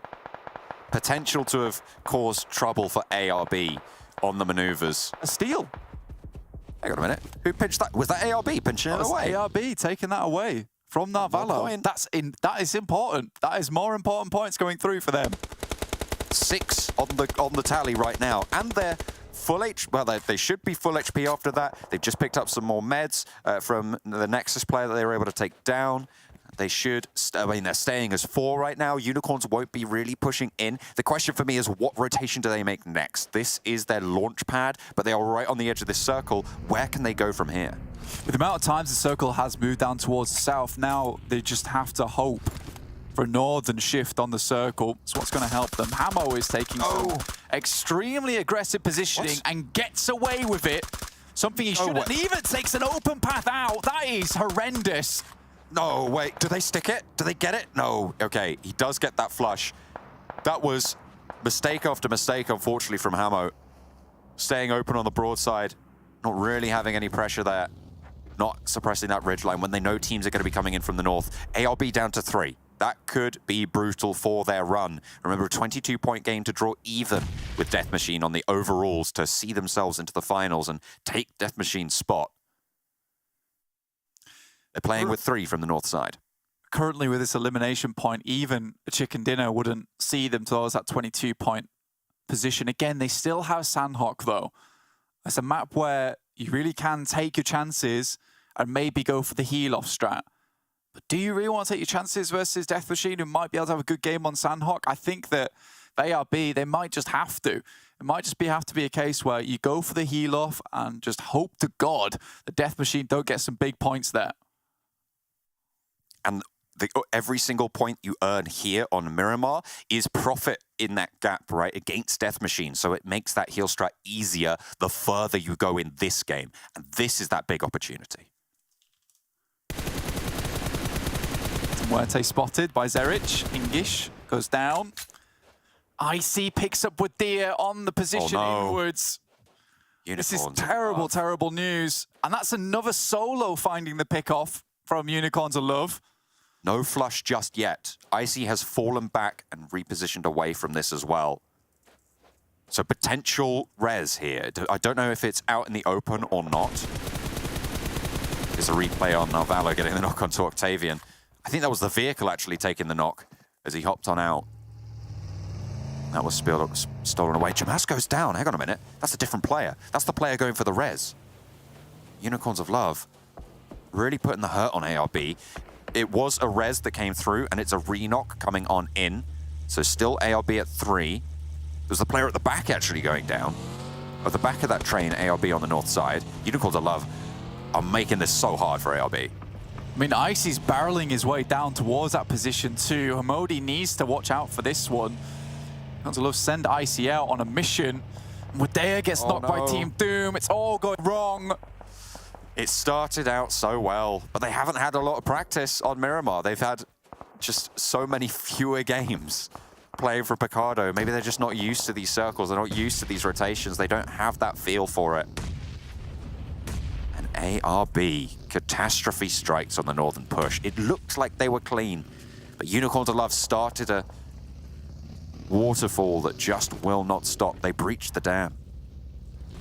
ARB, it's just not going well for them, particularly because this circle, you say they've not had much practice on Miramar, but this is a deadly circle. This is one of the most awful ones. Luckily, Unicorns of Love get into an engagement between them and TJB, so have to recall the troops, which gives time to bring up Jamaz back into the fold. Jamaz being one of the best players on that team, in my opinion. Lin does go down, so Unicorns of Love keeping it pretty. ARB do, in fact, get that res.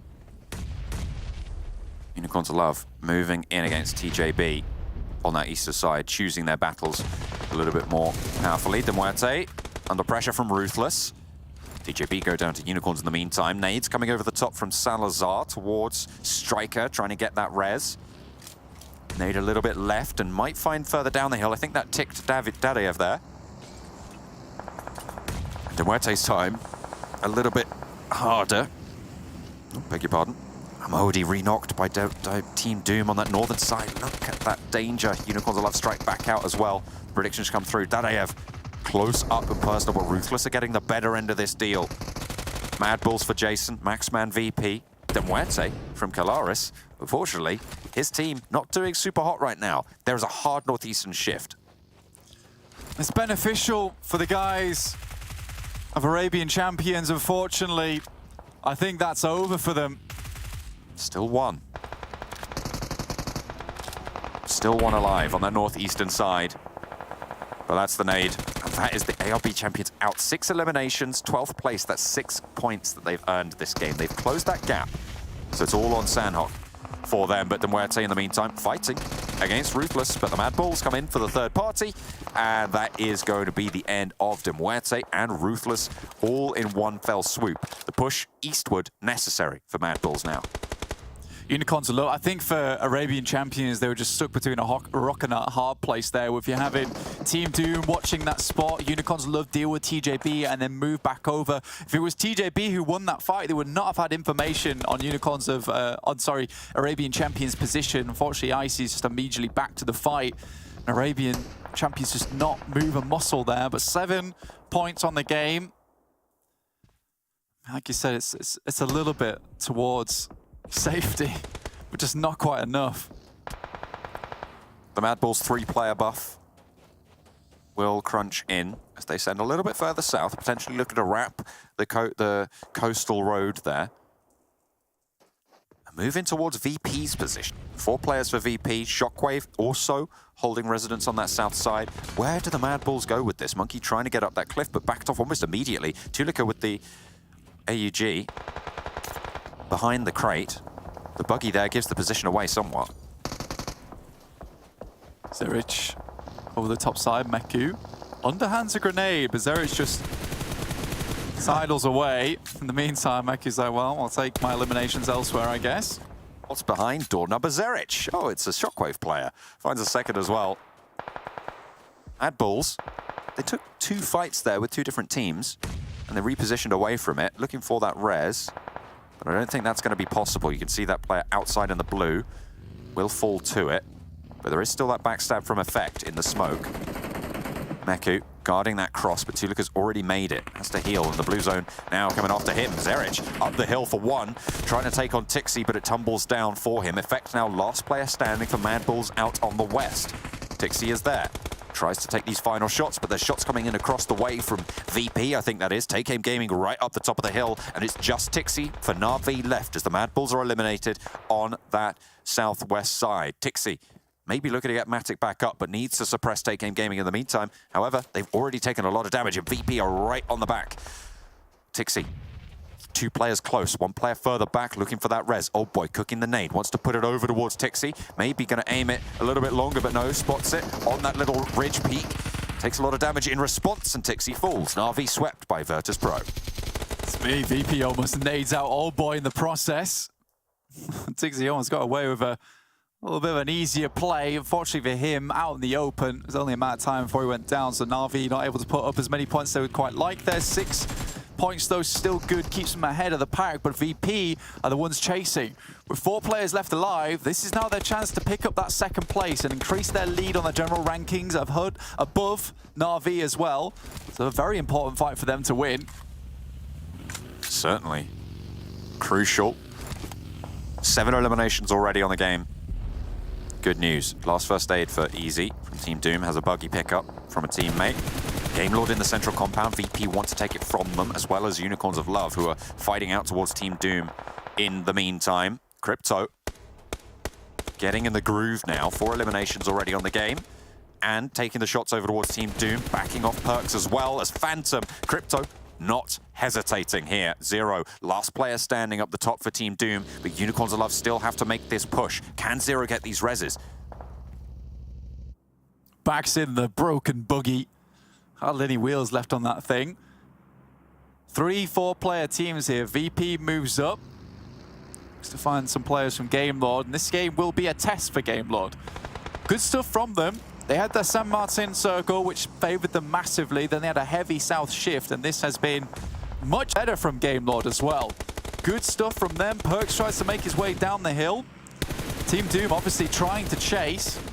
Oh dear, 0 is spotted there. And again, Crypto just getting so many knocks onto Team Doom. Teammates picking up the flushes there. Actually, there was VP who stole that one away on the hillside. Crypto's mad about it. He's going to take some shots over their way as well. Unicorn starting to rattle off. A lot of pressure. 8 eliminations already on the game for them. Now for Perks, 3rd place would be really good for them. 16 points on this game. Now, we talked about Arabian Champions trying to chase the guys from Death Machine, but remember, Team Doom 351 points at the start of this game, behind Death Machine 388. 16 points would be good and really liven up these bottom of the leaderboard rankings. VP, though, still looking for more bonus points on the game. I mean, 37 points is the difference between Team Doom and Death Machine right now. How much of a dent can they put in this? 6 eliminations. 4th place guaranteed. Minimum 8 placement points coming through, which gives them a 14-point guaranteed score here to put the dent in, which leaves 24 points on a game to make up. Again, for Team Doom, Perkz would love a 2nd place here. Unlikely with the amount of players still within this circle that he will not be spotted out, especially with a lot of these teams knowing his position. But again, 20 points with a 2nd place would see them pretty far up. I mean, it'd be 141. It'd have to be another great game to overtake NEXUS, providing that they don't have a good one. They don't have another game after this anyway, so that will be the marker for 12th place.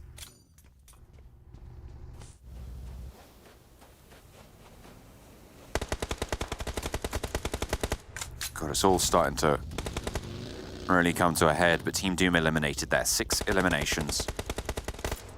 And they're not fully out. It's all on Sanhok for 2 teams now. That 14-point game for Team Doom puts them in the conversation for needing a 24-point game on Sanhok. So a chicken dinner necessary, and also for Death Machine to not go down, to not get late into the game. So perhaps for Death Machine, their best strat is the heal strat as well. Team Doom, yeah, absolutely. Getting that 1st place and the chicken dinner would be great. But regardless of what happens, if they can get the 1st place, it's almost guaranteed, because they'll get into the Livik and we'll give them another chance. Still, that does require them not going down in the first 2 minutes of the game. A little bit more difficult on Livik where anything can happen. Still, there's availability. Going back to this fight, though, between 3 separate powerhouses, Game Lord, Unicorns of Love, the OGs of the Western Europe, and the newcomers to Western Europe and VP in a tough spot. So many smokes laid down, barren battlefield ahead of them. Really dangerous. Game Lord moving out for this next zone. It's kind of in the middle of nowhere. These open ridge sides. VIRTUS.PRO want to put pressure up. Crypto repositioning, high ground, wants the up angle. Gonzo around the tree. Corka sprays the wrong side of it to find out about it. As Crypto continues the crawl. For VP, they just have to pick a side. They can't fight 2 of these engagements at once. They need to keep tabs on Unicorns of Love, but a push needs to come in swiftly over towards Game Lord so they can set themselves up for the fight between them and Unicorns. It's a great start, though, from Julika. Akashi already down on the front. Corka swings out and looks for a second. There's a 3rd as well coming in. Crypto stands up and plays spoiler to Game Lord's position. VIRTUS.PRO are suffering in the meantime, and Unicorns are getting everything sent their way. It's just Robs now for Game Lord alive as VIRTUS.PRO crumble under the pressure. Crypto wants to put an aid towards the back, and that could be curtains, but no, it's a Molotov on the inside of their house. There's a burn on Akashi. There's nades pouring on through, and Robs is left up creek without a paddle, finds one, but that is it. Unicorns of Love stand on the hillside strong. They play spoiler to the pushes. Game Lord cannot hold out on the compound, and VIRTUS.PRO make the mad dash as they fall down short. Unicorns of Love take the chicken dinner.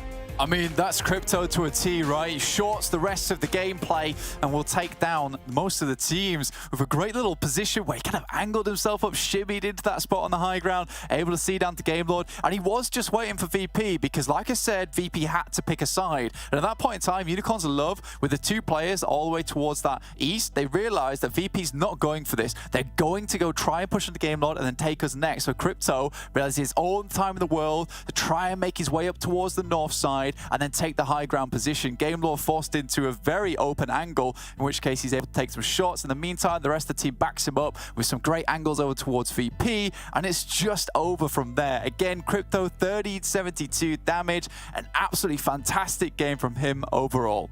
Yeah, Unicorns of Love.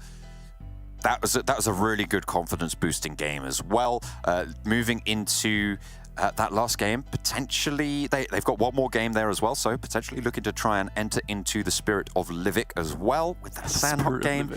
I know, right? There's so many teams all desperate to get into that Livik game after this Miramar, but Team Doom making it deep puts them back in the conversation. ARB champions maybe looking to close that gap as well. It's not over for Death Machine. Unicorns of Love, chicken dinner.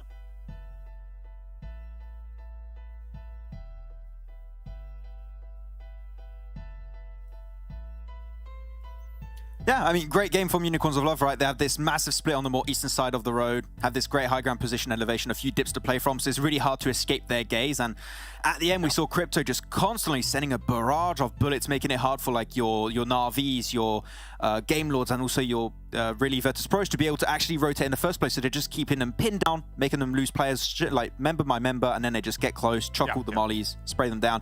It's a easy, clean execution, very simple execution, but it works every time when you do it so well. No, indeed. And for Unicorns of Love, having such freedom on the east side will really help them tremendously in a game like this. I mean, once you can exploit every other team trying to pile into a certain, I wouldn't even say corner of some of the last circles, and I'm not sure how those teams are supposed to win out against a very spread Unicorns of Love, as you mentioned, with the angles that they had. And yeah, it's very strong, very strong. And the main issue also is that you got teams like VP are coming out from a little bit of a ridge dip position, so it's very predictable. And also you have Game Lord, if they want to leave their position, they're also very predictable. So Unicorns of Love, this is just like, when they had those different angles that we mentioned already, Kalaris, like it's just impossible to escape from them because you know exactly how they're going to push out those locations. So yeah, very good. And Unicorns of Love, it's been a while since we actually saw them get a chicken dinner, so good to see they still have it. Yeah, been a bit of a rocky phase, I suppose, for them leading up to this one. So yeah, as you say, nice to see a chicken dinner on the board. Game Lord is one of the teams that I think requires a little bit of focus as well, considering they had the compound, which was pretty strong for a little bit, at least to keep them alive here, Jason. But in the end, I was quite impressed that they beat VIRTUS.PRO on the push around for them. But once that fight finishes, Jason, it's impossible for them to really deal with Unicorns of Love there. Yeah, you might win the battle, but you're not going to win the war there with Unicorns of Love just lurking on the ridge, just waiting to pounce whenever you're weak. And either way, I mean, Game Lord, realistically, do you think there was a chance they could fight their way out of that before the fight with VP? Or was this like a best case scenario, just eliminate VP, get those 4 limbs, and then just try to hold on, try to make something happen? I think we're stuck between a rock and a hard place in this kind of game when you're a lair. And because, I mean, you go out east, you're going to get gunned down by Unicorns of Love. You go out west, VIRTUS.PRO is going to have an even easier angle on you. I will say Corker went, I call it a fat peak. It was quite wide. But it didn't work out. But yeah, so Game Lord was able to capitalize off that, at least to get the second place. Yeah. And Unicorns of Love not only being able to get themselves to chicken dinner, I think that they were the reason that, well, they actually were the team that ruined the chance, I would say, for ARB champions to maybe barely climb their way into the top 16, because they actually eliminated most of their players in this game. So yeah, it was unfortunate. And talking about ARB, they had actually a good idea, dropping in Picado, dropping on Death Machines. Like, okay, we have no other chance to make it in the top 16 in the finals. If we want to make it, we must get a lot of points, so we're going to eliminate Death Machine. We're going to survive as a 4-man team, and that way Death Machine gets 0 points this match. The thought is there, the thought process is there. It's a really good idea, but unfortunately they do not make it into the late game to get that win, so unfortunately it doesn't go the whole way. But the idea is there, so I do have to respect that. I love that they did it as well, to be honest with you. The fact that, you know, Death Machine's probably thinking to themselves, okay, we're not going to get contested, then all of a sudden they see a few parachutes open around them. Yeah, that causes a chill down your spine at that point, and you're going to have to quickly rearrange what you were going to be doing in the first place. See, I disagree. I don't love it. Because not the action I don't love, but it's the final day that you're finally doing something like this. The final day that you're like adapting. Like this, they should have been leaving Picado when they realized, okay, this is gonna be really close between us and Death Machine. We have to do something to make our chances better. To do it in the last 2 days, I find that not okay. But I do like the action of leaving finally and then coming back as well to surprise and make some move happen. It's just too late in my opinion. I know what you're saying, especially since their average survival time on Miramar was so low, which kind of echoes the idea that they were constantly losing those fights, more so than Death Machine was losing the fights, I want to say. So yeah, maybe a mid-tournament change to then every so often go back and do like a little cheeky hot drop on them to try and, you know, kind of put that fear in them still. But yeah, you're right. The last game's too late. Already brought it up too. Like, if you're bringing a change this late in the tournament, you're going to have a hard time adapting to the new rotations, because just changing the drop location, your entire game state changes from the early game until the late game, and how you're going to enter circles, how you're going to know also which teams are around you and how they rotate. So it's a bit late, as you said. I think mid-tournament would have been good. It's good to see them willing to make those changes, right? But hopefully they can take this lesson for, you know, the future season if they make it, to try and hopefully speed up the process. Yeah, well, speaking about speeding up the process here, we got to speed up here so we can get into our penultimate match of the day, I should say. Just take a look at Unicorns of Love's player stats here in this last match, and I think the chat is going to go wild. They're going to go crazy here because Max, Crypto's #1. Oh, it's Crypto. The supremacy's here, yes. But yeah, record? Is there a record? Might be. I'm not sure. For this tournament. Anyway, sorry, go on, Max. No, yeah, but it's record. It's definitely close to a record potentially for Crypto, right? As I said, they were a little bit slow in this third phase, potentially making a few changes, trying to prepare for the finals, because this team knows, right, that they're making the finals. They knew it after phase 2. It's like, okay, we're going into the finals, easy peasy. Let's maybe try a few different things. Maybe that's why they've been a little bit more invisible on this third phase. But it goes to show when they have, and this is something you mentioned a few times, right, Kalaris, when they have that good foothold in the last circle finish, right, they're going to be able to choke most of the teams in those positions to make sure they get the win. That is their strength in those finishing moments, and they executed it here once again. So it's a team that in the finals, if we see them make into the late game as a 4-man crew, chances are they might be able to want to get the win. So still a very scary prospect heading in the finals. The 2-2 split that they had in those final moments against Gamelord is kind of a textbook version of that. I mean, of course, I think a lot of teams would have been able to clean up the Gamelord situation there. But Unicorns of Love pushes it and makes sure they can't move at all. Very restricting. Well, I do wonder if Crypto wasn't in that position to punish Gamelord as VP was pushing in, would things have turned out a little bit different for Gamelord, because he knocked 2 players. I believe he flushed out one of them as well. While VP are pushing in, it kind of puts Gamelord in this really awkward spot where they're man down or 2 men down, but they still win the fight in the end, so it's really weird. Yeah, I mean, even if you don't have the angle as Unicorns of Love and that fight continues on, one of those teams is going to come out of it, and one of those teams is likely going to be wounded, and then one of those teams is in probably the worst spot in the circle. Yeah. So it doesn't change too much, I don't think. Yeah, I mean, especially when you look at Unicorns of Love, they have that rich third-person perspective. They're not putting themselves in any kind of danger. And as I stated earlier, your Gamelord leaving that one building, you're super predictable. Or you're going from the left, or the right, or the window, which they're probably not going to jump out the window. So it is very easy. So even without Crypto, I think they just still take those, because it's just such a given situation once they actually got their foothold in that position. Well, you know what? Unicorns of Love, I think you mentioned it before earlier in this segment, Max, that they've been really quiet so far in this phase. And I actually wanted to give you guys an idea, not only you two, obviously the people at home as well, how they've been doing here compared to phase 2. And you can see it's been a decent drop-off, but I feel like the drop-off isn't massive, especially if you look at average eliminations. However, they haven't been as flashy, I feel like, as in that last phase. Is this phase 2 versus phase 3? It's supposed to be phase 2 versus phase 3. Okay. Oh no, sorry, I actually did it wrong. I actually requested 2 versus 1, so that's a mistake on my part. Maybe we can get that changed to phase 2 versus phase 3. Might be rough at this point. Yeah. I think what is important to note that even without seeing the numbers from phase 3, I can only imagine that their phase 2 numbers were considerably higher. We have not seen them do much at all. This phase, even though when you do put them in a position like this, they are quite deadly. So yeah. Yeah, well, maybe we can get it. Well, we have a little bit of time here just to see. I guess we don't have time maybe because we're only about a minute out until we're going to be heading to the next match. Something looking later, but you know what? The idea is the same. They've not performed as well here in phase 3 that they've been able to do in phase 2. I am hearing though we're going to have a rehost, so maybe we can get that graphic in time here and start to look at it, get some numbers in there. But yeah, I mean, the thing is, what teams are performing well, what teams are falling off. I feel like this is going to be really interesting to see in the first day of the finals when we get to that pre-show, to really see like the consistency of teams, see which teams have stepped up throughout the weeks, like your TJBs, which teams have fallen off, like your Death Machines, and get a good idea of like what kind of form teams are in. And the one thing that worries me is the teams that have been able to use this time off to really hammer things home, to improve, to fix things to VOD review. I'd say like MADBULLS. I feel like they're only going to get better going into the finals. I mean, we saw it every single phase of this league stage, right? With teams that have been willing to make those adaptations, make those changes, hopefully to get to improve as much as possible before going into the finals. So yeah, I think these 4 days are going to be used properly by some of these teams are going to be making it up there, and the teams that have struggled so far and that barely make it, and hopefully are going to make big changes to qualify, because don't forget, it's only top 8 teams of that championship, so a middling type of result might work out to make in the finals. Making it into the championship, I mean, if you struggle to make in a championship, I can't even imagine how you do in the championship itself versus the Turkish teams. So yeah, we need to see a step up from the teams that just barely crossed the finish line. That said, interestingly, now 4 teams have completed their games. So there will be 4 teams not in the next game that are kind of waiting to see how the other teams do, jostling for position in terms of how many points they're going to gain going into the final, because of course you're able to actually gain some. So it'll be interesting to see if there's any kind of changes from where those 4 teams now reside. I'm looking at the position currently of the ranking. So Big currently still 11th position. Nexus are in 12th position. Nexus played their match, so they're done for today. Right below them is Unicorns of Love with 153. So they're 10 points behind Nexus in 12th. So Unicorns of Love, if they want to make in Livik, they need to pop off on this last match right here, because the limit's not moving. They're not playing, so that's definitely a goal they can definitely achieve.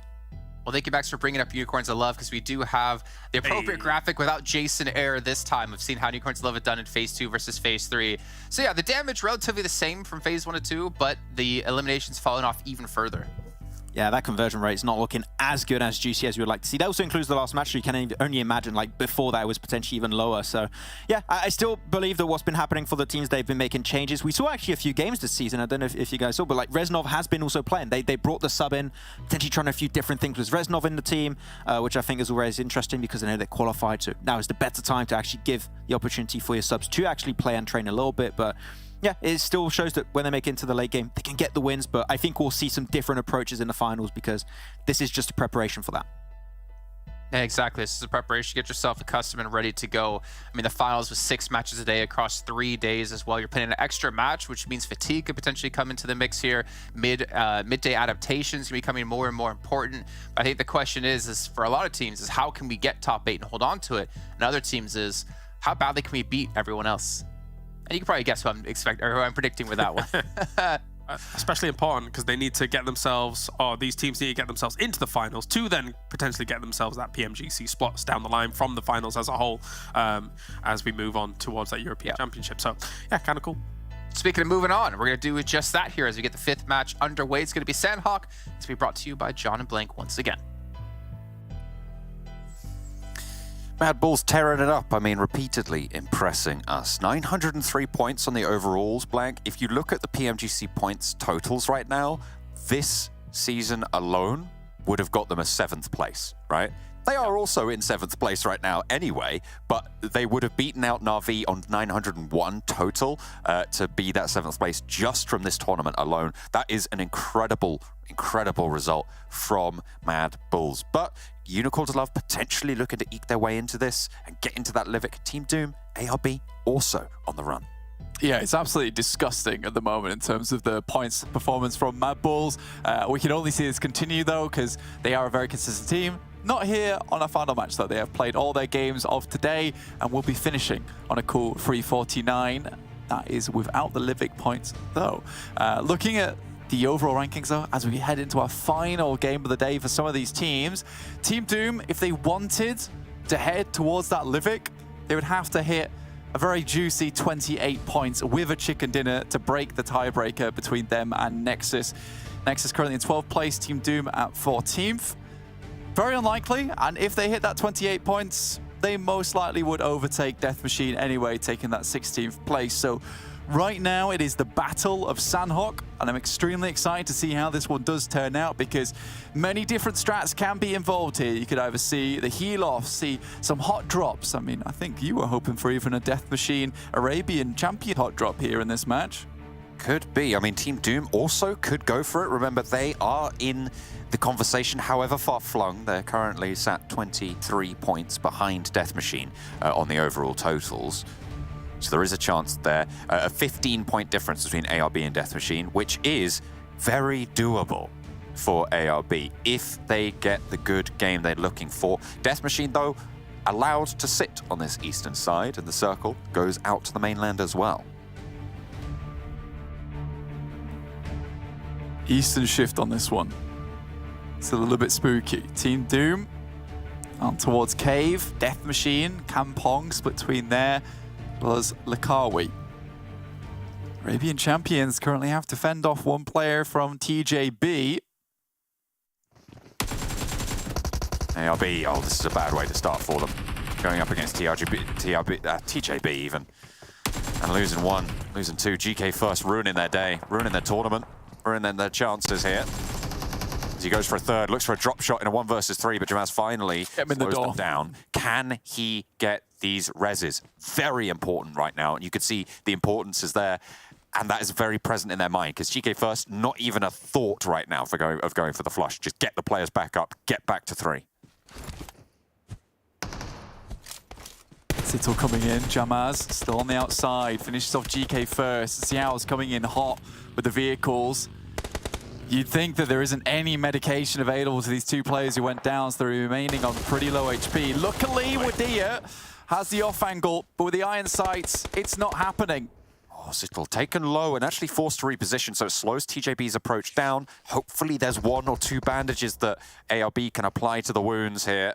But it looks like they're not going to be so lucky. Jamal's really the only one in fighting form right now. No first aids there, no meds.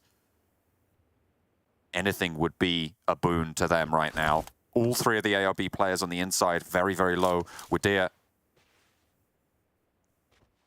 the only one at full HP right now. Hang on a minute, was there a heal? I think Wadir did have a med or 2 to be able to get back. Luckily. Yeah, he was back in fighting form, but Lin now trading off with a M16 shots over towards Wadir, and that could be the end of it. That's a terrible spot to be in, out in the open. And Lin finding one of the only guns that isn't great, but at the start of the games, you're able to get the tap shots off. It's good news. This most likely will be, Wadir just accepts fate there and will go down. 3 apiece. And no health for Arabian champions to work with. Shockwave might be able to bail them out of this one, coming up on the backside of TJB. But again, how would Arabian champions even consider leaving now at this point in time? 15-point game to tie with the guys from Death Machine. And with the amount of chicken dinners they have, they would win that tiebreaker. But they need 15 more than Death Machine. And Death Machine as well, they're being untouched right now on the eastern side. They could just go for a heal strat and get 5 points. If you get 8 points on this game, it's pretty much impossible right now for ARB to get that. For ARB champions, this is such a change of pace for TJB as well. And GK first dropping out this side, at least Nightmare goes down. This is actually very good for ARB champions because it has alleviated some pressure, and the fact that TJB was able to put up something of a fight against Shockwave means that now these 2 teams are kind of locked in combat. I think there was 1 knock that went over close, that was towards Xiao. The regroup comes through, TJB.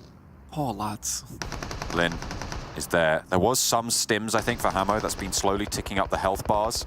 But more damage is going to stick to Jamaz.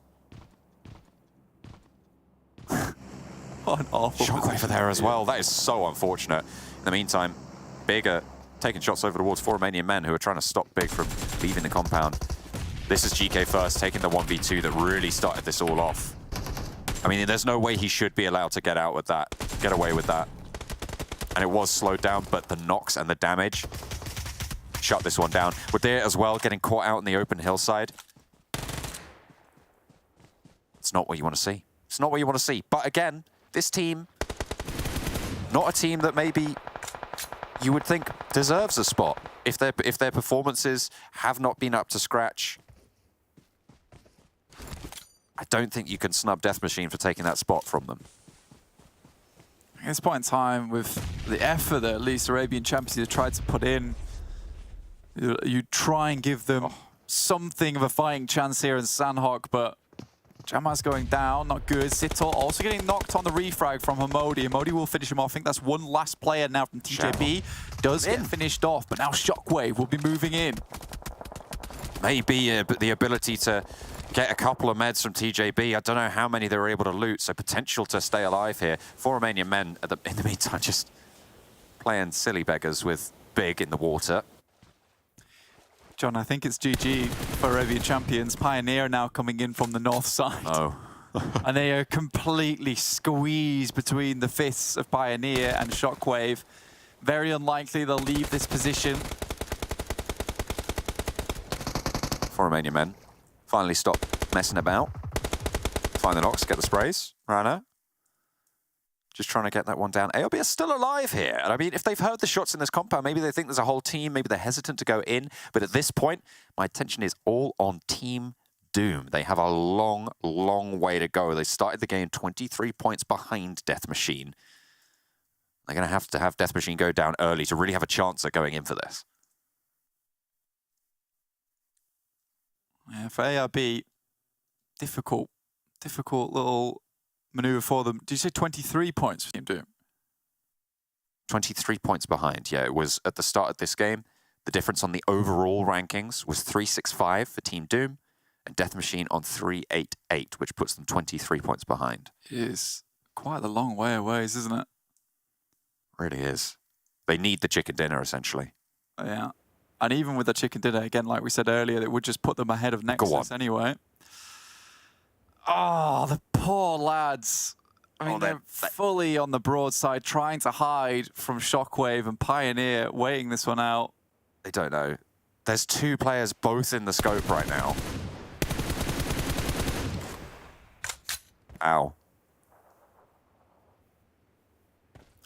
Shockwave have even sent away, so Arabian Champions now just locked here. Nothing to do with it. Hamo's got a shotgun and that's it. Go on. That was sad. That was really sad. Oh my god. Look, it was 1 bullet. It felt like the audio clipped as well on the second shot. It was like, boom, but... Yes, just... That is all she wrote for Arabian Champions. Will not be making it into our finals after we conclude phase 3. It's down to Team Doom now to try and make magic happen here on Sanhok. Far behind though. As John said, 23 points. Not an easy number to make up. XTEAM also were confirmed, by the way, in the last game to be finishing in last place overall. A total of 4 bonus points, the lowest possible score to achieve on the bonus tallies. That was in last game that they played as the last one. That is unfortunate. So that means that we have now 2 fully mathematically confirmed teams to not be making it forwards. That's ARB and XTEAM. For Romanian men, highly, highly unlikely. And in fact, I think it is mathematically impossible for them to make it through as well. Even if they get every single elimination in this lobby, which is impossible already, they could not leapfrog up into 16th place over Death Machine on 388, because at the moment they sit on 290. And on top of that, even if they did do that, they couldn't get into the Livik. Yeah, it is donezoed for those 2 teams. And donezo for Arabian Champions. The 3 teams now confirmed. And Team Doom, the last hope for the 4 lads underneath 16th place to try and rise up as the underdogs. That last game brought them close, but is it close enough? It's all on them. For Romanian men, I mean, they're giving it a hell of a go. Why not? Really taking down 2 players from Big VIRTUS.PRO. Wanting to solidify their positions towards the top, because right now it's tied between them and Na'Vi. It's a bad start for them, for the VIRTUS.PRO. Losing those players early. Na'Vi have made their way all across that crossing. Pioneer not moving down to slow that one out. Instead, they took down ARB's hopes and dreams. Andre, Brana, around the edge, playing 2 against the VIRTUS.PRO hold and push. It's going well right now. Corker and Old Boy, the only 2 players left standing for VIRTUS.PRO. 4 Romanian men playing it around. All 4 of them alive, but only 2 in this close engage. What can Old Boy do here? VIRTUS.PRO, another important game for them because they don't put the points up above Na'Vi. They were tied at the start of this game. Currently 0 eliminations so far. And Na'Vi wins on that tiebreak with the amount of chicken dinners they're able to achieve this phase. Old Boy trying to get that pre-fire down, but he's given them the runaround. I think this speed is the only thing stopping him from going down right now. He's moving fast, he's moving quick. Agility is his savior right now, and actually allows Corker to get back in. Finds a cheeky spray through the window. This Vector in the hands of Old Boy is crazy good, and Corker swings on in with the big guns. Okay, all right. Old Boy, I feel like he's one of the few players we see actually actively use the Vector. I think does really rip out the bullets fast from the barrel, so you can get a single angle through those windows at close range. Can take down a player extremely quickly. Unicorn's Love also looking now down towards this position. 4 Romanian men have Killer on the outside, but VP effectively able to take out the 2 holding this. Unicorn's Love would pull up soon, though. This is a Team Doom circle, Blank. They are right in the middle. This is their game. This is the game that they wanted. This is their dream scenario for Team Doom. Sorry to rip it away from this fight, but that is kind of the only malleability, the volatility in the tables, as well as Unicorn's Love potentially making it into the Livik, but in the grand scheme, it kind of is a little bit less relevant to the overall tournament standings right now. as Rolkis goes down to 4 Romanian men who are performing in a way that we kind of haven't seen from them ever. And it's unfortunate that it's just this last game that they're going to be playing. Already down to 41 players, so a lot of action already occurring at 12 minutes into the match. Death Machine find a knock over towards Gonzo. Revealed their position, that's within the circle. Again, this is a team that Team Doom do not want to pick up any points. They're close to Shockwave and they have that high ground position down towards the southeast side of Quarry. Killer taken out. Icy able to finish that player from 4 Romanian men. Freezing him up, freezing him down like an icicle. Icy coming alive for them. 3 players for the Unicorns. One of them, Malawi, looking to suppress the position. Icy on the bike. Should be able to move as fast as he likes. 4 Romanian men still close to VIRTUS.PRO on the 2-player hold, and that is a massive angle for Alawi, but he just doesn't capitalize. Corker takes a little bit of damage, sure, but now Alawi is known here. Out in the zone. Has a long way to go, only 3 first aids, so he's not the heel strap backstop. Na'Vi actually able to get into position for the once in this circle. Takes down a couple of players from Game Lord. Looks to hold on to their spot. Again, this is a really good compound for Team Doom. It's one of the best. Gives them a lot of cover within this circle. Watches out. Keeps their backside clean as well, looking over towards that river.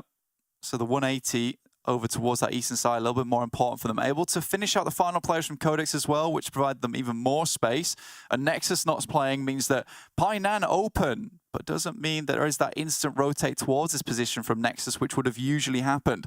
So Team Doom, a lot of things coming into favor here for them to make this run. And, I mean, Death Machine are really in danger right now. It is such a dangerous side of the circle. Eastern Star's coming in the back. The Quarry at their front, they're going to have to leave. Team Doom get the shift. This is the way they can do it. This is the only way.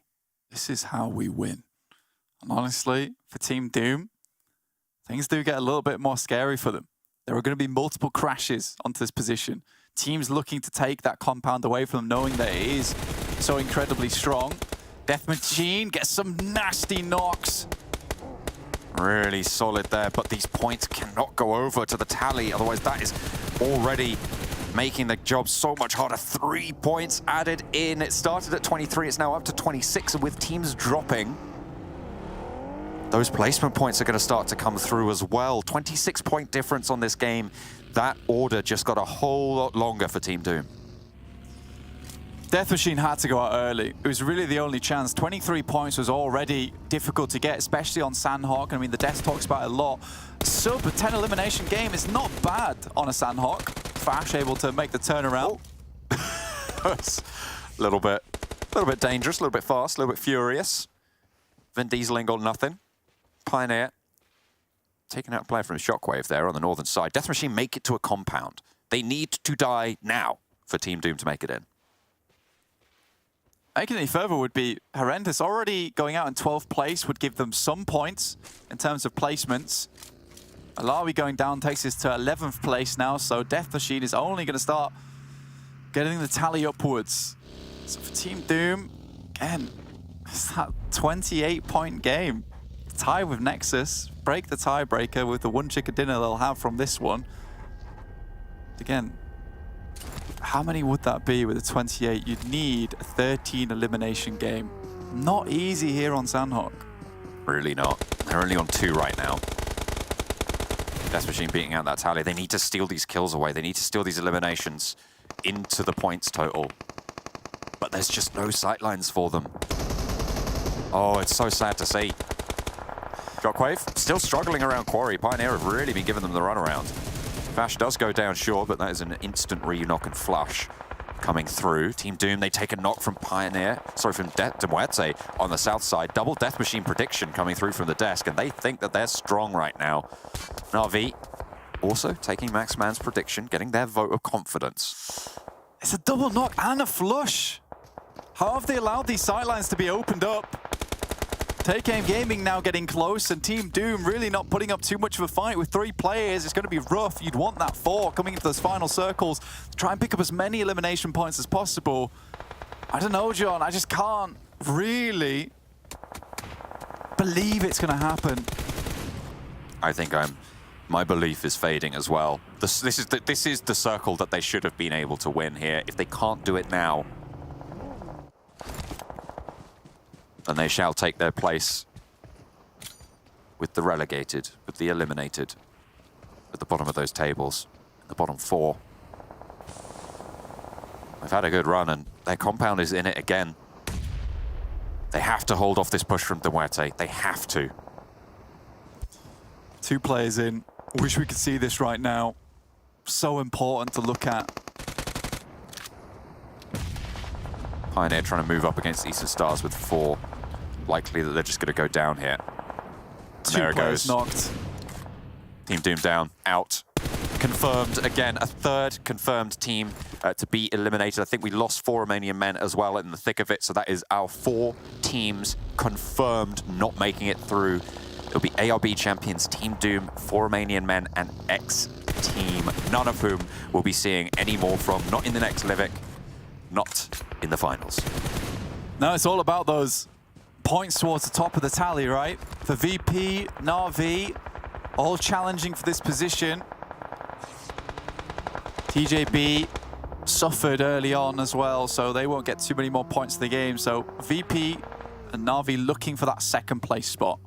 And don't forget that Unicorns of Love were looking for a game here to try and jump up into 12th to make it to the Livik. They went down early, 1 point total. So we will not be seeing them until the finals because they will be making it through. So it's all about the bonus points. Big, eliminated. No healers for them. Na'Vi, 3 players alive on that northern side and a hard shift down towards Take Aim Gaming. MUERTE go head-to-head with the remnants of VIRTUS.PRO, and they come out smelling of roses. Playing with 3, by the way, MUERTE on this game. Took on Team Doom and won. Yeah, just the 3 players, 5 eliminations. We'll look for a little bit more, 6 elims now. And with the volatility of the lobby and the leaderboards in Phase 3, you know, MUERTE could jump up by quite a bit. Take Aim Gaming, currently in 6th place with 189 points. MUERTE, 171. So true opportunity for them. Take Aim Gaming still in this match, though. I mean, that's a lot of bonus points you will be grabbing by moving up to 6th place. A little bit more hard to overtake Game Lord, currently in 5th with 218. That's a fairly heavy jump up. Na'Vi at the moment, I think, winning out that tiebreaker with VIRTUS.PRO and, of course, getting more placement points after this game concludes. Na'Vi will be in 2nd place. Is TJB already gone? Looks like the top of our tables are starting to solidify as Tixi wants to add to their tally. Wants to put that final check mark on the board. Matic chiming in as well towards Death Machine, who have survived. They've kept going. They've kept it together. They're playing. They are as 4 as well on this eastern side. And that right there is your confirmation. This team was not down and out. They were looking to push it a little bit further. Happy J down towards the bottom side. Nade in hand. It's a bit too far for him though, honestly. Robs goes down. Na'Vi will pick up that elimination. 7 so far for them. Death Machine back up at 4, making that push in against Na'Vi's high ground spot, taking shots at everybody across the way. There's a hard south shift, and Na'Vi will have to go downhill. Death Machine a little bit closer here, and if they can sweep out the players from MUERTE, sweep the player from Take Aim Gaming. But Na'Vi might be doing that all themselves. Pitch the point away. Kept re-knocked, unfortunately. There's shots coming through as MUERTE spot Hamodi. Rezable potentially. The shots come through from Meku, not threading it. Doesn't matter, still doing damage to the vehicles that are around them. Any explosion would maybe do just a little bit of damage. Kaylee still going, snaking it in. But unfortunate this circle is so close to where Team Doom was playing, but they fell over flat on their face versus MUERTE, who were really limited on players anyway. Not something that should have happened. Kaylee looks down towards Death Machine. Death Machine doesn't even know who's gone out. At this point in time, they're still worried that there is a team here that could be overtaking them, so they're trying to play it out as best they can. Kaylee steps up, misses the initial shots, and that is horrendous. Yeah, will go down to the DBS from Ultra, but that's a lot of damage done to Ultra. We'll need to drop and find some heals there. Game Lord eliminated now on the south side. MUERTE is still going. Tixi on the warpath here against Death Machine. 2 players now standing for them, but Na'Vi have taken a little bit of casualty there. pushing Death Machine a little bit further away, and Fleck for MUERTE might actually be able to hold this one. They have to roll into his sightlines, and now it's just English burning away. Finally, they're shut down, and NASA somehow, not in the blue zone, spotted out, and that will be that. Na'Vi will be able to close down another game today with Take Aim Gaming across the bridge. I don't think he's going to have sightlines to take Na'Vi down. We've seen this before. You need to be worried and stay on the move when you're in the zone. 4 first aids, won't see him close enough, but Na'Vi don't know that. For this game, though, quite important. 25 points additionally. With VIRTUS.PRO not getting too much after this game will conclude, they can spot Hadge. This actually could be very good for them in terms of point scoring, but unlikely that they'll see him. Any extra elim counts just towards those general rankings. 779 for VIRTUS.PRO at the start of this game. 748 for the guys from Na'Vi. Matic spotted, but no flush. But yeah, there's no flush. Oh, they do get it. Tixi finds him. Ooh. He got the shot on the dropper from the bridge. Will be able to get that extra point, and that could be really important. I think VP got 5 points on that game in terms of the overall standings. That could be fairly important, but I think it might just be too big of a gap to make up, even with the game that Na'Vi just had, taking a second chicken dinner today. They are the second highest chicken dinner winners of this lobby across the entire tournament. MADBULLS taking that title of first place on, I think, 14 chicken dinners so far. And there is still this last game of Livik to play. Exactly. It might be too much for them to catch up now, but with Livik, where we know Na'Vi has been fairly successful every single time on Livik, even with just the 2 players. They've been very good at that map. Na'Vi still have a really good chance. Tixi with 7 eliminations, English finally stepping back up again for MUERTE. Not seen that in quite some time, though. Yeah, it has been a little bit too long since we've seen MUERTE. It looks like we're seeing a couple of teams actually kind of figure out, like, oh, hang on a minute. We're getting towards the finals. We need to step up our game. We need to up the tempo, up that pace, and get back into the swing of it. I mean, Unicorns of Love, for instance, in that Miramar game, seems to up their tempo. This game, not so lucky around that scenario. But in general, it's good to see some of these old visitations. I mean, Death Machine, even, getting late into these circles. Yeah.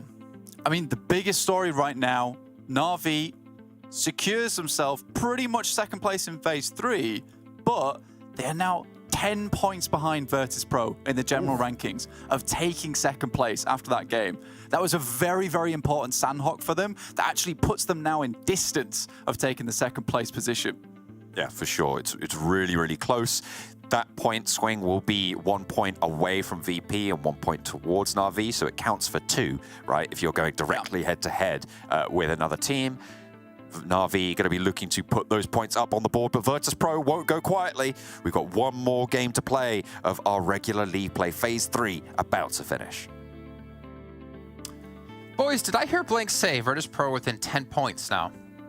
That's what he said. Interesting. Na'Vi in 10 points distance of VP in second place. Okay. Yes. Oh, okay. Never mind. I was going to say, because VP have won every Livik so far, and if you win Livik, you get 10 points of her chicken dinner. But I guess it doesn't work out if it's Na'Vi within 10 points of VP. 120 away right now. The point still stands, I guess, in the fact that if VIRTUS.PRO wins another Livik, then they won't catch up. You know, like, it's difficult to make up a 10-point difference when the opposing team is winning. Yeah, exactly. But we don't have Liviks in finals, so yeah, that's not going to help them there. Well, we can see here Na'Vi 26 big points, not only making themselves and their fans happy, but making Max happy, who's had the most correct predictions right in a day ever for him with 2. Death Machine getting 18. I still have to burn you somehow at the end. 18 points for Death Machine, and MUERTE with 16. I believe, Max, you noticed that MUERTE only actually dropped in with 3 players.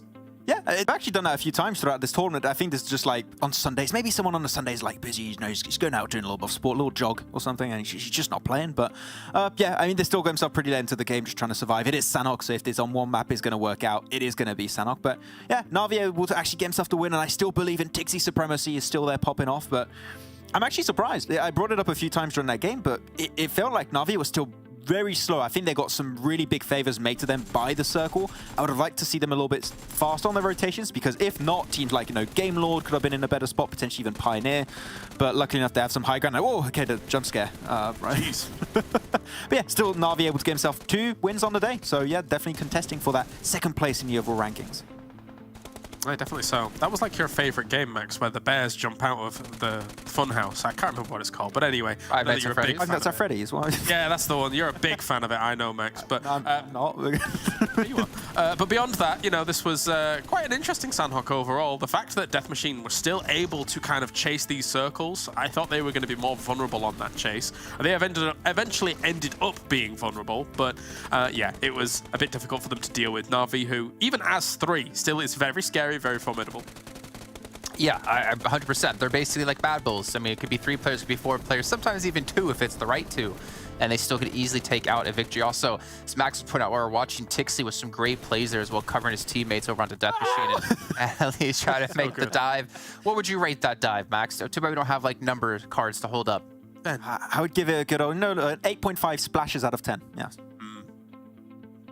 Wait, do you know how to swim? Yeah, you do know how to swim. I remember from PMWI you know how to swim. Of course. Also do a fantastic dolphin impression, or fish impression. A mermaid impression, yeah. Yeah, okay. I was going to say merman, but, you know, you can be a mermaid. It's fine. You can be whatever you want to be. It's 2022. Let's take a look, though, at Na'Vi's last 5 matches played. They'll get an idea of how much better they did today, though. Compared to previous days here in this phase, they definitely look lackluster when it came to yesterday, but today definitely stepping up. And we're going to see here 26 points, 26 points. I mean, it's a little bit of peaks and valleys, but not bad either way. Yeah, I mean, they got their 2 wins off today, all right? So those are going to be the big standouts for them, of course. But yeah, I would say very similar to Unicorns of Love in a way that this third phase has been a little bit more silent for them. It's been MADBULLS popping off and a few other teams that have been able to improve their overall position. So I'm not too unimpressed with that. I feel that Na'Vi have also, just like Unicorns of Love, potentially been trying a few things out before going into the finals because they know, as a fact, they were like currently 3rd position in overall, so they know they're making it into the finals. So yeah, trying a few things out and still able to close off games when needed. So good for them, and I still have very high hopes for them and my Tixie supremacy to be real in the finals. Yep. They're not giving that up. You know what, Max? I've got an idea here. If Na'Vi win, you'll like this, Clarus. If Na'Vi win PMPL Western Europe Fall 2022 season, will you get a Tixie supremacy tattoo? No. That's pretty extreme. Let's be real. So now we go from eyebrows to eyebrows. Would have maybe you would have been able to get me something like just like a slit down it or something, but like no, the tattoo, you're too far. I got it. Tixie supremacy right there on each eyebrow tattooed. I don't know. I don't know. I see that forehead. They can find some space. Another team, though, has been able to step up today, though. Death Machine, and kind of at a point where they needed to, right? There was a couple of teams who could have potentially caught up to them. At least towards the last match, you're able to get 18, but you can still see they've had a rough day. They've had a rough 2 phases, I will say. Yeah. And we still wonder what's happened to Death Machine. That phase 1, 4th place overall, and they've not been able to replicate that performance a single time since. Yeah, there's a world, of course, where they are, going into the finals, and that's great for them and stuff like that. But if they want to contest, if they want to show up, they need to go back to the magic they had in previous iterations of this team. Because that was a team that I feel like was, 4th, 5th, 6th place contender in those previous lobbies. But this team right now, not there. And it's a little bit disappointing to see because I feel like they've got some good players. Yeah, it's actually, not a little, it's very disappointing because Clear Vision were phenomenal when it came to last season. We were very excited to see them come around yet again. But overall, so we got to take a look here really quickly because we do have Livik coming up in about 4 minutes of time. And remember, it's our top 12 teams we'll be playing here in our final match of the day. So MADBULLS is going to be in there. No chance, unfortunately, to break 400. As you look down the list, it's a massive taper off here in different tiers. Yeah. I don't know if I still want to talk. I'm still offended you talked about my forehead, Jason. But yeah, it's very, it's heavy still at the top there, MADBULLS. And MADBULLS now, with this for a 3rd phase, still the record holders when it comes to a point in a singular phase. So props to them. Are we surprised? Not really. But the fact that TJB have been able to hold on to this position in particular, that is what I'm really impressed with, because we questioned them in the 1st phase, questioned them in the 2nd phase, improved pretty significantly in this phase right here, and we said, can they keep it up? They did, and being able to remain in an entire phase up in that top 5 position is very impressive, so good for them.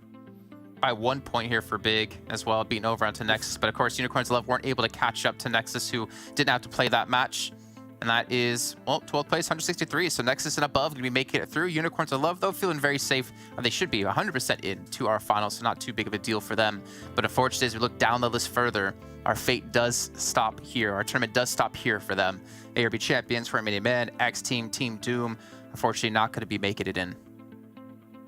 Yeah, pretty rough. they've not really had a huge amount of success as well. I think it was was it Team Doom and Romanian men that haven't had a chicken dinner as well throughout the tournament as a whole. That's going to hurt a little bit. That's going to sting a little bit. You would like to at least hope you get one chicken dinner here amongst this lobby. Those are the kinds of things that you remember. But hopefully they come back stronger. We'll see. I mean, we already got the sign-ups open for PMC of next year, and that's a night and entry into PMPL. So we normally should be seeing new teams next season entirely. So the teams at the bottom, they're going to have to potentially fight their way through for their spot again. So and we know that there's a lot of teams that try to make it in PMPL in the past and can quite make it. Hopefully they've improved a lot, so we might see some completely new and different players next season, which is also very exciting. Always very exciting, yeah. You know, it's also exciting. This video we're about to show you, because it involves cars, it involves racing, and it's also a nice little 2-minute break before we get into our final match here of the day.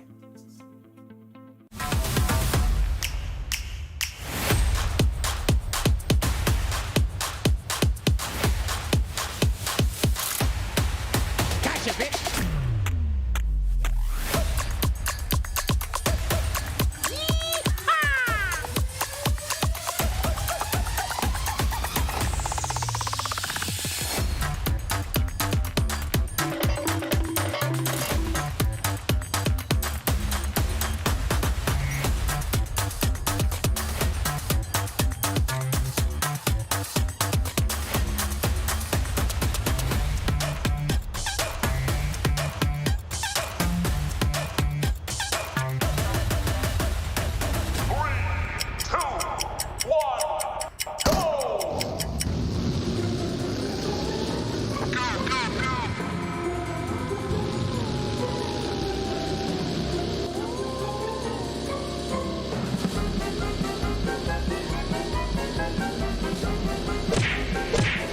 Why you bullying me?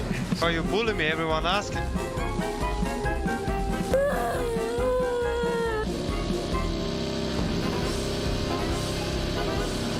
No.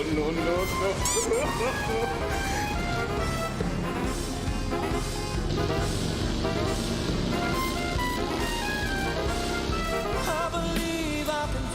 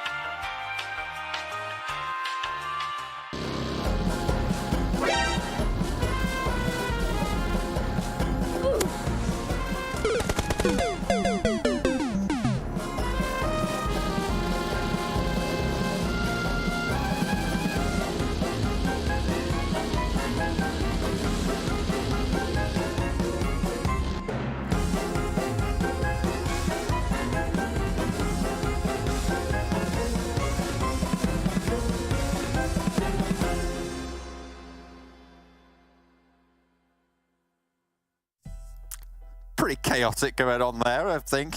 Maybe some of them need a reminder of the rules. You're not supposed to use guns in a car race. That's not how it works. Blank, imagine Formula One. It would be a nightmare. It really would be. I'd hope they were using just pellets and not real bullets there if they did intend on doing that. However, as we just saw, that was the most chaotic thing I've ever seen. I don't think I knew what the rules were. I don't know who won and why, and if anyone will be penalized for the absolute awful atrocities that just occurred on the road. First, I thought it was a race, then it became a fight, and then they were through the fields, and then there was the blue. That's about all I can explain from what just occurred on that little video. But we're heading into Livik, where it's no longer fun and games, because this can be challenging out for some big bonus points. Certainly could be, especially towards the top. That 10-point difference, actually 11 points. VIRTUS.PRO. Sorry, that's on this phase. I was confused for a second. I was like, I thought Na'Vi were behind. But they are on the overalls, 10 points behind VIRTUS.PRO for Na'Vi, so they have to make up that difference. With VIRTUS.PRO's record on Livik, though, might be tricky. might be tricky. And again, as Jason was saying, VP have been historically very good on this map, picking up huge amounts of points. However, you look at Na'Vi as well, and regardless of that, I think it's been most of the time dropping down to 2 players nice and early and then playing from there and doing well with just the 2. However, this time around, I think they're going to have to really think about this game being extremely important to them and play it out as best they can. VP trying to play as best they can as well, taking the fight with TJB. More points on the table for them. Excellent news. Corker going down though as the SKS rings through on the engagement. On the south side this is. TJB lose GK first. Corker still down, still bleeding. Yankee manages to get through the door frame there. Suppression still coming through from Zittel on the DP. But Yankee shuts the door. Corker will get flushed out as well. Zittel jumps forwards. VP reposition away. It's a backstop though in Lin. Could be really the one clutching this one out. P90. Saw how aggressive that little weapon can be towards the end of games. I think it was Game Lord who were able to almost find themselves a chicken dinner there. Circle heads up towards that north side. This is not currently in. VP are ahead though, with TJB having to push for them. Currently a 3v3. And honestly, with this engagement, extremely important stuff. Yes, VP's found themselves a single point here. If they do go down to TJB, goodness me, things get a little bit scary for them. No longer able to challenge versus Na'Vi. Yankee with the P90, 50 bullets in the mag. Nice and dangerous, but it's Zittel to go for the nade over towards Old Boy, but Old Boy has an answer for it immediately. Swings out, 27th still in the mag on that P90 and can hold his own for VP around the corner there. TJB just down to Xiao as the res is being stuck in for Tulika there onto Old Boy. Xiao doesn't want to waste time though and fights off against Yankee. Will win out the trade and Tulika abandons the res to go for the fight. It works out and 4 more points on the tally for VIRTUS.PRO brings them 14 ahead of Na'Vi. Oh, but look who's coming in here. It's the guys from TJB Gaming, they're here, there's a fight engaged, but slowly VP are getting players up. Na'Vi have taken casualties. That's not One good. so far. And it's over towards Game Lord. It's very, very split. And no way you get that player back up for Na'Vi, so they will be playing as 3. So will VIRTUS.PRO though. So it's all about the points difference between these 2 teams. Needs to be 10 points more for Na'Vi on this game. Again, with 3 players, it becomes a little bit more complicated. When you're at 4, you can get to those later circles, kind of chill it out, and then be that only team with 4. As a lot of times, if it centers up and you have that position, it's great news for you. So you can start to push things forward. VP getting a lot of loot from this area. TJB Gaming currently starting to push round, get those flanks in. Yankees currently jumping. Is spotted though. Happy went up on the top of the bush there. Don't think he meant to entirely. Immediately tried to drop back down. Old Boy now moving out of the logistics center. And Happy knows all about this rotation, knows about this movement perfectly. If you can find Old Boy in these buildings, that would be perfect for him. Cutting him off as well. As Tulika actually sent the attention his way, that could draw power out towards him and maybe give the rest of TJB Gaming an opportunity to find a cheeky little angle on these spreads. Tulika again taking damage, but suppression from Old Boy. He'll take some shots back towards him. VP very split now though. Old Boy towards Happy J, who's pushing his way through. Right now VP are kind of stuck, but 4 eliminations is good. That requires 14, I believe. Yeah, 14. If they tie with VIRTUS.PRO, it's fine because they've got 12 chicken dinners, second highest in the lobby. VIRTUS.PRO only 7, so they will win that tiebreaker. So a 14-point game. Just 10 more points in any way than VP, and they will be able to ladder up, get that 2-point swing. On the bonus points moving into the finals. Yankee biding time. Step forwards, one more cover and you're gone. There's no way. He went to the other side. Yankee lets it go. It doesn't check it. If you can get player in the as an anchor in the back, though, you could effectively start to shut down the players from Take Aim Gaming very well, because he's now an unknown variable. Take Aim Gaming has not cleared. Currently, though, they are not going to let VP get away from this one easily. They know they have priority on the circle. They've got mind holding, so they can't swing out towards the east. Oh boy, perhaps even looking for a swim. Kitsune able to finish off Akashi there, so they're currently engaged in combat with the guys from Game Lord. And it's a kind of a 2v3. We're going to hop over to it as well. Look at that. Up the top there, 2 players for Game Lord against 3 from Na'Vi after losing Meku early. They want some revenge. How many points can they put up on the board? Nade pin being pulled. He spotted the player by the tree there. Really nice little hop up, but Rob's biding time. Reposition far, far left as the nade goes over the top of the house there. Narvalo completely split as the only backup available for Game Lord, as they are on 3 as well. I think Tixie was spotted, but that's a nice nade through the window. Takes a lot of damage. Oh, towards Kale. Has to force the bandages out, and the off angle from Matic finds another knock. Game Lord suffering here against Na'Vi, and this is good news for Na'Vi's race for that second spot on the overalls. And 1014 there for Rob, so we know how good this guy is with the nades. Tixie gets up close though, and he doesn't have time to pull out the barrel from behind his back. Tixie will take 2, 3 eliminations now found for Game Lord. Narvalo tries to get closer towards his team, but it's of no help. Blue zone coming on in. And potentially Na'Vi unaware of the position, although they should know Narvalo was out there, because Narvalo was the one who took down Meku earlier. So if that's fresh enough in their minds, they'll be worried about that northwest side as we hop back over to VP and their struggle with Take Aim Gaming. Yeah, Take Aim Gaming sent some more players up towards the north. Old Boy actually sent out towards the west, towards Na'Vi, in fact. Still 3 players on side for them. Na'Vi just waiting out in the blue, will have to make a move soon. Get some heals on, get some stims in. Na'Vi looking fairly healthy with the 3 they have left. Old Boy actually taking the zip line over towards the power plant. Lovely little mechanic there. Potentially it right directly in Na'Vi's rotational route. Circle goes over towards the MADBULLS. I mean, why not close it out with another one? Technically, they could still beat Na'Vi's score of highest chicken dinner. Currently tied on it. With a chicken dinner phase, here yeah. would take them to 7 on each on a phase. In which case they'd be taking home all the accolades here, John. It's a whole host of awards. They're going to line them up. They're going to need to install some new shelves blank for all those trophies. Metaphorically, of course. I don't think they actually give out trophies for all of these stats, but it would be fun. It would be fun. That's how Mecha got caught.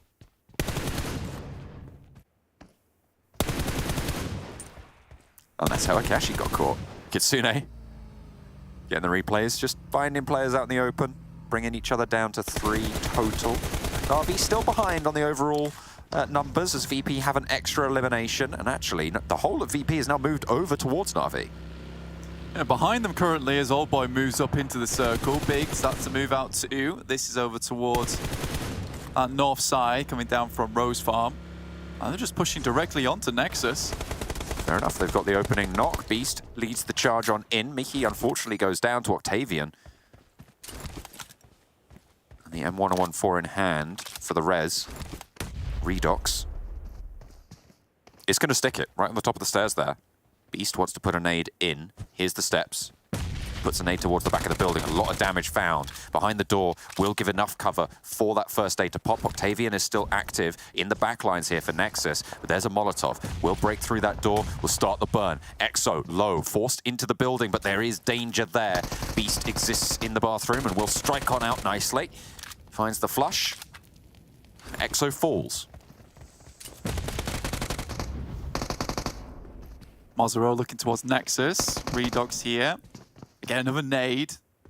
So many nades. A lot of loot here on Livik. condensed into a small area. Like, I've just looked at where Na'Vi have gone. I know, to logistics center. I was going to talk about after this one. And looking for VP, but VP's already scarpered. They've both gone looking for each other and have ended up in each other's drop spot. Oh, that's funny. Thing is, though, is this actually doesn't work in the favor of Na'Vi because they might run into Take-Aim Gaming soon. That's really funny. That's tickled me.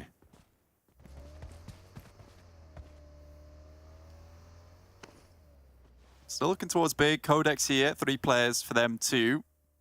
Big currently with 3. The most eliminations in the lobby with VP, obviously earlier on eliminating the entirety of the guys from TJB. NEXUS also out, Game Lord down to 1 with their skirmish between them and V. VIRTUS.PRO just died. That was an instant. They tried to wrap back from power plant underneath Take-Aim Gaming, but Take-Aim Gaming was still there, and they just blew them up. Na'Vi, now with their chance. They need 14 points on this game blank, and they've got 3 of them already. If they can get an elimination and a chicken dinner, that's all they're going to need. Again, though, with the amount of players in this lobby, we're already down to 31 and 9 teams. Na'Vi not really being in the fold or being in the fights right now is not too great for their actual point standings. They need to be a little bit more aggressive, currently looting up as much as possible. Mitsu also in a tough spot here versus Eastern Stars, all the way on that northwest side. Imagine Na'Vi needs to start making some moves soon. This is actually quite important for them, and I don't know exactly why we're seeing this odd gameplay coming from them. I did see them stacking a lot of meds. I don't suppose going for a heal off is too good, but it might just be a case they're trying to get as much loot as possible. So when it comes to the final game, they each got like 10 HEs in the back pocket.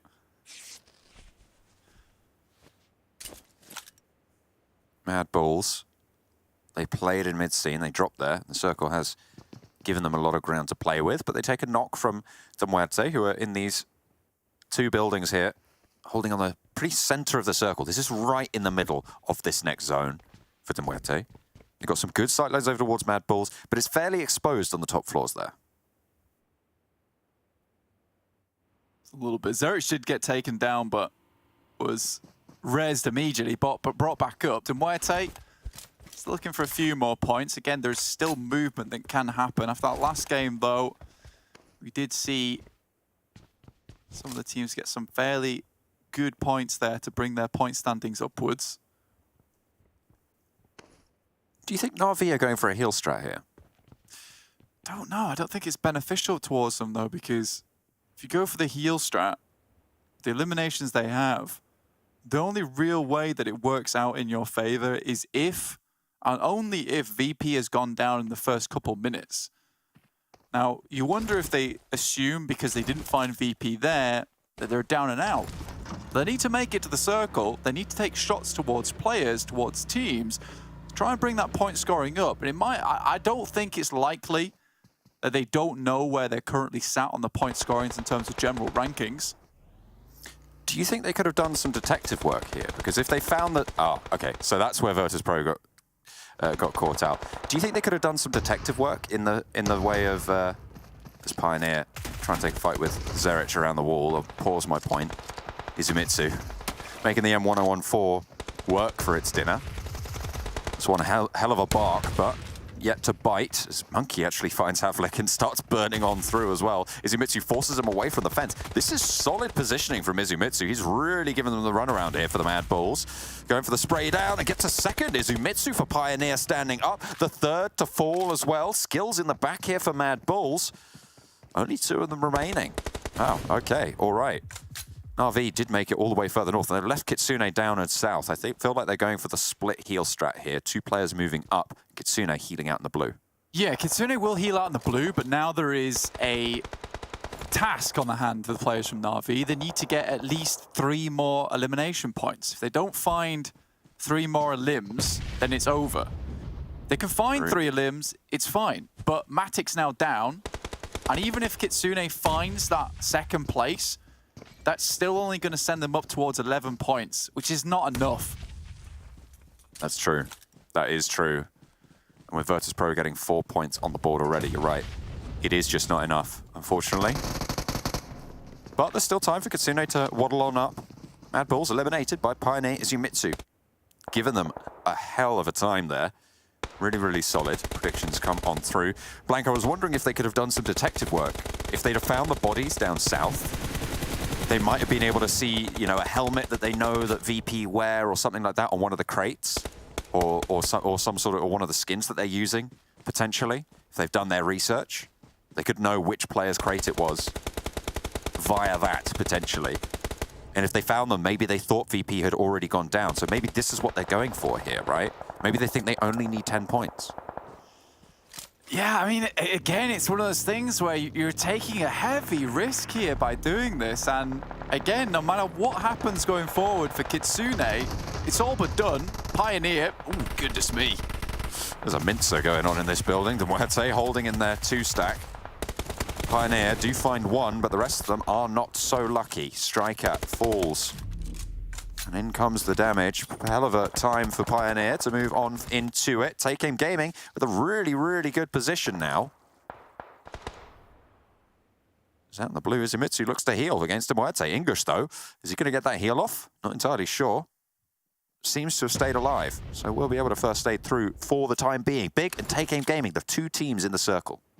The hilarious thing is that even if Kitsune has looted up the entirety of that area of the map and has just an ungodly amount of meds, if he's able to survive until the entirety of the blue envelops absolutely everyone, still doesn't matter if he gets first place. Still not going to be enough. Unless he gets that, to 14. Unless he gets that final elimination, right? If he can heal all the way through, get to the circle, and eliminate the final player, he can do it. He can do it, Black. The dream's not dead. He's not moved at all. He's staying still. Nowhere near any of the teams. So I think it's over. I think the dream's dead. The dream is dead. He is on the move. Not over till it's over. Big moving up towards Take Aim Gaming, taking casualties on both sides right now. Beast around the ridgeline.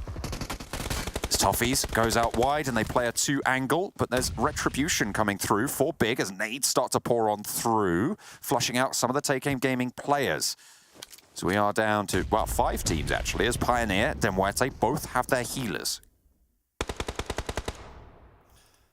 Big now losing one more. Take Aim Gaming after their initial fight with VP and able to take it home from that side of the map. PIONER, Izumitsu will go down.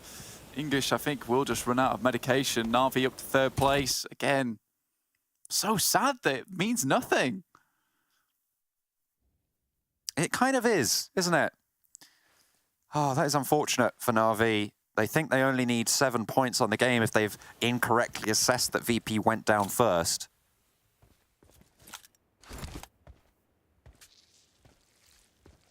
If they've got the wrong end of the stick on that one. Take Aim Gaming, duking it out now for the final possession of the circle. 2 players alive for Big, or rather up and kicking as the flushes come through. Take Aim Gaming want to confirm Mihi, but they're playing 2 down the hill here. It's really kind of it's quite a fair fight in this scenario at this stage. A real advantage. There's a ridgeline for Big to duck back behind, but they're going to have to figure out how to patch this one up as Mazzaro now the only player left for Big. They know there's only one. Well, actually, they might think there's more than that if they are unaware that Na'Vi are the out healers there. But in they go. Na'Vi do get eliminated right at the same time there. And Take Aim Gaming get the final chicken dinner of the Livik game at the end of Phase 3 to shut down those tables and lock in the standings. Yeah, Big actually went down in 2nd place, just about there. And Na'Vi makes some ponderous decisions, let's put it that way, towards the end of the game. I think there could have been a real different turn of events if they had sent Kitsune slightly closer to the circle, right? They sent him slightly closer. He runs out of meds. He's able to get like 1 elimination or 2 eliminations and get that 2nd place, including that 1 elim, which would have given them the win. They would have been 2nd place. But this is not enough, and I'm confused by it. I think this is probably one of the most confusing plays of the entirety of the game, and I think you might be right, John. Maybe there was some investigative work done. They spotted the body from one of the VP players and assumed that they'd all gone down there. to a fight between them and TJB. But goodness me, what a turn of events, really. What a turn of events. Yeah, it's unfortunate. They try and send for the enemy, but instead find nothing but ash as they burn down their chances. However, Take Aim Gaming get that final Livik game under the belt. We'll head over to the analyst desk. Hey, but this is what I love. I love to see teams take things into their own hands. I hate seeing teams be like, oh, we're not going to hot drop someone. We're just going to let it play out. I want to see teams take things into their own hands and make plays happen. Control your own fate. Don't let other teams do it.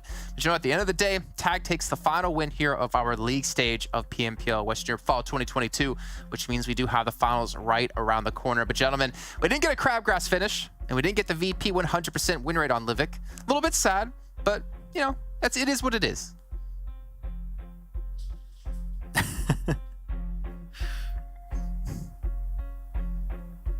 Yep, almost 3 for 3, Kalaris. Almost. I can read your lips. I can read your mind. Yeah, that was muted.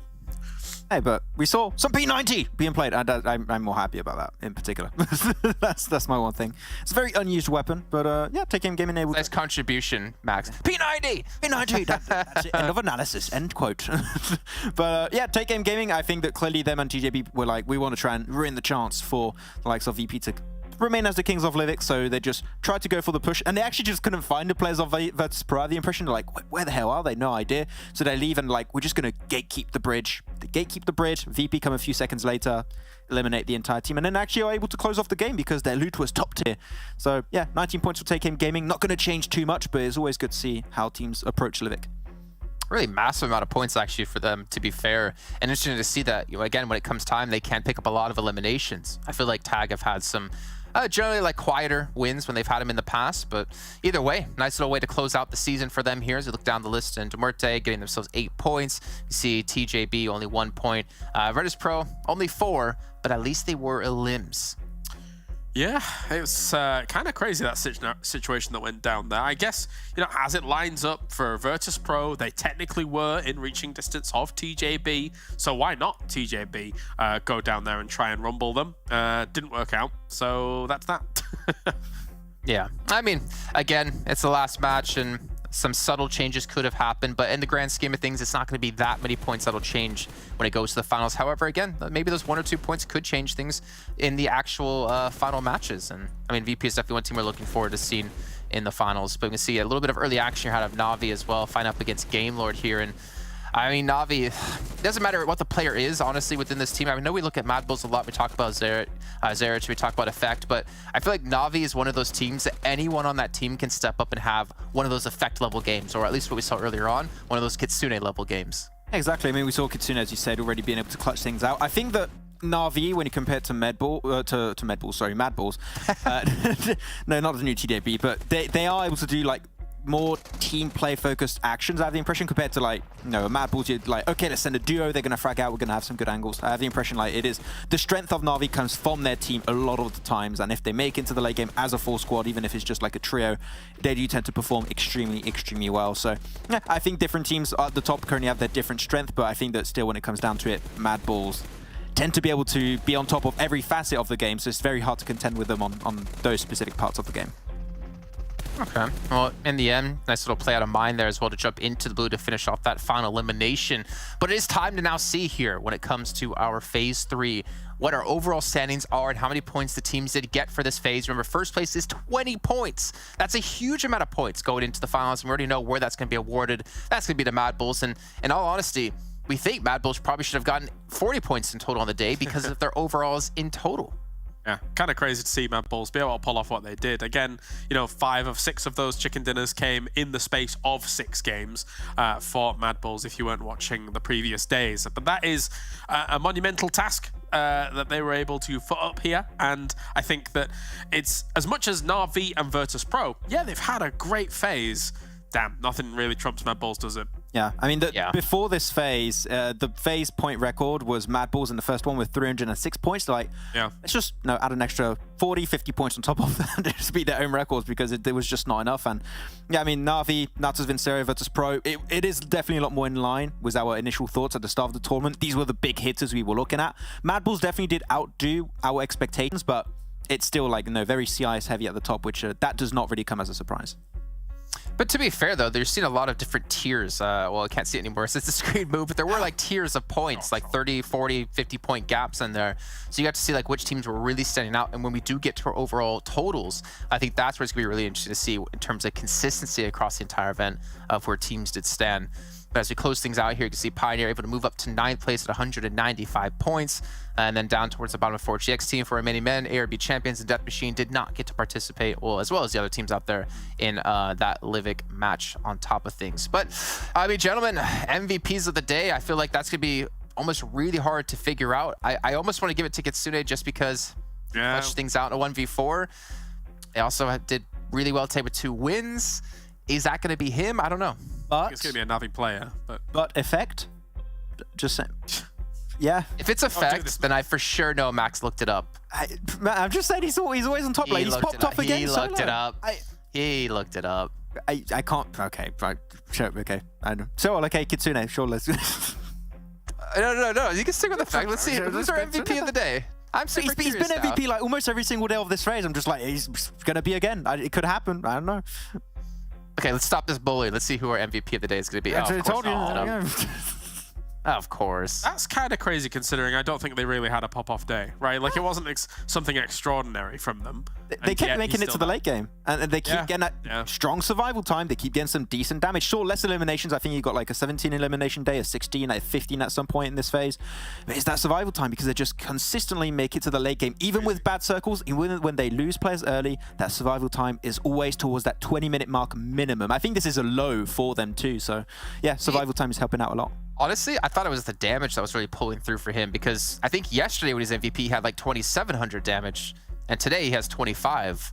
And I think he had like 6 more limbs yesterday than today. Like, he's putting up so much damage consistently, even when MADBULLS doesn't do well. This guy, I don't think he can go. I don't think he has bullets left in these matches. The team has to donate the bullets to him. Yeah, he actually got 200 more damage today. Yesterday he got 2,300 damage, so he actually has like 2.5k now. So yeah, he's actually got more, and he had 15 limbs yesterday, so he's got like 10 today. So yeah, it does seem like the survival time, and as you said, Jason, that damage overall helped him be MVP of the day. It's really hard to dispute that he's not the best player here.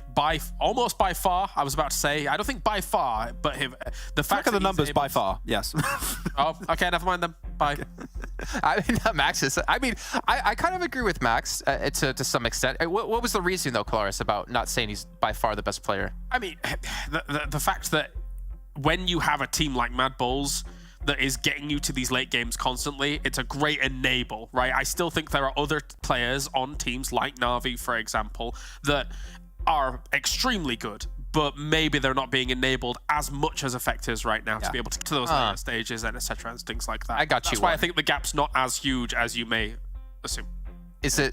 Did the chicken come before the egg, or the egg before the chicken? Is it Effect Is his Effect being supported by his team to get to the late stage, or is he the one helping his team get to the late stage?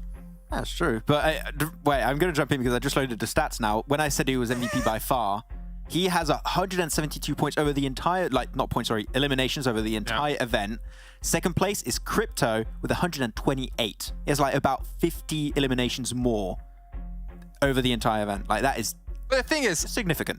I understand Claris's point. Well, I understand your point of view too, Claris, because obviously you could take this player, go put him on X team, he won't have the same effect. Not possible, right? He's enabled by his team to be this good.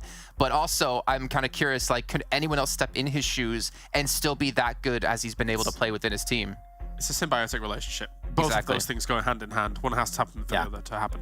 Is mental when Effect is also this good, right? I think in a lot of situations we would see teams where you have the player like Effect that just outshines the entire team. The fact that they are just still so close behind him and set him up so well in those fights is super impressive. So yeah, like, it's not just Effect, it is definitely a team effort, but Effect is there to step up when needed.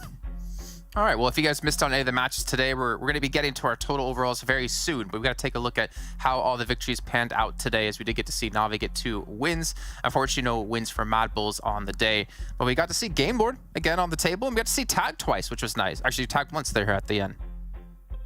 A huge pop-off as well for Unicorns Love on that Miramar game. So happy to see that, considering that I do think this is a team that can rival for, I'm going to say, podium in the finals. I'm not quite sure whether we can really discount the fact that MADBULLS is looking absolutely godly right now. So I'm not going to say #1, but I do think that Unicorns Love can make podium.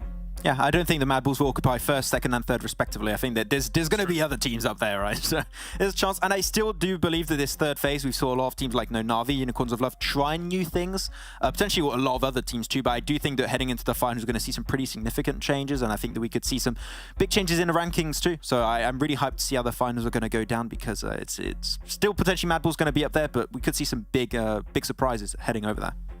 Okay, well, let's actually get an idea here of our rankings. Remember, top 16 in this rankings will be playing here in our finals, kicking off on Friday in this coming week. And we already know MADBULLS should be #1 at the end of it. We're also going to be taking a look right after as well to see how many points teams will have going into the finals. The MADBULLS, they should be our clear victor by far. 905 points, 435 Olymp points, and Effect had a large portion of that. Does this graphic even work if you get like 1,000 points, or would just break the graphic? I'm not sure. I think they're hoping to not find out. Yeah, like, please stop getting points, you guys. Can't reach 1,000 right now, but yeah, the extreme consistency, 14 chicken dinners over the course of an entire event for this league stage is absolutely nutty for MADBULLS. I mean, yeah, the CCT Avenger level threat, we've said it many times, right? Like, this is the team to beat heading into the finals. There are some clear contenders here like VP and Na'Vi, but I mean, MADBULLS are just miles ahead of the competition. Well, James, actually, Claris, we talk about the gaps here of 905 to 788, but the gap between second and third place, 6 points over the course of 75 matches, that's the most ridiculous thing I'm seeing here on the overalls. Very close to one another. I think that, you know, in terms of leadership for both of these teams, in terms of playstyle for these two teams, they're not too dissimilar from one another. So, and skill-wise as well, clearly not too dissimilar from one another. I think that we'll see that fight continue, and we'll see it continue to be close, I think. Yeah, and also 5 chicks. Sorry. Yes, thank you. No, I was going to say there's a 5 chicken dinner difference, right? Yeah, exactly. That we're helping to highlight how consistent VP has been able to make it to the late game. Sure, not always able to convert it into an actual win, but being able to be about 40, 50 extra points ahead in placements with 5 chicken dinners less than Na'Vi is also very impressive. Also, VP, actually 2 of their wins were on Livik too, so that's technically even less points. So it's even more impressive when you really put it in perspective over the entire tournament. So yeah, VP has been very impressive this tournament. Got time to get there, but when they were in the zone, they were able to pop off pretty significantly. Yep, as we look down the list though, MUERTE with 9 chicken dinners, our 3rd highest team in chicken dinners overall, though their placement is extremely low compared to the rest of the teams here, which is kind of surprising as well.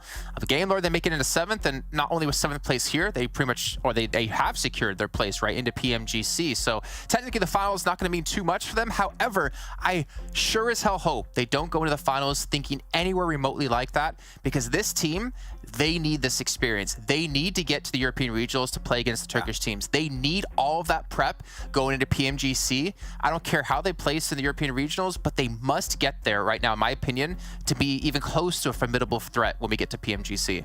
I fully agree, Jason. The reason why this PMGC format is completely different. We saw during the announcement in PMWI how the weeks are going to work out. You have an instant death kind of mechanic happening. Like, you have one bad few games, you could be out in like after 4 days of play in PMGC and not even have a chance to make it in the final. So experience is something Game Lord needs. So hopefully they can make it in a championship, because without that, it's going to be tough for them to really perform in the PMGC. Yeah, if you can't get top 8 in this lobby, how are you supposed to get top X when we get to those weekly plays, right, to move into the final event? No, definitely. And speaking of teams that only just made it, teams like Big and Death Machine, of course, just kind of on the cusp. Big, I feel like this technically shouldn't be a 15th place team, Jason. I feel like they should be higher. Here we are once again. I just had flashbacks to, I don't remember what team it was off the top of my head, but you were saying they're not a first place team, or was it not a 16th place team? I can't remember. I think it was back. That's where I think they should be. I think it was. Yeah, exactly. Yeah. All right, well, Death Machine do make it at 404 points, but the question is, how far did they make it by? Keep in mind, their first phase, they had 4th place overall. They do it by about 30 points. I'm actually curious. Let me look it up really quickly here to see how many points they had in that first phase, because that's the crazy thing for me. Phase 1, Death Machine had 229 points, and they had 70, and then they had 82 at the start of the day. If they didn't have that pop-off in phase 1, they wouldn't be here. Absolutely. It's been a difficult few phases for them. Again, a little bit does come off the back of Miramar being kind of a chaotic place for them. But for now, in theory, that's alleviated. So you have no excuses going into the final. Yeah, good job there, though. As I stated earlier, PMCO has already opened the registration, so a lot of these bottom teams, I don't like saying this because it's a little bit sad when you think about it, but this might be the last time we see, I don't know, an ALB Champions, maybe a Team Doom also in these tournaments. So they need to fight to qualify and secure their spot back in PMPL. Otherwise, I might have to say goodbye next year, and it'll be very unfortunate, but it's how the cookie crumbles. Cookies, delicious, and maybe some of these teams will celebrate with some cookies and some pastries for themselves as they take a look now at how many points they have in the finals. Remember, every single phase you could get up to 20 points maximum. However, in phase 3, at the end of phase 3, you get the phase 3 points and you get the overall points. Let's take a look at what the teams currently have here in the finals and where the rankings currently stand. So just to explain, also put it in context, the maximum amount of points lead you could have had heading into the finals was 80. All right, MADBULLS got 75 out of 80. That's an almost perfect score, phase after phase after phase, overall rankings included. Once again, highlighting just how consistent this team has been, and yeah, nothing to say. They're currently aiming for first place in the finals for sure. I mean, the Claris, the lead they have right now, like if we're talking about teams trying to make top 8 is 46 points. But the lead they have, the buffer they have against that is basically 30. Like that's a fantastic lead for MADBULLS and for every other team out there as well. Yeah, interesting to note as well, the fact that technically if Na'Vi hadn't had a bit of a disastrous phase 1 for them, all things considered, they could have been right up there as well. The change from phase 1 to phase 2 from Na'Vi, I feel like it was really them kind of getting a handle on the lobby more so than anything. And then once they did, they really didn't let go with it. So the final's going to be interesting for that. My question is, where's the buffer? 46 to 44, so it's only a 2-point difference. Actually, no, this isn't even ranked by total points. So never mind. Things are a little bit different there when it comes to that, as I see a 47 for Eastern Stars. So a little bit hard to gauge in that kind of sense. But looking down the list here, I mean, Codex, 44, Eastern Stars, 47. Having a strong phase 1. I actually really like how we can see phase 1, 2, and 3, because we can see where the slumps and where the rises are for some of these teams. And you see your Death Machine 17, then boom, 2, 4, and 5. That's a real unfortunate run of events for Death Machine. But yeah, they can still clearly make it at the bottom of the leaderboards, right? It's just going to require one really strong game to put yourself back in that competition to potentially contest with it. Like if you're at the bottom right now, you need to have a really good start, and then you're somewhat back in the competition. But if you have middling result after middling result, you're not moving anywhere. So you need to make sure that you have a step up in the finals to make sure that these points don't really hinder your progress too much. Yeah. And we can see here Death Machine, big. They're going to have a big battle on their shoulders if they want to break through into top 8. It's going to be tough, but luckily for them... Yes, that is true. That is true, Max. But it's going to be tough. But the thing is, they have time off, right? Our finals don't kick off until Friday. 3 days of play, 6 matches a day. A lot of teams need to do their homework and prepare for this. And the question really is going to come down to who's going to show up on those 3 days, who's going to break through into top 8. Yeah, definitely. And the thing is even if you're down towards the bottom of that top 16, it's not an unrecoverable margin as well. 2 pop-off games, you're right back in the chance of being able to push into that first place spot. So for everybody, it's still very open. There's still an opportunity. Again, I have to reiterate, I love that we give reward to teams that have been so consistent throughout the phases. Max, do you agree? I agree. No, but overall, it's like your cheeky little reward for the entirety of the tournament, right? And sure, MADBULLS, they're up there, and it's definitely not a lead that's going to be like, okay, they've got a massive lead, it's impossible to catch up to them. And you still have a chance, as you said, like 1, 2 pop-off games can catch up to them. But when you have been a team so consistent like MADBULLS, that lead is, if you hold on to it, you're first place at the start, and you'll potentially be first place at the end. So yeah, consistency is rewarded, and luckily enough, MADBULLS are on top. Yes, they are, but can they stay on top? That will be the question, which will be answered in 3 days across Friday, Saturday, and Sunday of next week when we do finally jump into our finals. And then, of course, we have our European regionals a little bit later on here in October. Hope you guys enjoy your next days off, but you better be here for the conclusion of PMPL Western Europe.